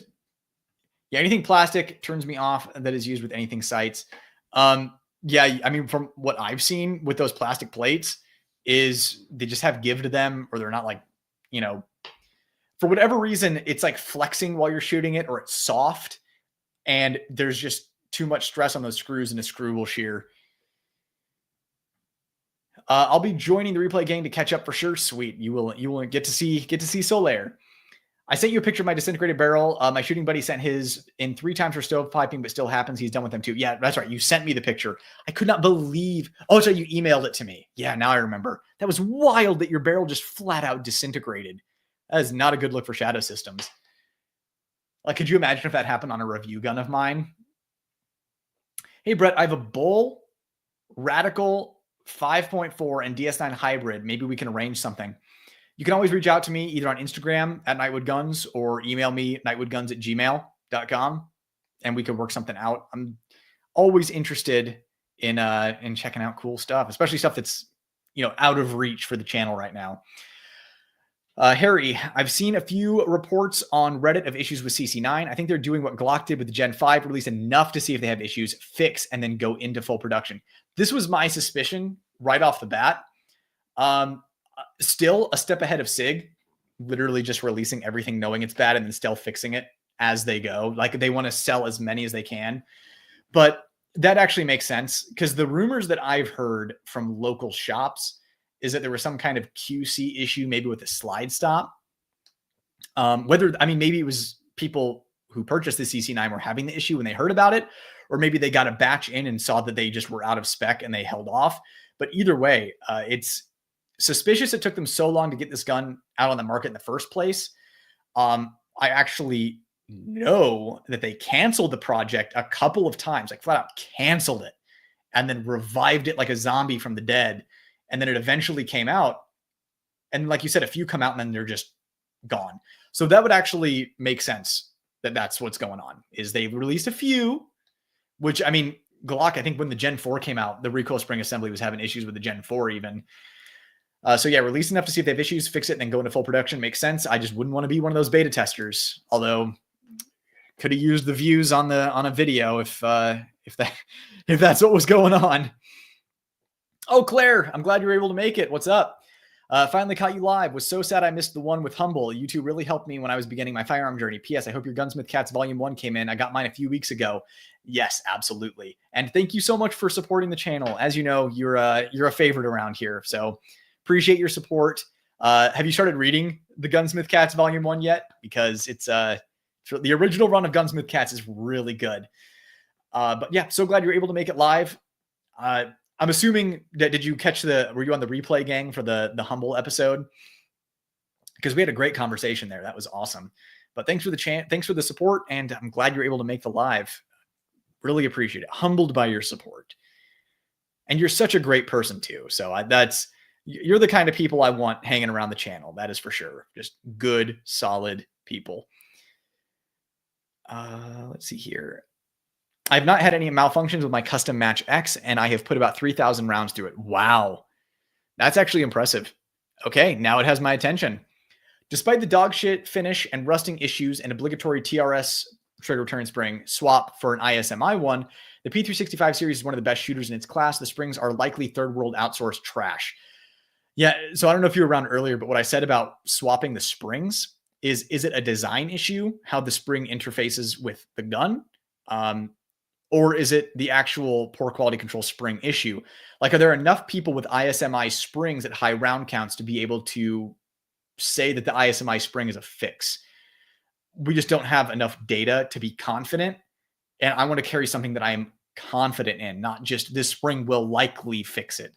I want to know for sure it's good. I do agree with you that the P365 family, right? The standard X, XL, X macro, some of the best shooters in its class for sure. But honestly, I've hit the point where I don't even care. SIG's behavior recently has got me to the point where I just don't want to give them any more money right now. I'm not saying I'm never going to buy one ever again. I'm saying right now, I'm not feeling like supporting them. That's my 2 cents. Objectively speaking, as far as shooting performance goes, they're really good for what they are. I know you EDC'd the XC for a long time. Yeah, almost 2 years. Have you been able to compare it to the Sandhawk? Curious if it's worth the price jump for a legacy generational piece with the Nighthawk. Yes, I have compared. No, the Nighthawk is not worth it unless you specifically want a gun with better fit and finish that you could have as an heirloom gun and also have the performance similar to an XC. As far as actual shooting performance goes, it is not worth the increase in price. It's just not. But yeah, if you want that legacy generational piece, then yeah, it would fit that role better than an XC. Although I think your generations to come would be thrilled to have a Staccato XC in the first place anyways. So can't really go wrong. Personally, me, I'd go with the Staccato XC. That gun interests me, but like you said, there's not enough info. Wonder which gun that was about. Oh, the CC9, I bet. I'll need to check on that. Honestly, I haven't paid attention to the Canic launch at all. I'll see if I can find out any specifics and text you tomorrow. Yeah, please let me know. Like I said, I was thinking about swinging by. I'm not sure if you're going to be working that day. I'd probably get there at open to make sure I could get one. But if you are, let me know. Let's go. Hopefully they get it right. They're not out to regular dealers yet, which I take as a good sign. Yeah. How long did it take doing GunTube till you felt like you knew what you were doing and not just sending videos to the void? I don't know. I kind of still feel like I'm sending videos to the void a little bit. I would say that I felt like I wasn't just posting videos and getting like 3 views. Oh, I don't know. Probably a year and a half, I would say. Say about a year and a half. Because I actually quit the channel 3 or 4 times. I started and quit because I felt like I was putting videos out into the void. So like if you count that, then I would say probably like 4 years. But I wasn't consistent. I would literally quit for like 2 years and then come back. So, but as far as being actual consistent uploads, like I'm committing to this, let's go. I'd say a year and a half. But that your mileage may vary big time. Like if you are a babe and you know what you're talking about, then you're going to be successful right off the bat. That's going to be great for you. If you are maybe not great on camera, it could be 5 years. So, I mean, your mileage may vary so significantly. Right. I thought I saw a super chat. Just a thanks for the content. Best blend of firearms and weeb knowledge on YouTube. Well, there are dozens of us. So, but thanks for supporting the channel, man. And thank you to everybody who has super chatted so far. This has been incredible. Like I said, I'm humbled by your support. I'm just so glad you've been enjoying the channel. All I wanted to do was make a channel that I would like watching. And I'm just glad that all of you guys like watching it as well. And I just really, really enjoy chatting with you guys on these lives. It is a pleasure to get to know you guys. It's excuse me while I say the word guys like 10,000 times. I'm getting emotional. Okay, where were we? That we took care of all of our fast pass VIPs. And now we were right here.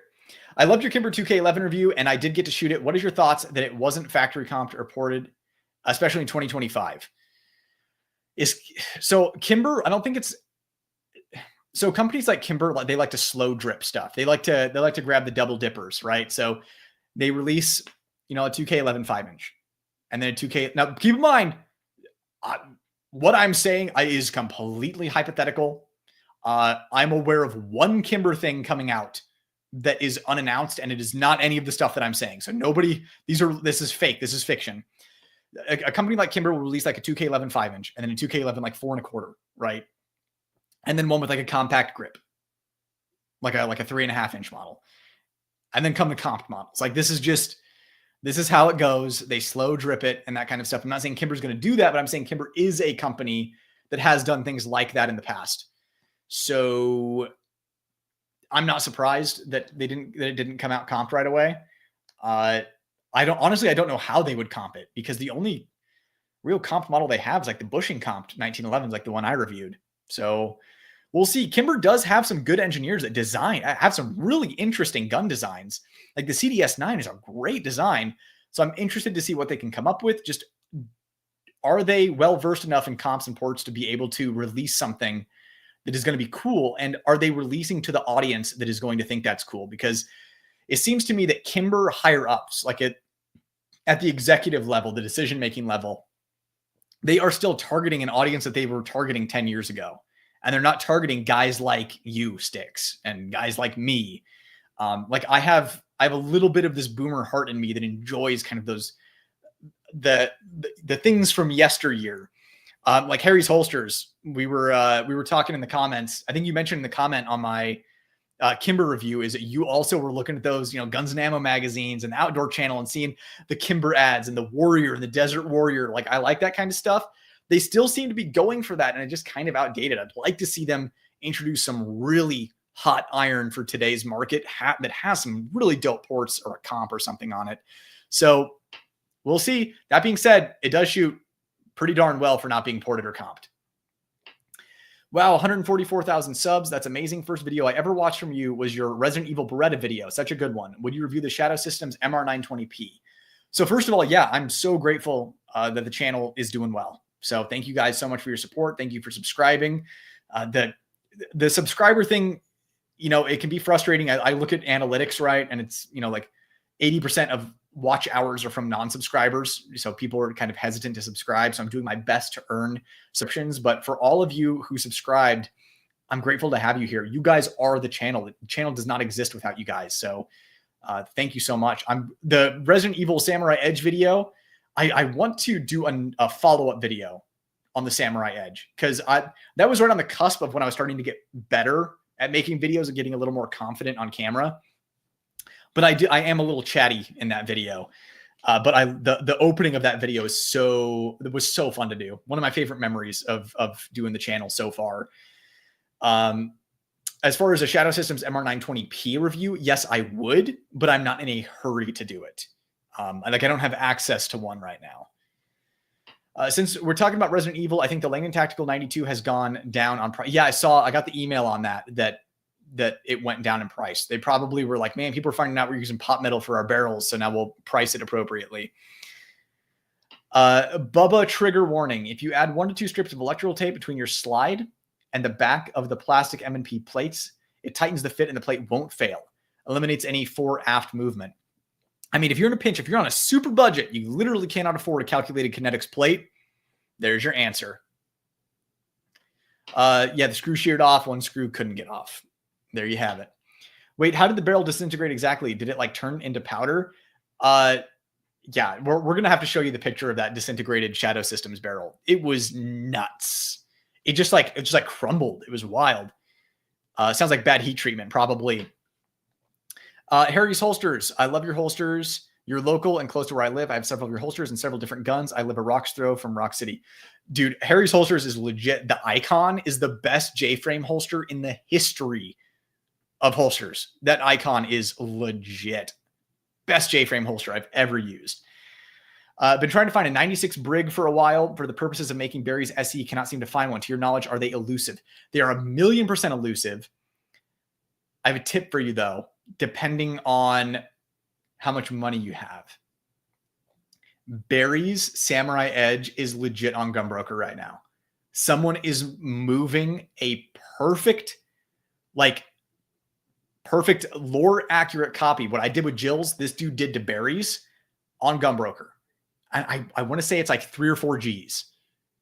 Big yikes, I know. But if you just want Barry's Brig, it's on there. And the reason it's actually worth that price is because of how elusive the 96 Brig is. If it was a 92 Brig Barry build, it wouldn't be worth nearly as much. But if you want the actual 96 Barry build, There's one on there right now. I just saw it when I was searching Gunbroker for Lou Horton Smith & Wessons.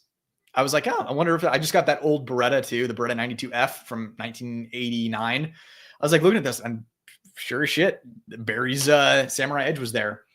Thanks for the super chat, by the way.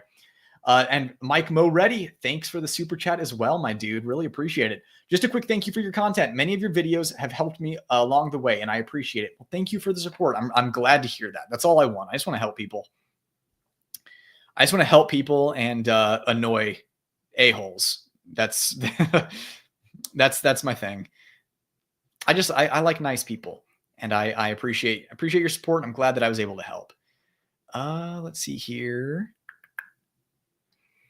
Jose, dang, yeah, I thought those plastic plates were okay for the longest time. Now, hell no. Yeah, you know what? I was never on board with the plastic plates. Some people gave me crap in the beginning, but no. I finally got to see a CC9 in person last week. It seems all right. Reminds me a lot of the PPS M2 in hand. Now that you mention it, it does kind of feel like that. I feel like the PPS M2 had better texture though. That was actually my first Instagram post ever. I made an Instagram for the first time and posted my PPS M2 years ago.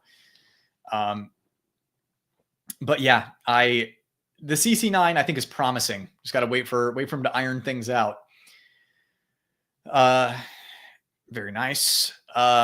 Yes, I replayed the live, and wow, Gunsmith Cat was more intense than I remember, but it has been a while. And I only watched the 3-episode OVA again last year. Yeah, Gunsmith Cat. So Burst, the follow-up series, is okay. It has the worst ending in the history. Well, maybe not in the history, but it has one of the worst endings I've ever seen. And it's because he just literally didn't want to do it anymore. He was forced to revive it for Burst. And he just wanted to make it so the characters literally couldn't return, so they could never make him do it again. But the original run of Gunsmith Cats, like you said, it's more intense than you think. But it's a good read for sure. Brett, any opinions on why Smith & Wesson comp is not really working out? You think they play too safe to keep the accuracy? Now, when you say it's not really working out, are you saying it's performance-wise, like it's not performing well? Or are you talking sales-wise, like it's not selling well? As far as performance goes, yeah, they definitely played it too safe. They literally, they backboard it way too much. So gas is escaping out the front instead of all being directed out of the port. And they didn't spring the thing. Like they sprung it so that it would cycle. Well, I don't even know if they sprung it so it would cycle with everything. They literally just took the full size recoil spring assembly for like, it's the same recoil spring assembly that's in my competitor, and just plugged it into the carry comp, and then did the least efficient port I've ever seen in my life and slapped it on there. So they either played it too safe or they played it too cheap. As it maybe, I don't know if you know something that I don't about sales, but it would just be boiled down to price and it not being worth it over a standard model. So, yeah, man, local stuff. As a fellow tier 1 fanboy, what OTW holster belt are you talking about like outside the waistband holster would you recommend for a beginner or competition shooter? Your gun is M&P 2.0. Well, I mean, if you're a tier 1 fanboy, they make, I forget what it's called. What's it called? The Bravo or something. I don't know, but they have a competition holster that you could set up. I have not been in the competition world for a long time, so I might not be the best person to answer this, but if you're already a tier 1 fanboy, you can just keep running tier 1 stuff. But as far as holster and belt setups, there are infinitely more people who know infinitely more than me about that subject. But like, I know like Safariland makes good stuff. I like Core personally. Like I'll run Core for everything. But I'm sure that there are some belt and competition holster setups out there that would be way better than what I could recommend with my limited knowledge on the subject. I know my limitations, and I don't want to like pretend I know something that I don't. Like I would probably just ask someone that knows more than me. So I just recommend you do the same. That 365 spring test should absolutely be done. Compare quality aftermarket like ISMI or Armory Craft versus SIG OEM. Replace a few customers with Armory Craft springs. None have come back. Well, that's good. But again, like, how many of those people are shooting? We need to see this at scale. We need to see it at scale, my friend. But it sounds like so far, so good. Oh boy, hearing about the shadow system isn't very comforting. I think I only got about 800 rounds so far. I've been shooting my CS most of my range trips. Yeah, I mean, the CS is always fun to shoot, but yeah, the things I keep hearing about shadow systems, it's rough stuff at scale, right? Like there are people out there who have shadow systems, who love shadow systems, But then there are other people who will literally have a barrel disintegrate. It's like, what? Like, I don't know if I would gamble my life on that company then. I love how Canik probably doesn't want you to have it for launch. I think Canik definitely didn't want me to have it for launch. They did not like my MC9 video. I was not popular at their booth at SHOT Show. Like, nobody would help me. It comes with the territory. I literally started this channel because I was mad that I had been duped by shills, and even like half truths and stuff like that. So I'm not about to compromise now, even if it makes it harder to run the channel.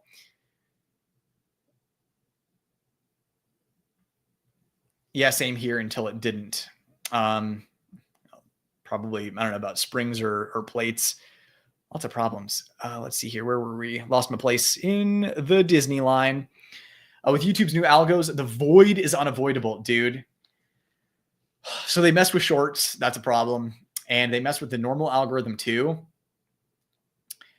I don't start to panic about the algorithm until months have passed, because I've had videos that have bombed the first couple of months. 3 months later, out of nowhere, boom, 100,000 views. You can't explain it. So I always give the algorithm time to work, but I can tell you that my ad revenue earnings this last month is the lowest that I have earned in this month on YouTube. So yeah, this is not just a gun channel thing. This is an all YouTube channel thing that's happening. So it just sucks that gun channels have to deal with the crappy YouTube stuff that every YouTuber has to deal with, and the gun stuff on top of it. It's like rubbing salt in the wound. I've been running the Armory Craft spring tuning kits in my 365s for years. No issues. Big fan of Armory Craft, though. So spring kits are in-house before Nick's check comes back.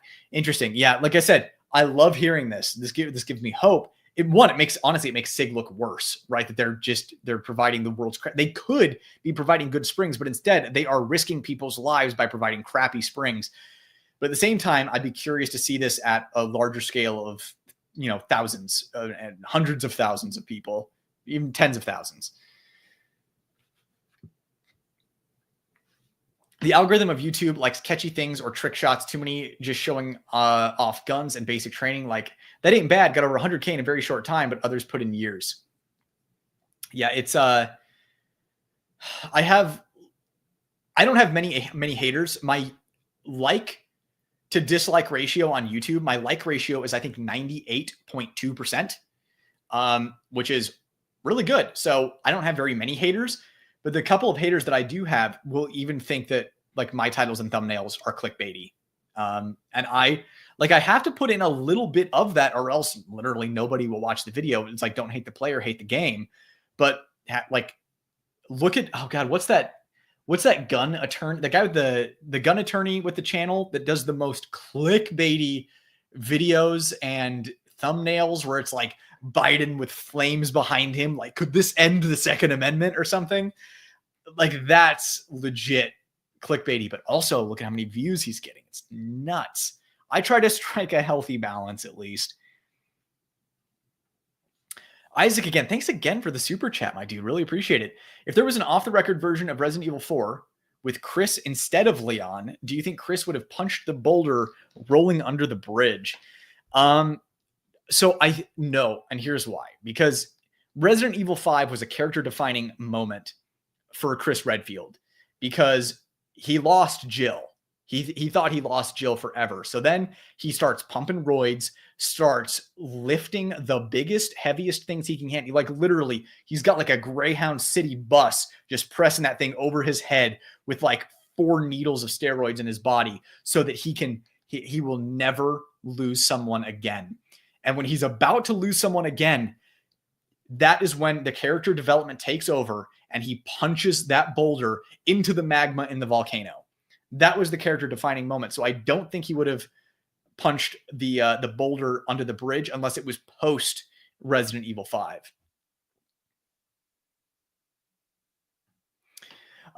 Croak, appreciate the super chat. My only hate for your channel is the amount of weeb. I totally get that. I'm not going to apologize for it, but I totally get it, totally understand it. I do my best to not just be overwhelming with it. Because the thing is, I am a gun guy first. I was a gun guy first. I was a gun guy when I was 5 years old, and I didn't start like playing video games until I was I was playing video games when I was 5 years old. I didn't start watching anime until I was older, watching like Dragon Ball Z and stuff on Toonami. And I didn't get into like the super weeb stuff until college. So I've always been a gun guy first. I just surround myself with the stuff that brings me joy and makes me happy. And it inspires my writing as well. So that's all that is. I try not to jam weeb stuff down your throat unless somebody specifically asks, and then I can't help myself. Thanks for the super chat. Thanks for the help, Brett, and I'll catch you later. I'll send a pic of my tattoo on Instagram, and I'd be for a figure tour. All right, yeah, cool. Send me your ink because I want to see it because Berserk is the coolest. And thanks for your support, and thanks for chatting in the live. It was good getting to know you. You're a good dude. All right, those were the Fast Pass VIPs. Love these videos. Keep up the great content. I'm so glad you've been enjoying, man. Will do. I hope Elon buys YouTube to make it more gun friendly and add revenue for it. That would be ideal. I doubt that's going to happen, but that would be ideal. Honestly, I just wish there were more billionaires that aligned on that political spectrum that could be doing that kind of stuff. He is definitely a great salesman for sure. Oh, okay, never mind. Talking more about like the best gun shops in the entire world and how great Harry's Holsters is because Harry's Holsters is the best. Good to hear. I bet the key thing to this spring breaking is metal quality. Would still like to see a proper test be done for data. Yeah, and that's the thing is, could we test like the actual strength of the steel? Maybe I should get an OEM spring and like Armory Craft springs and just see what it takes to break them. Even something just like cutting through it to see what it takes. The P320 has the same wishbone looking spring. Breakages in that gun are surprisingly rare in comparison. So maybe increased shock and recoil plays a part in its lifespan. Just speculation. Dude, you bring up a great point. And this is the thing where maybe it isn't the spring. Maybe it is the gun. Because like you said, the P320, those springs aren't breaking nearly as much. So yeah, it could be the shock. It could be that the crappy metal is okay in the P320 because it's not getting the shock and the recoil that the 365 is because it's smaller, which would support my theory that micro guns just beat themselves to death over time. I wonder how many berries builds are out there in the wild. I honestly, I'd guess maybe like 30, like ever. I only really seen the Collector Design Works version. Yeah. So, I mean, that is the lore accurate version is the Collector Design Works version. I have a berry inspired version that's actually has a comp that is super effective and uses part, it's like cut for a red dot and stuff like that. So berry inspired, not lore accurate. Good night, fellas. Catch you on the next one. 2A all day. Thanks for being here, my dude. Rest well, sweet prince. Ermox 2011 XP Pro. We will see it on the channel. I have it in hand. In fact, it's right here. I just put the red dot on it yesterday and I picked it up the day before. So review is in the works. Hope to see you at GunCon, man. You would make a great panelist. Oh, well, make me a panelist and I'll be there. Sold. Yeah, I'm 50-50 on GunCon, but it seems like everybody wants me there. So I guess I'll might go. But yeah, somebody make me a panelist and I'll go and I'll just talk like this for 4 hours and 17 minutes to a room full of people.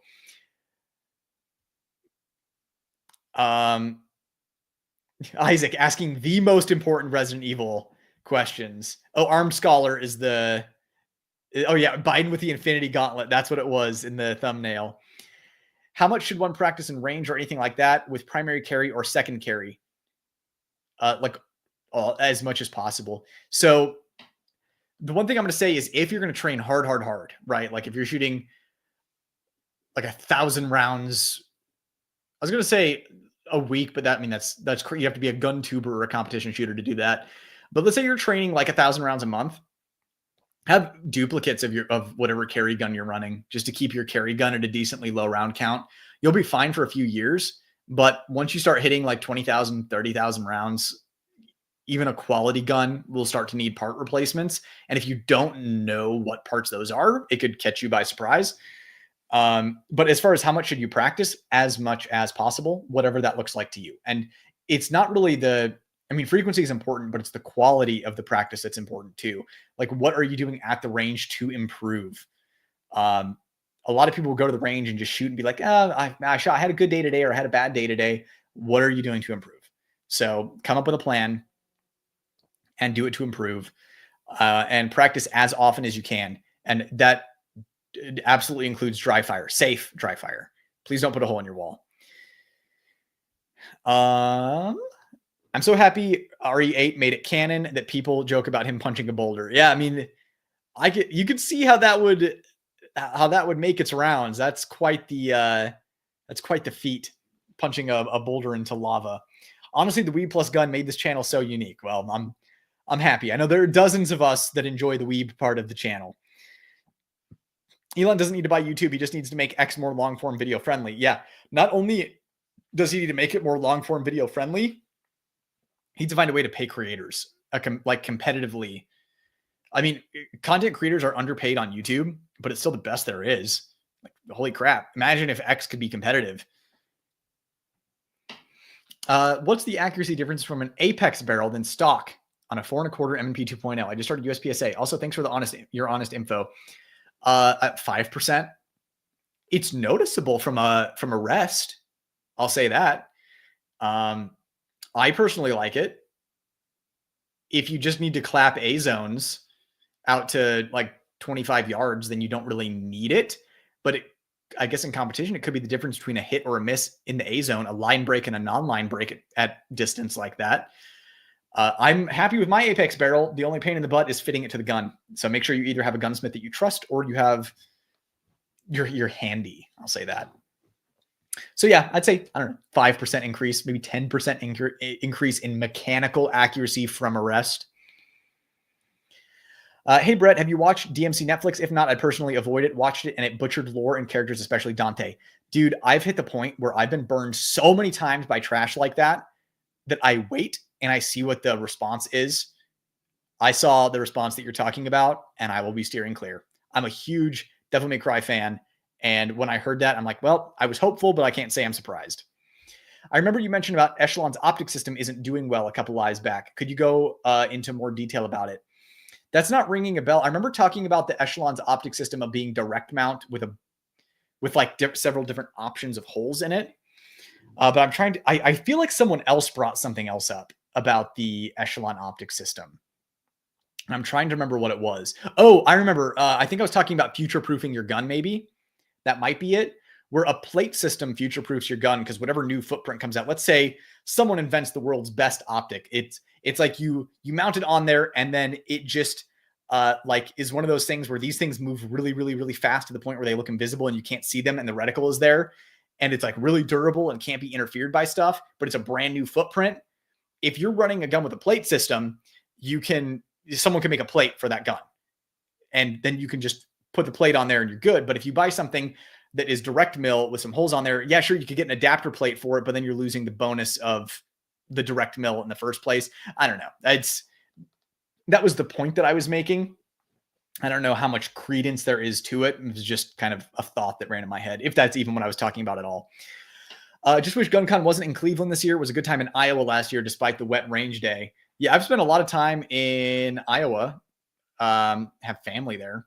So I also know that there's not a lot in Iowa. a lot of cornfields. But yeah, Cleveland. I actually don't think I've been to Cleveland. So could be a cool opportunity to see a new place. Mario, holy snot, you still live? Is this your first live, homie? Because this is pretty much the norm, but appreciate another super chat. Appreciate the support. It's like, how long can we keep them going? Middle Branch Machine in Canton, Ohio. What about Middle Branch? That's where I sent my Samurai Edge. Just like scrolling back. Any thoughts on folding gas pedal like Black Steel for EDC? So I watched Tier 1 Concealed's update video for what they all carry, right? And one of them is running that. This is something that I almost got, and then I was just too busy on the channel. I couldn't fit in a video on that product. I think I'm going to try one. And I recommend it for the same reason that he recommended it, not to apply pressure to keep, the muzzle down, because that can just introduce an inconsistency in your grip is with the applying pressure, but adding consistency in your grip with adding an index point, much for the same reason it's on a race gun, right? Like you're not holding down this lever because you can just start, pushing the gun or whatever. And it's like, are you putting exactly the same amount of pressure on there every time? But if you're just resting it on there to have an index point, so your grip is the same exact every single time, I think it's cool. I don't think it's necessary. I think it's cool. I'd like to see how that technology progresses. Let me put it that way. So I'm interested in it, but I don't think it's necessary. There are lots of people who shoot guns really well without it. Let me just put it that way. When you get the prime, please test for concussive sound if training multiple hours indoors. Rumors it's excessive and high bore makes it a bit snappy. So assume anything with a hole in the barrel is going to be loud. Like that's, first of all, guns are loud. If there's a hole, if there's an extra hole in the barrel, it's going to be louder. It just kind of is what it is. As far as concussive sound goes, no matter what you're shooting comp reported, it's going to be more concussive. So I'm just going to assume that. So like if that's a concern, like, let me put it this way. If one of your first thoughts is, I'm concerned that it might be concussive, don't get a ported or comped gun at all. Like just don't even bother. And yes, I've heard about its snappiness. It's like I said, it's crazy when the shills can't even get excited about a gun. We'll see. The thing is, I'm going to give it a fair shake. I'm going to give it a 100% fair shake. What is GunCon? I'm not seeing a lot of info online for it. Cleveland isn't too far from me, and I can make it a work trip. Yeah. So who's running that? Is it the Firearm? Oh God, what's the name of their channel? It was once you start doing GunTube, you kind of stop watching GunTube so much. Like they're kind of just like a few things that I watch now. But the Firearm Collective, are they the ones that are running GunCon?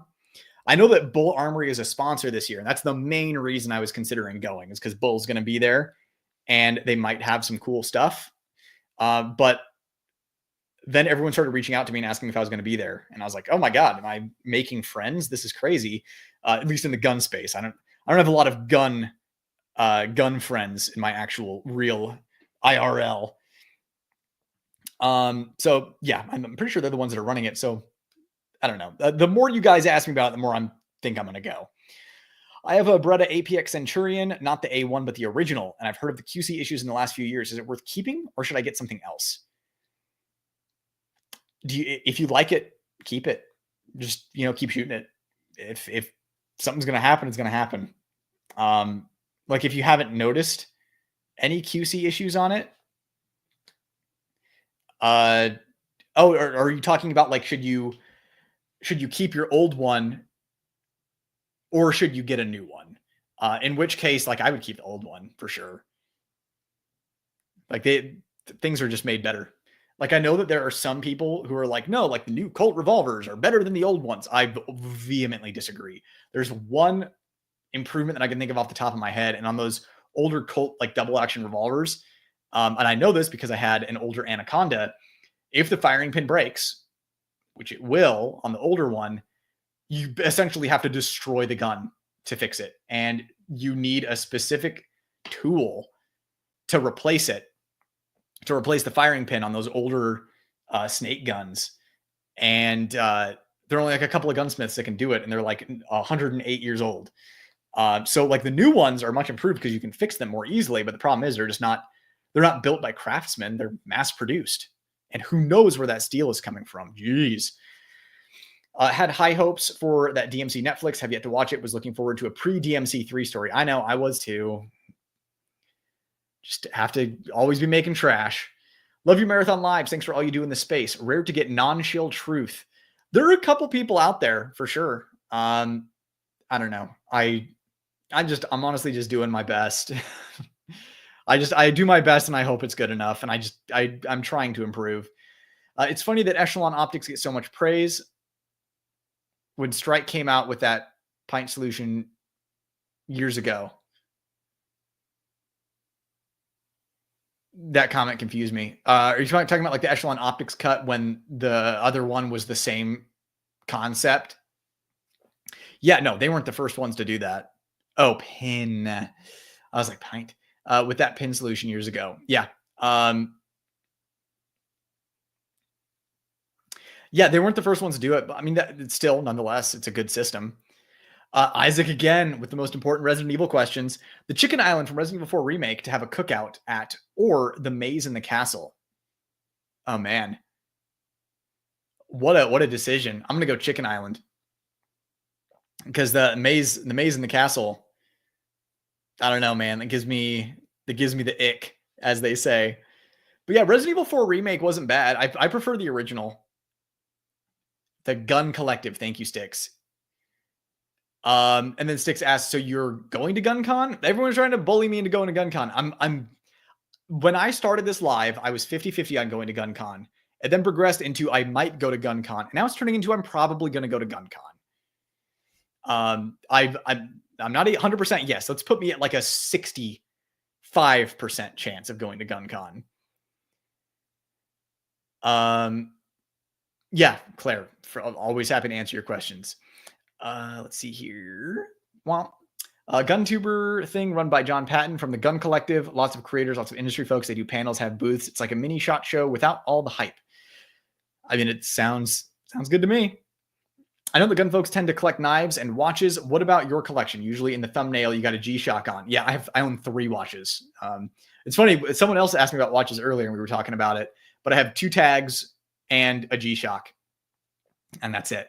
And one tag was one tag was a birthday present. One tag was a wedding gift, and my G-Shock was that's just the watch that I wear literally everywhere all the time. But I'm going to get an Omega when I can stop buying guns. Like that's, or when the channel just hits a point where it's like, okay, I can run the channel and I can just drop, a few G's on a watch without, because right now, like I'm looking at a nice watch and I'm like, imagine if I invested this into my channel. Like, imagine if I bought guns for the channel. Imagine if I bought him. Like even beyond that, right? If I just invested that money and it grew for 10 years. So I don't know. It's hard to, all of my watches are gifts. That's pretty much where I'm at right now. I'm really a watch guy, but knives, I do like knives. So the knife that I carry every single day is a Microtech Amphibian. This is the Ramlock is a signature series with a DLC blade and carbon fiber scales. I have a couple of other Microtechs as well. I used to, like when COVID was happening, I probably had like 20 or 30 Microtechs, and I was like constantly horse trading all the time. But as far as like collecting outside of guns goes, like I like nerdy stuff and buy a lot of video games and retro stuff. Like I have a CRTV here with like retro stuff hooked up to it. My biggest thing is I have this, it's a Sony Trinitron. I think it's a 32 inch. And I play light gun games on PS2, Xbox, Dreamcast. Like I was just playing Time Crisis 3 last night. So I collect like retro gaming stuff, all that good stuff. Lots of collecting. Regarding the gas pedal, I remember Ben Steger responded to a similar question was do whatever you want, but make it repeatable every time you shoot. And he's 100% right. Yeah, he would know better than me. He's a better shooter than I am. So I wholeheartedly agree. That is the correct answer. Joshua, I leave for a few hours and you're still going strong. The playback will be part of my work day tomorrow. Well, you're gonna have a lot to listen to. I hope you enjoy it. And yeah, we still going. What are we, 4.5 hours? I feel like it goes for about 5 to 6 hours on average. Yeah, probably about that. Not gun related, but D, your premature enters crack me up. I got to shoot the TAC comp at GunCon last year, and it sealed the deal for me buying an EDC. And hanging out with Ben and the Bull crew in the evenings was a hoot. So much bias. Yeah. No, the Bull Armory guys are great, and they're making my favorite guns right now. So that's kind of a big selling point for me to go to GunCon. And yeah, I mean, I have much Bull bias now. Yeah. The thing is, I avoid bias because I want Bull to keep improving. Because here's what I'm thinking. If this is what Bull is doing now, what's Bull going to be doing in 5 years? I don't want them to take steps back, and I don't want them to be doing the same exact thing. I want them to keep innovating. So that's why I keep my bias in check, even though they're my favorite and I like them a lot. I still want to be pointing out things as I see them so that they can continue to improve and just continue to be my favorite. So Black Scorpion gear. Yeah, as far as like competition holsters and stuff like that goes, I'm assuming.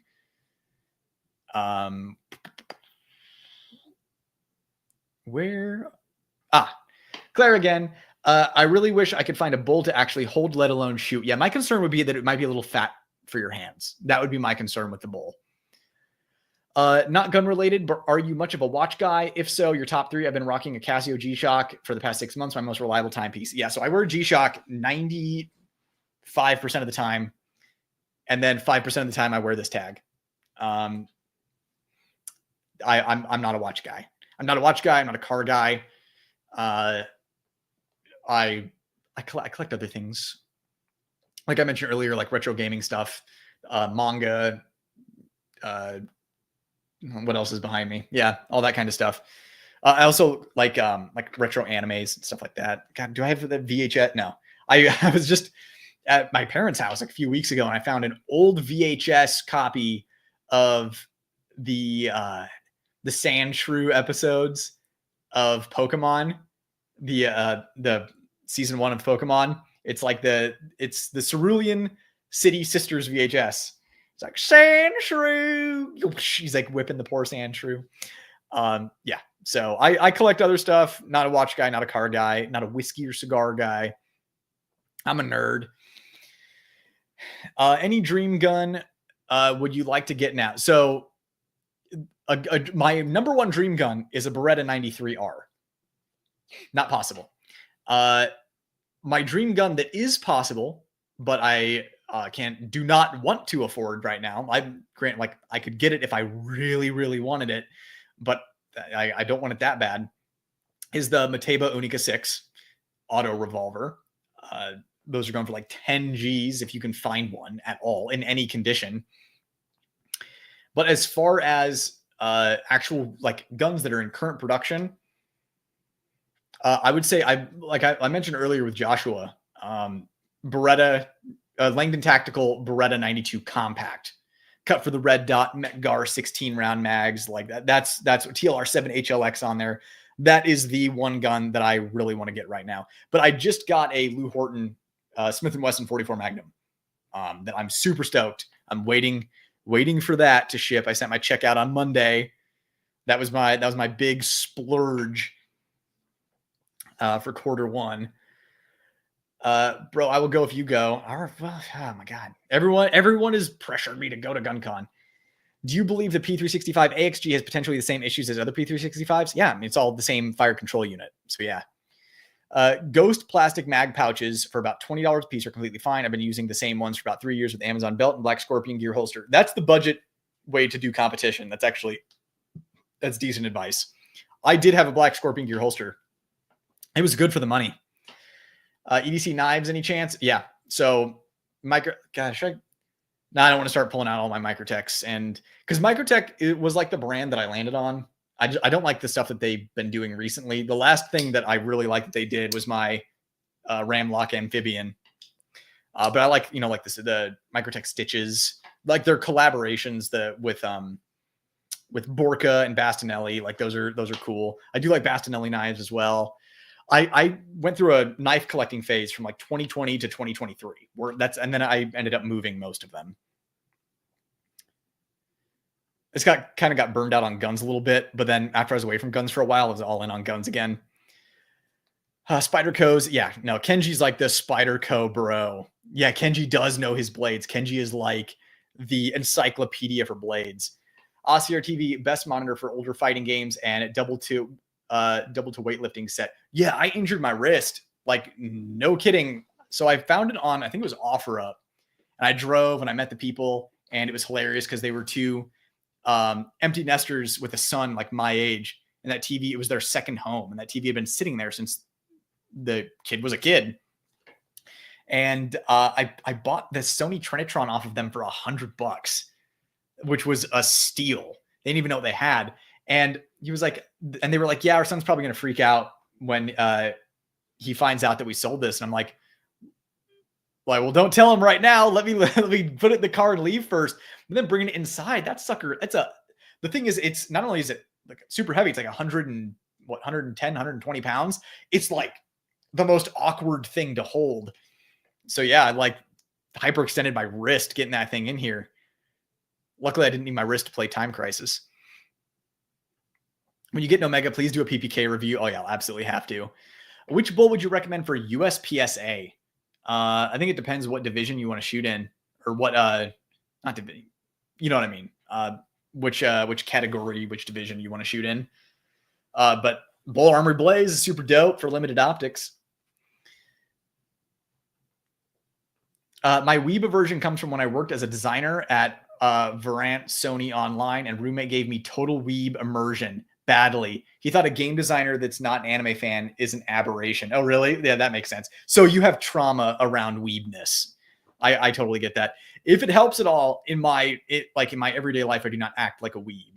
I just have like anime tattoos. Yeah, I do not act like a weeb. The only reason you guys see my weeb stuff is because it's what I have that makes for the best like background for a video. And also like it gives you a glimpse into the stuff that I like. The amount of connections I've made to people like, I'm a huge JoJo fan. You have Gurren Lagann back there. Oh, Kamina figure? Yeah, oh my God, you're the best ever. Look at that Jill Valentine. Well, you like Final Fantasy VII? Like it's a good way to find people that have kind of those double interests of guns and the stuff that I grew up with, the stuff that I love, the stuff that means a lot to me, the stories that have molded me. But yeah, I get your aversion. That makes sense. Love your channel. Thanks, Black Ops. Well. Look at all of these nerds in here talking about each other like they're in some secret club. I have a fleet of Para 2s and grabbed a military 2 last year, and that's now my most used EDC. Spyderco is like the best. OMG, the Sandshrew Circuit episode. Yeah. Man, those were the days. Sandshrew. Yeah, same FCU with the steel or the metal P365s. Full size Smith & Wesson M&P or Canik. Full size M&P every single time, every day, every time, every day. Absolutely. Full size Smith & Wesson M&P. I cannot stress enough how much that gun every time. Put an Apex trigger in there. Gotta run for now. Thanks for the stream. Looking forward to catching up on what I missed later. Thanks for stopping by, and thanks for the super chat earlier, man. I really appreciate that. For anyone who doesn't know, he's also a patron and has been for a long time. Might even have been one of the first patrons ever. So always appreciate his support of the channel. And overall, great guy. We've gone shooting. Absolutely love him. So have a good night, my dude, and enjoy the replay. Sage 5, man. Now we're talking about nabs. I had one of those 24-inch Trinitron widescreen monitors and then moved 3 times with it. 100+ pounds of torture. Great CRT though. Yeah, so I specifically had to get, one of the ones with the actual like tube, like rounded screen for light gun games, because the widescreen ones and the flat screen ones don't handle light gun games well. Kind of hoping the Spyderco would put up a Sage. Man, the knife nerddom. I need to up my knife game. I'm happy with my Microtechs, but I need to diversify my portfolio. Do hammer-fired guns have less felt recoil than striker-fired guns? Is this function of the action or the fact that the hammer-fired guns are generally much heavier than striker-fired ones? So I'm going to say, on paper, in theory, maybe, but nothing noticeable in human hands, at least, I don't think. Weight could have something to do with it, but you think about their aluminum frame guns, right? Like 229s, 226s, Berettas. But I mean, if you just think about the actual common sense design of it, where when you have this hammer, it's under spring tension that comes down, lights off the round, and then as the gun is cocking, it's meeting the resistance of that hammer. It would make sense. At least it would have a different or softer recoil impulse, maybe. But I don't think it's anything that would be noticeable or perceivable or perceptible in human hands. So interesting thought. I just don't think it's really something practically noticeable. Got to run. We'll catch the replay. Thanks for the stream. Brett with 2 T's made my morning, early afternoon bearable. Well, I'm so glad that you enjoyed, dude. I always appreciate you, being here, participating in chat. You have a lot of knowledge as well, and all around great dude. So enjoy the replay, my friend. Bull for carry optics. I like CZ, but everyone has a shadow too. Yeah. So carry optics is, obviously limited optics. The Bull Armory Blaze is just going to be the best thing ever. Yeah, if you want to, Shadow 2 is the answer. It's just like you said, it's what everybody is running.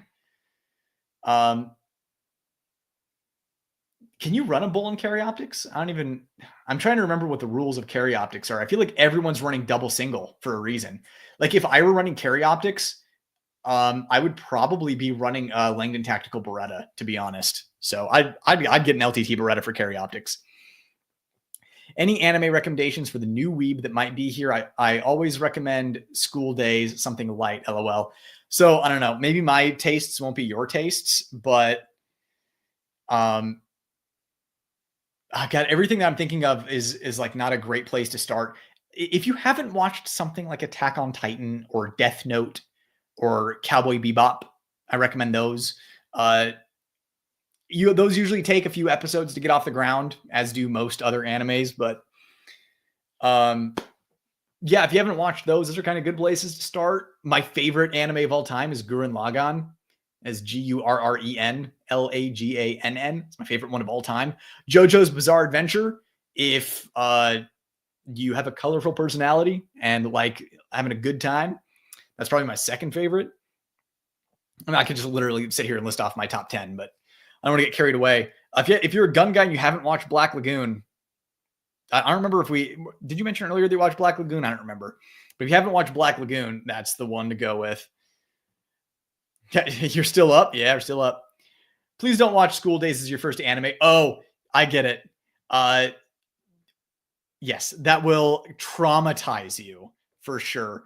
Yeah, any anime recommendations for the new weeb in here? Yeah, I'm trying to think off the top of my head something that would be nuts.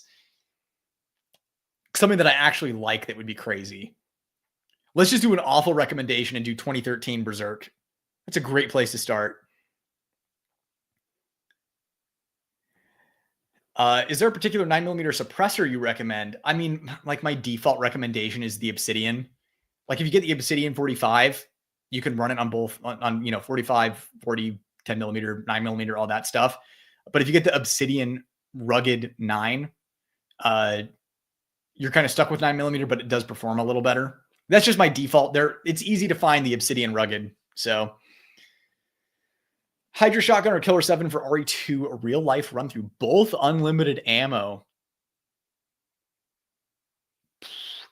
Real life, I'd go Killer 7. That Hydra Shotgun, man. I'd say after touching that thing off like 10 or 20 times, my forearms and wrists would be feeling it. Evangelion is what broke me. Oh yeah. Luckily I was pretty bulletproof by the time I got to Evangelion. I was a late adopter to Evangelion. But I absolutely love it. It's in my top 10. I'm trying to think of my top 10. I think it's my number 6 of all time. When you said in the SHOT Show video, was the PDP-F comp really that underwhelming? I mean, so here's the thing. You have teeny tiny small Barbie hands. It'd be great for you. The PDP-F with the compensator is going to have the same recoil impulse and muzzle rise as, a Glock without a comp. So it makes the PDP-F comp shoot like a normal 9mm. But like it's a great option for small hands. The PDP-F was pretty snappy for small hands. This makes it somewhat manageable for small hands. So something to consider. Well, that and Ranma, yeah. 2011s aren't allowed in carry optics. Yeah, I didn't think they were. It's got to be DASA, safe striker action, and no bagwell. Yeah, so I'd run a Langdon Tactical Beretta if it were me personally. Or would the DPM system be enough for a non-comp version for the snappiness? If I were you, I would get the comped version and put a DPM system in there, personally. Yeah, dude, Ranma's legit. Kenji, a man of culture. Yes. We've now hit the time at night where the men of culture are emerging. Angst levels in Evangelion are more than a normal, non-acclimated Western man can handle without risking permanent damage. Yeah, you have to go in with some armor. You have to have built up some armor already, because I had already watched a bunch of anime before I watched Evangelion. And then, of course, once I watched it and I already had that armor, I really liked it. I liked it more on the second watch, to be honest. It's kind of, it's really weird on your first watch. Oh, you want to come up here? Do we get blessed with both cats? Come on. Oh, there we go. We got both cats in one live. We got little Tuna here.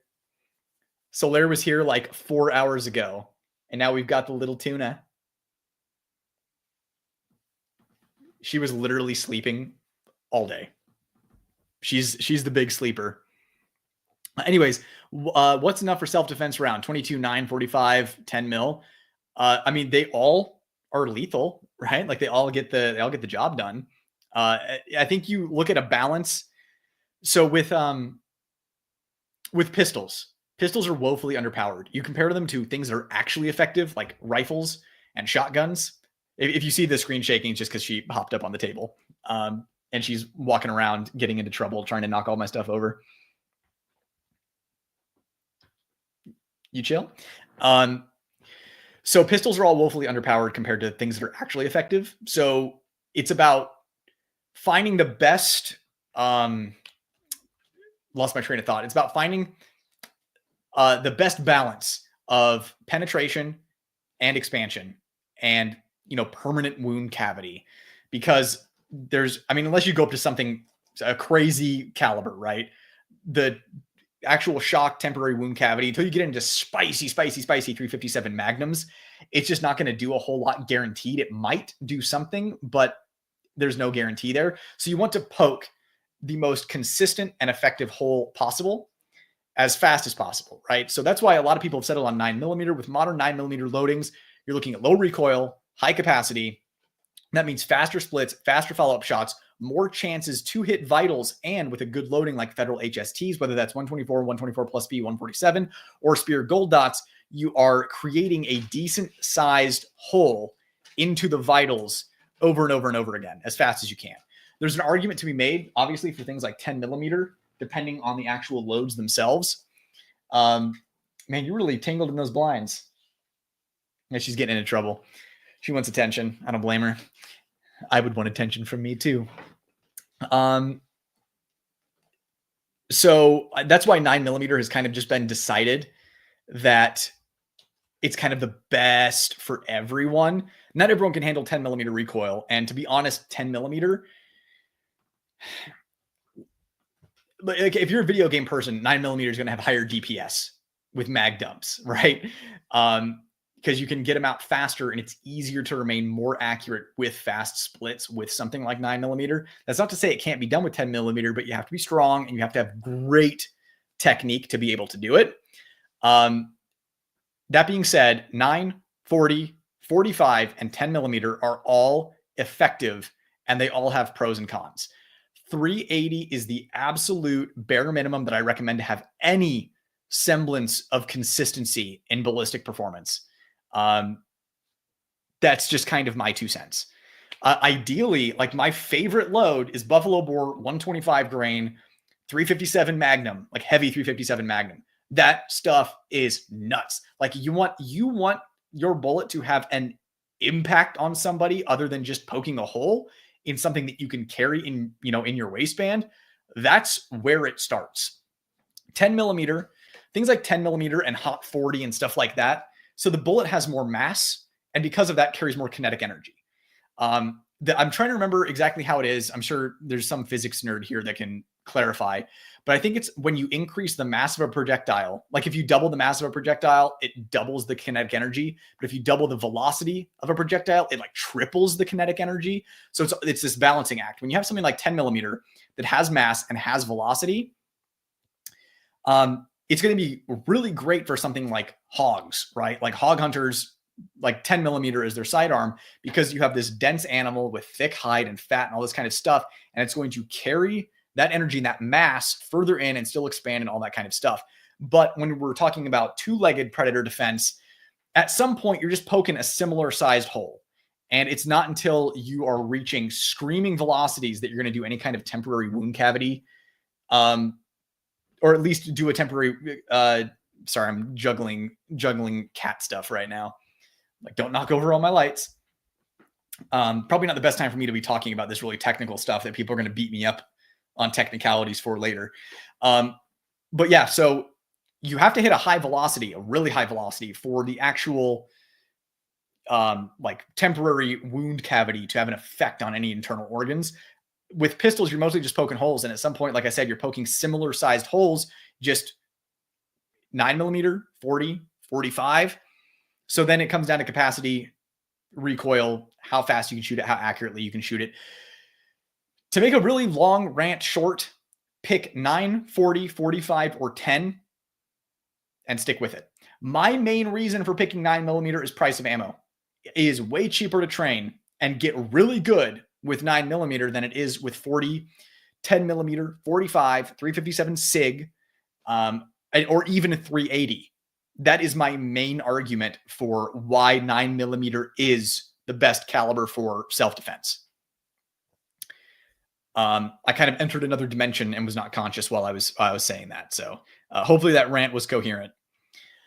Evangelion was too much for my 10 to 12-year-old self. Yeah, see, I'm glad I avoided it when I was that age. I was watching Dragon Ball and Sailor Moon, although I was watching Yu Yu Hakusho, though. Yeah, cats are cute. Yeah, Toon is a little cutie. You're under arrest. It's a good recommendation. 22 TCM. Oh, yeah. Let's go. The Rock Island Special. What's your recommended P365 slide to run with a Radian Ramjet? Honestly, OEM. I'd recommend OEM. The Killer Innovation slide that I had is really cool looking. You just don't need it. I'd run an OEM slide personally. I try to keep it as OEM as possible. Okay, combined the PDP Pro and with the PMM comp, did the combination. Never hated the snap, base PDP models either. Yeah, good info to have. I think I just need to work on my grip strength. So the thing is, at some point, like if you look at female competitive shooters, their grip strength is not great, but they're still shooting really well. And at some point there is, biological differences are just going to rear their heads. I have pretty strong grip strength for a guy. Every guy should be able to close a Captains of Crush #1. And I think I would be shocked if 80% of dudes, I'd be shocked if 20% of dudes could do that. A lady would have to be such an intense bodybuilder to be able to do that. It would be insane. Grip strength does not matter as much as you think. It's more so the consistency of your grip pressure. So making sure that your grip pressure stays the same literally the entire time you're shooting. But there is such a thing as bigger than you foo. And if you're a smaller person with less mass and smaller arms and that kind of stuff, like obviously I'm not the biggest dude, but the compensation is in grip strength. And also like I'm not a bulky dude. Like I lift weights and I have strength. I just don't have bulk. So that's why people are like, how do you shoot the gun that flat? Like you're not a big guy. How do you do that? And it's just strength. So I don't know. There's a lot of, let me put it this way. There's a lot of variables when it comes to the snappiness of guns, and technique goes a long way. But like there's a reason that you don't put a 500 Smith & Wesson Magnum in a person of smaller stature's hands, because they just physically cannot handle it. It will double fire. It will cycle the gun twice. And the only person to ever lose their life to a 500 Magnum in the world is some poor lady whose, I think it was boyfriend, handed her a 500 Magnum, had the cylinder loaded up full, and it double fired, boom, boom, and that was super awful. I don't know. I want to be able to tell you that you're going to be able to work through gun snappiness with technique alone, but strength does play a part. And especially even maintaining solid grip pressure the whole time you're shooting, like cemented, right? Like anchor your grip pressure, boom, boom, boom, boom, boom. Like fatigue can set in where you're like, okay, you're starting to get tired and fatigued, and you start loosening your grip. And when you start loosening your grip, then you start getting sympathetic squeezes. So technique goes a long way. But yeah, honestly, I don't even know about grip strength. Just start lifting heavier weights and your grip strength will naturally improve too. And you'll be stronger, and you'll have more to, the gun won't move as much in your hands because you'll have more strength to keep it where it needs to be. Also, Claire, looking to Springco's recoil system setup. No import issues, work similar to the DPM. Yeah, they're similar. Oh, right. I forgot about the import issue right now. I got the DPM because of Brett's code review. Loving my CS. Yeah, DPM is solid. DPM availability was spotty before this tariff thing hit. Was often spotty before. Yeah, I never had problems with DPM availability. I always ordered from Greece and they were always fine. If you could Frankenstein a striker-fired pistol from all companies, what would be your perfect pistol? Oh man, this is actually a really good question. I actually really like this question. What would you consider carrying instead of a 2011? I would say, oh man, definitely the M&P Apex trigger for sure. I would probably go with. Oh man, the thing is, I think it would almost be easier for me to say how would I change the M&P to be my favorite striker fire pistol. Okay, here's the deal. I would, because you said, Frankensteining striker fired pistols. This is technically a striker fired pistol. The Bull Armory Tomahawk, their whole axe and hatchet series, their grip texture is my favorite. So I would take the M&P frame, put that texture on it with the Apex trigger, and I don't want to be lame. Like I'm sitting here trying to come up with something interesting, but really it's an M&P with Bull Armory's grip texture. that's pretty much what it would be. Like maybe the CZ P10 slide. I was trying to think of what had the lowest profile slide for a striker gun. Yeah. I think that's pretty much it. Is an M&P with Bull Armory's grip texture and maybe the CZ P10 slide. That'd be really nice. And I would try to mimic as much as possible kind of the ergonomics of a 1911 or 2011. Bull Armory did a pretty good job on their Axe Tomahawk. But yeah, I'm sitting here. Sorry, I'm going through my head. There's a lot of striker guns in existence. Anyone else have any interesting combinations there? Might kickstart something in my brain. Humble Marksman just put out a vid about recoil management with Christian Sailor. Yeah. There's that was a good video. What is the safety porting you think? I understand it still might spit out some metal. What do you mean by safety porting? The horseshoe technique is perfect. Thank you so much for all the info tips. So much to work on. Porting, I am used to the shrapnel spitting out. Yeah, you just get used to it. Am I able to put links? As long as they're not like obvious gun parts, you should be.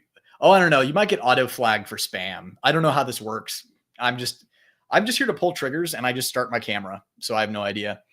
You could be the guinea pig and see if posting a link will get you banned. I don't know. I don't know how that works. Apex or Walther DPT trigger FCU so you could get a grip you liked. Yeah. Okay. So, yeah, that's an interesting thing is an FCU, kind of like the Ruger. I mean, I realize the P320 did it, but like springs are snapping on that bitch. So probably like the Ruger RXM FCU type system, and then have a bunch of different options for frames. Walther DPT trigger. So the reason I think I like the Apex trigger better on the M&P is the DPT has a lot of take up for me. And maybe it's just because I'm not used to it. Maybe it's a personal preference thing. Did you ever have a chance to try the RXM? I'm just so happy for more FCU style guns. No more buying a gun for a new frame. So I have not shot one yet. The reason I haven't gotten one for the channel yet, because they're cheap, relatively speaking, is because I was talking to Ruger about them sending me one. And then I kind of got ghosted. So I'm going to reach out to them a couple more times.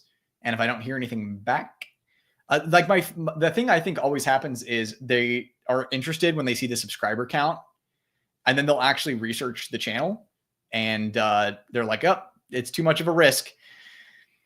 So if they don't send me one, I will be getting an RXM for the channel for sure. Basically, the Ruger RXM would be a good foundation. Upgrade the trigger, something like an M&P Apex trigger, right? Or the Walther PDP DPT trigger. Wait for aftermarket polymer and alloy grips. World is your oyster for slides, sights, etc. Yeah, I think modularity is an interesting thing. It's just how do we make it reliable and not so reliable, but durable? How do we make a modular gun durable? My dream gun would be a red dot ready USP tactical with a steel frame. Oh yeah, steel frame, USP match, optic ready with a real rail. Man, that'd be great. For me, I'd want a light lens setup for sure. Man, that is a great dream gun. What's the minimum number of rounds you would be comfortable with carrying in a self-defense gun? Is carrying a backup mag important? I'm going to say carrying a backup mag is only important if you're carrying single stack. So if you're carrying like a 1911 or something like that, I think that's where it is important. I don't think it's mandatory, but I think it's important. As far as what's the minimum number of rounds I'd be comfortable carrying? When I hit like, I would say 13 or less, I'd say 14 or less, I get uncomfortable. So I'm going to say my comfort, keep in mind, this is a psychological thing. There isn't necessarily logic here. 15 for me is the minimum. And a backup mag for me is mandatory. I just like having the peace of mind. If for whatever reason my magazine craps the bed, or if I bump the mag release in a tussle when I'm shooting and I lose the mag on the ground, I have a second one to pop in there. It's just a peace of mind thing for me. Dude, when is that LComp video coming out? Hopefully freaking soon, dude. No, I've been juggling a lot of stuff. I'm this close to getting my online course done. I had the Bull Armory Blaze that came out. Bull Armory Ultralight Pro is going to be sitting in my FFL tomorrow. Just picked up the Fusion XP Pro. I have an unannounced gun, and I have 2 non-firearm products. So I'm kind of sitting on all that. And the thing is, they're all new. They're all hot. They're all going to get views. And, you know, people are sending me stuff. I owe them content. As much as I want to do a 586 LComp review, in fact, it's the review I want to do the most, it's going to have to wait at least a couple of weeks for sure. But just know that I am as passionate about doing this review as you are seeing it. I just know that. For EDC, would you rather get the regular Bull Ultralight or wait for the Pro version? It just depends on your comfort with ports and the downsides that come along with having them. Me, I would like the Bull Armory Pro version, but I also haven't shot it. I will shoot it this weekend, and then my review will probably go live next weekend for the Bull Armory Ultralight Pro. And I can let you know if the ports are worth it, because keep in mind, it is a V6 port instead of the V8 that I'm used to. It is a short barrel. I'm not sure how that's going to affect velocity compared to a longer barrel of ports. So I have a lot of testing to do. My safe blanket statement for anyone who's like, I'm new to guns, which one should I get? I just say, don't get ports. Just don't even get ports, because you're not going to notice the difference between the two. And also, like, I don't want to have to explain spalling, and I don't want to have to explain what plated ammo is and all that kind of stuff. So just my blanket statement, if someone asks, what do you recommend? I'm going to say, get the non-ported gun. If you're a performance nerd and you know a lot about guns and your technique is squared away, then yeah, that's when ports, you can squeeze the performance out of them. I don't often carry spare mag anymore. Use that space for a TQ or Skittles. Honestly, Skittles. Oh man, now you got me craving Skittles. Do you ever compete with the gun? I don't know who you're talking to or what gun you're talking about. I'm going to push back on the port comp trend for a CCW. That's totally fine. Like regular barrel. That's my blanket recommendation for everybody. Do as I say, not as I do. Curious to hear, how do you feel about carrying revolvers? Do you have any experience with a Diamondback SDR 375? Could you imagine? 357 snubby. So I shot it at SHOT Show, and it shot well. As far as long-term durability of parts or breakages or anything like that, I don't really think they're out there in numbers, and people aren't shooting them enough to really know that. But it seemed good to me at SHOT Show. I just wouldn't personally vouch for it. I should reach out to them. God, and then I'm just going to end up with even more guns that I have to review. But I feel great about carrying revolvers. You just have to know the downsides that come along with them and plan ahead. Like, okay, all of these situations I've run myself through in the past, let me run through them with 6 or 7 rounds and more recoil. And like, you're obviously going to approach those situations differently with a different tool. I know you usually carry your 2011 Bull, but if you had to carry your G48, would you go stock, shield, or PSA mag? Wasn't sure if you're still using PSA mag after that video. Yeah, the thing is, the PSA mags are fine. I've never had a malfunction with the PSA mags. I would still carry OEM.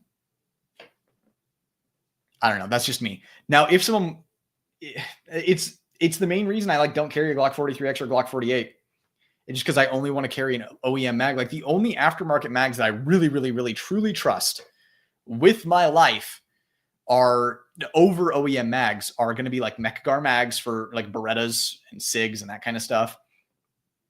And 1911 mags like Wilson Combats. My favorite is DNL Sports. I would go to war. I would never oil my 1911 and run DNL Sports mags. That's about it. That's about where it ends. So I'd pretty much just run OEM mags just because it's 10 for sure. Again, I just want to clarify, I've never had a problem with the PSA mag. Isaac, thanks for the super chat. Thanks for the AMA. Have a good night. Do you think a Wesker Samurai Edge could be potentially made with a 92X performance frame, remove the frame safety and add the remaining parts? Probably not. I've thought about this. I think what you would need to do is you need to find a super custom shop. There's one local to me called Right Armory, where if you have money, they will make you literally anything. And you'd probably have to make, if you wanted it to be lore accurate, you'd have to have them make you an aluminum frame that has that rail and that beaver tail, and then run the rest of it just like Brigadier parts. I can't even begin to imagine how expensive that would be. If you wanted to do a Wesker inspired, I would honestly just like, you could start with a performance and just leave the safety on it and just do it like that. It's just, there's the beaver tail is the closest. Maybe. I think does it go the opposite way or is it the same way? I don't remember. But yeah, the best you could do is an inspired by a Wesker inspired build, but to do an actual lore accurate build, you would need to drop thousands of dollars, as if $2,000 wasn't enough on Jill's Samurai Edge, and $3,000 or $4,000 isn't enough on Barry's, even more for an actual lore accurate Wesker Samurai Edge. So I would just get as close as you can and have fun with it. Oh, damn, you're a marathon man. I jumped off for a few hours and saw you're still streaming. Nice work. God, you need that stamina. Always carry the maximum standard capacity, guys. Yeah, exactly. As long as it's reliable. I don't know. I watched a video where a gun tuber's daughter was at a cheerleading competition, scare of an active shooter. The father was carrying a pistol, but after reflecting on the situation after the fact, he felt severely inadequate with his pistol because the situation called for a rifle. I wonder what this is in reference to, but yeah, I've thought about that before. Like I'll be in situation, I'll just run scenarios through my head. I was in a jewelry shop the other day and I was sitting there and I'm like, man, this is a big store. Like if there was an active shooter on the other side of this store, that could very well be like a 50-yard shot. And I'm sitting there and I'm like, okay, you tag someone with a 9mm at 50 yards. Like, yeah, they're probably just going to leave. But I was thinking to myself, like, man, if I had a 357 Magnum and because the thing is, maybe you can hit them one time because you take your time, precision, long distance shot. If you smacked him with a 357 Magnum, they would do something. But probably just overthinking things. I think Eli Dicken is a great example. If you just sprinkle 9mm on someone from a distance, it'll do work. So I don't know. The situations that will never happen, astronomical, rarer than lightning strike situations, but still, like, you don't want to be the guy that's in that situation and you've never thought about it before. And you're imagining it for the first time as it's playing out. So it's good to think about this stuff, to be prepared. All the internals on my Glocks are OEM stock. At what round counts should I start considering changing parts and springs? What parts are the first to wear? Off the top of my head, recoil spring is like the first one. Anything that's like a spring, that would get replaced. The good news about Glocks is you watch a 6-minute YouTube video and you might as well be a certified Glock armorer. That's the best thing about Glocks is it's the easiest gun to work on the planet. It's literally just like Legos. But yeah, I honestly, quick Google search what parts to replace in a Glock and at what round count. You'll get some great answers there. But I don't know, Glocks will go for a long time.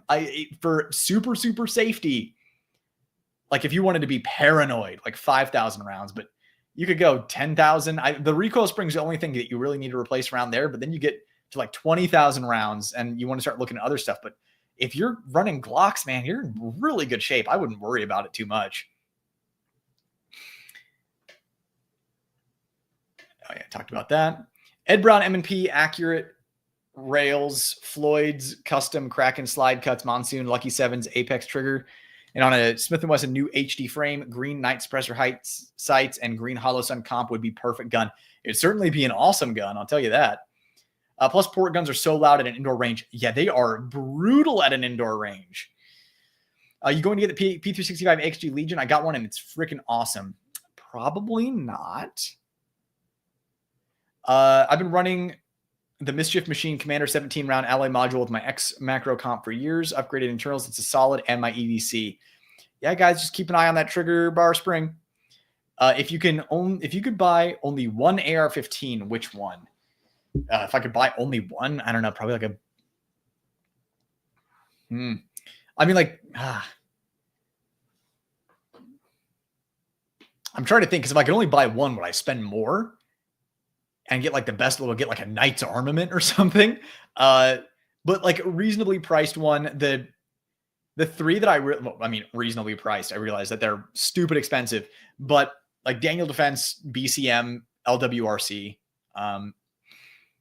Like I have an LWRC. That's the AR that I run. I really like it a lot, and it's nice. I have buddies that have Daniel Defenses, like the best barrels I've seen. BCM seems to be made by people who actually know how to like shoot guns.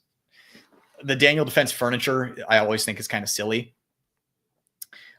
So yeah, if I could only buy one, I don't know. I feel like a Daniel Defense would literally last forever. Like you could shoot that barrel to death and it would just keep going forever and ever and ever and ever. Not to mention with extended sessions, they tend to heat the entire gun up more than non-ported. I don't know about that. I've had it happen with some guns, but not with others. I think it just might be an overall design. Like how are they designing the gun to dissipate heat? Yeah, so I think that more so has to do with it. My daughter was in an active shooting situation. How I responded. Okay, I'm going to Google that once I'm off of here. Plus, you got to make it two-tone for him too. Of course, Wesker's would be the most expensive for a lore accurate build, right? Yeah, Wesker would have the expensive one. Also want to get his jacket and his suit. Crocodile leather. Sorry, what is the safest porting? Oh, what is the safest porting? I would say either Monsoon Tactical or Floyd's Custom Shop, because they backbore their stuff really, really, really well. The safest would be the factory comps that come on guns, like on the Prodigy and the M&P carry comp and that kind of stuff, because they don't do anything. Like that's why they're safe. But if you want an effective port that actually is, fairly safe, minimizes spalling, the Monsoon Tactical backboards their stuff really well. The Genghis comp from Monsoon is pretty safe, and Floyd's Custom does a pretty significant backbore. I like Monsoon's backbore more, but Floyd's is really good as well. Wesker's Beaver Tail sweeps upward steeply. Okay, yeah, and then the performance kind of goes down like this. So yeah, upwards steeply. A Gerson R9 has a reasonably close upswept Beaver Tail. What would be a great concealed carry 357 Magnum?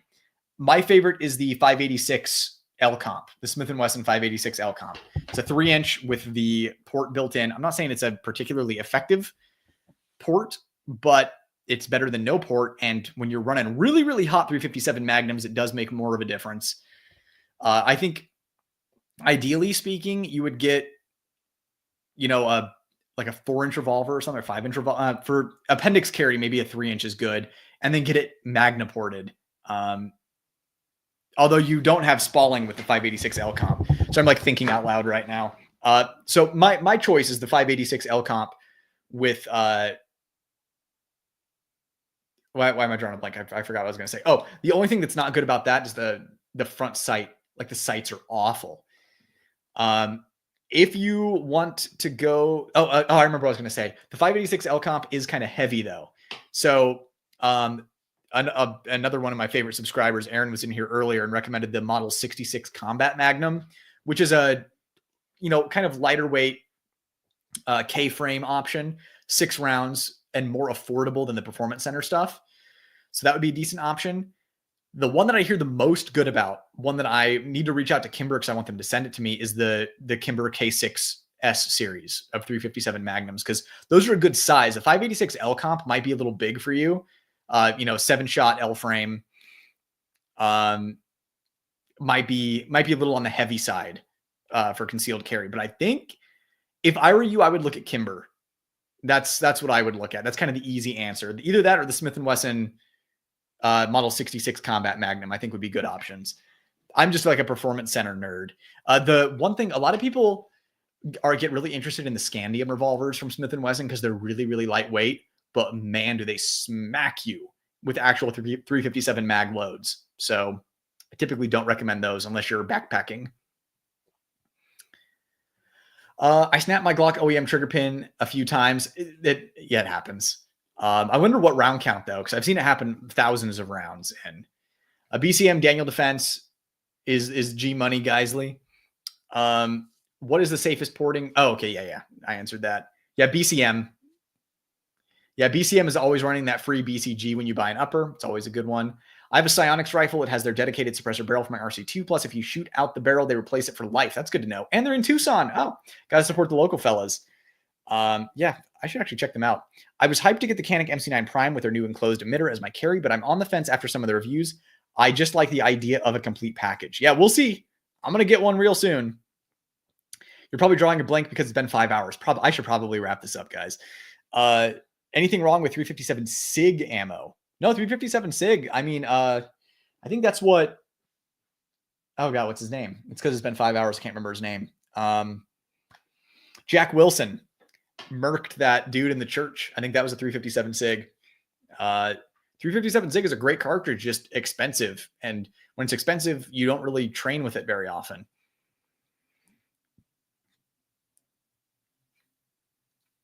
You think it's worth the wait for the HD 4.5 or just go with the P? Mostly for, if you're running competition, I wouldn't go with either one of those.